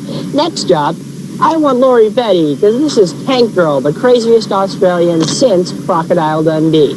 This issue, number 3, starts up with an intro that is very Tank Girl. Multiple world leaders and celebrities talking of world domination and being squashed by a giant frog. Oh, those crazy Aussies. It also features Tanky getting pregnant, and a special cameo by Princess Di. And, for all of you who believe the truth is out there, check this out. It's that weird face on Mars. This comic has great art that looks like a guy in a mental institution drew it, which is perfect because the writing reflects the same thing. Tank Girl is a truly spastic book that never lacks in entertainment. I give this in-depth look at Australian life 4 G's on the anti-gravity scale. Lastly, from the land of the rising yen, you're under arrest. Given that the art isn't anything special, you would hope that the book would have a pretty good story, and fortunately, it does. It's about 2 female Japanese police officers who this time are in pursuit of a mystery motorcycler. It's a real page-turner with an ending that will give you okotapai. And I don't even know what that means, so it must be good. Manga and anime are tops on my list of comics from foreign lands, so I give this book 4 out of 5 G's on the anti-gravity scale. Well, that's about it for Comicopia this week. See you next time. Happy travels. Garth Ennis is an industry leader in the UK comic scene. He's also made a big impact in the US. I don't tend to think a great deal about the global village in terms of what I'm producing. The ideas come from all over the place, from dreams, from things that I see happen on the street, from a chance remark someone might make, from a person you meet, you might get an instant idea for a character. I find that particularly the kind of stuff I do, which is mostly a sort of a black humor approach to writing comics, to writing fiction, is fairly universal, although not everyone loves it. Any kind of dividing line is not a national one, and a lot of the stuff that I write, I suppose, is inspired by movies and books from both sides of the Atlantic. The comic I'm spending most of my time on at the minute, Preacher, is very heavily Western influenced, and although obviously that's a peculiarly American art form, you'll find there are very few people in Britain, for instance, who didn't watch Westerns and so on growing up, and so can respond to, well, various sort of familiar archetypal images, like, you know, the lone gunfighter. Arseface got his name because one of the characters in Preacher simply shouted out, "That fella's got a face like an arse." And I was just amused by the thought of one guy trying to blow his head off, but succeeding only in managing to remove his face, and then having to live with the results, and thus Arseface was born. My personal take on the whole question of violence in comics and extreme situations in comics and so on is that it's not real. It's a fictionalized representation of violence. I'm aware of the difference. I don't like real violence, and I don't go out to, I suppose, promote real violence. But I don't honestly think it's up to me to censor myself for what other people get out of my work. All I can do is do my own work, be as honest as possible in what I write, and put it out there, and then get on to the next project. As for the internet, don't like it. I'm not on it, and I'm convinced the computers are all going to start talking to one another soon, like in Terminator. And one day all these internet users will find Arnie at the door with a shotgun. So personally, tend to stay well clear. One comic company that makes a real effort to present a global perspective is Fantagraphics Comics. We caught up with the folks in charge. I'm Gary Groth. I'm one of the co-founders of Fantagraphics Books, and we started publishing comics in 1976. And what makes us different from other publishers, I think, is that we always wanted to publish the best cartooning we could find, and we wanted to treat artists like authors. And we wanted to publish a broad range of material. Yeah, we published a book called Palestine. It's written and drawn by Joe Sacco. And Joe actually went over to Israel and visited the Gaza Strip and the West Bank, interviewed people, and immersed himself in what was going on over there a few years ago. Made a lot of notes, brought home a lot of tapes, and then transformed that into a long narrative that he wrote and drew. We published a book called Holy Cross that's written by an Irish citizen named Malachi Coney, lives in Belfast. And what he's doing is seriously trying to look at how the politics in Ireland cross-pollinate with the personal lives of the people that it affects over there. So I mean, essentially, you know, our agenda hasn't changed. We're trying to publish the best cartooning we can find by the most mature creative talents we can find.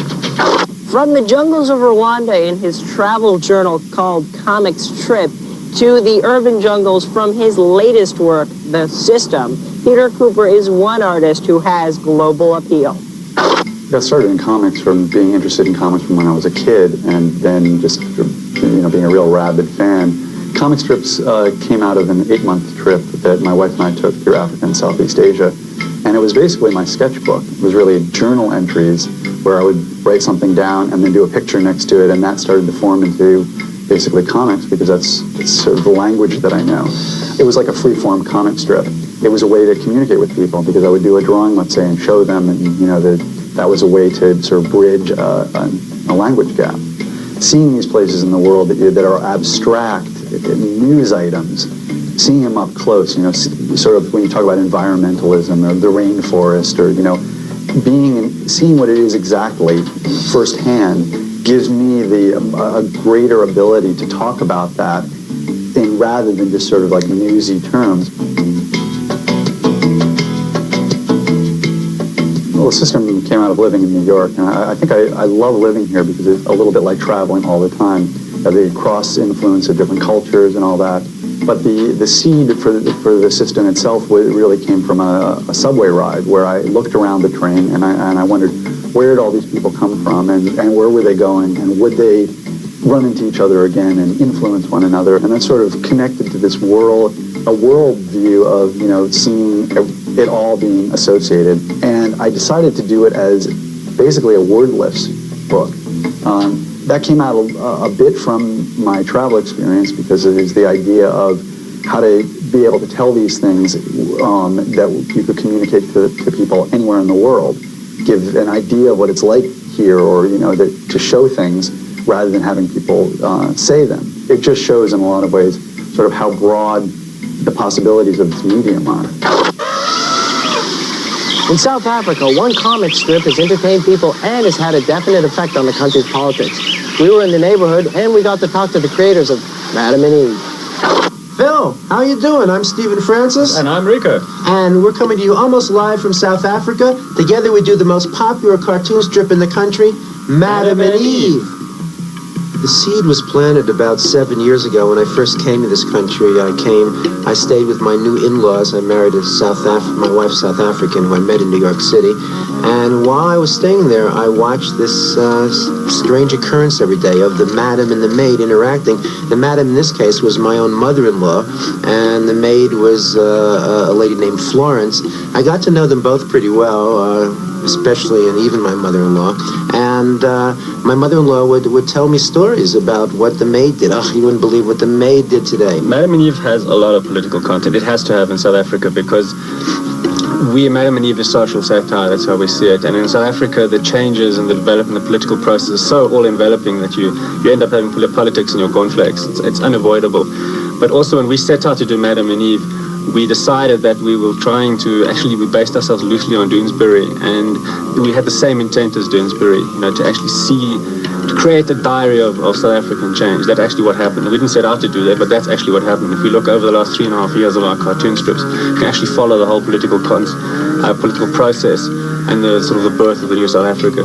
Of course, some of the strips you have to understand South African politics to get the punchline, but a great many of our strips can be understood by anyone. Humor is universal. As a matter of fact, just a couple days ago, we got our first book from Denmark. Here's Madame and Eve in Danish. I could read some. The cover's called Jamen Sort Kaffe et Par Mod Nu, Madam. Of course, I have no idea what that means, but hey, what the heck. I think it means black coffee is in fashion now, Madam. But we're very thrilled, and we hope to see Madame and Eve in a lot more countries, maybe even America soon.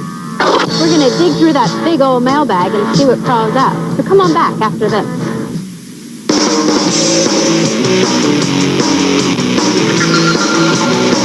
Aaron Rothman of Ann Arbor, Michigan writes, I love the show so much that I stay home on a Friday night just to see it. Cool. I'm also writing to you about the Phil fan club some friends and I started. Well, Aaron, here's the secret Phil fan club handshake.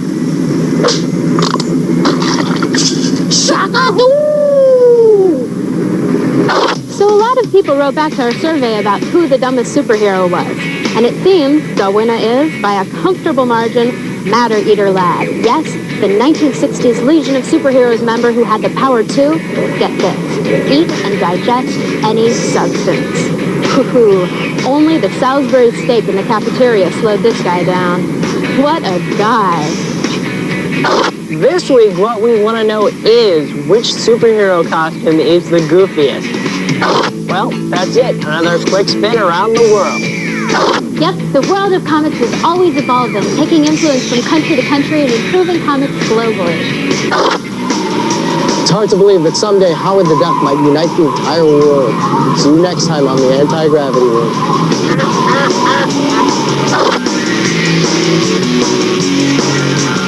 Ride into adventure with a legion of warriors ready to battle the forces of evil in an epic struggle to free the world from the Dark Ages. Quest of the Delta Knights, a Sci-Fi Channel planetary premiere, today at 4 p.m. Eastern, Sci-Fi Saturday. A near-fatal accident leaves a young boy stranded between life, death, and a strange new world. Somewhere beyond fantasy and reality, an incredible journey begins. The Odyssey, Sci-Fi Channel next.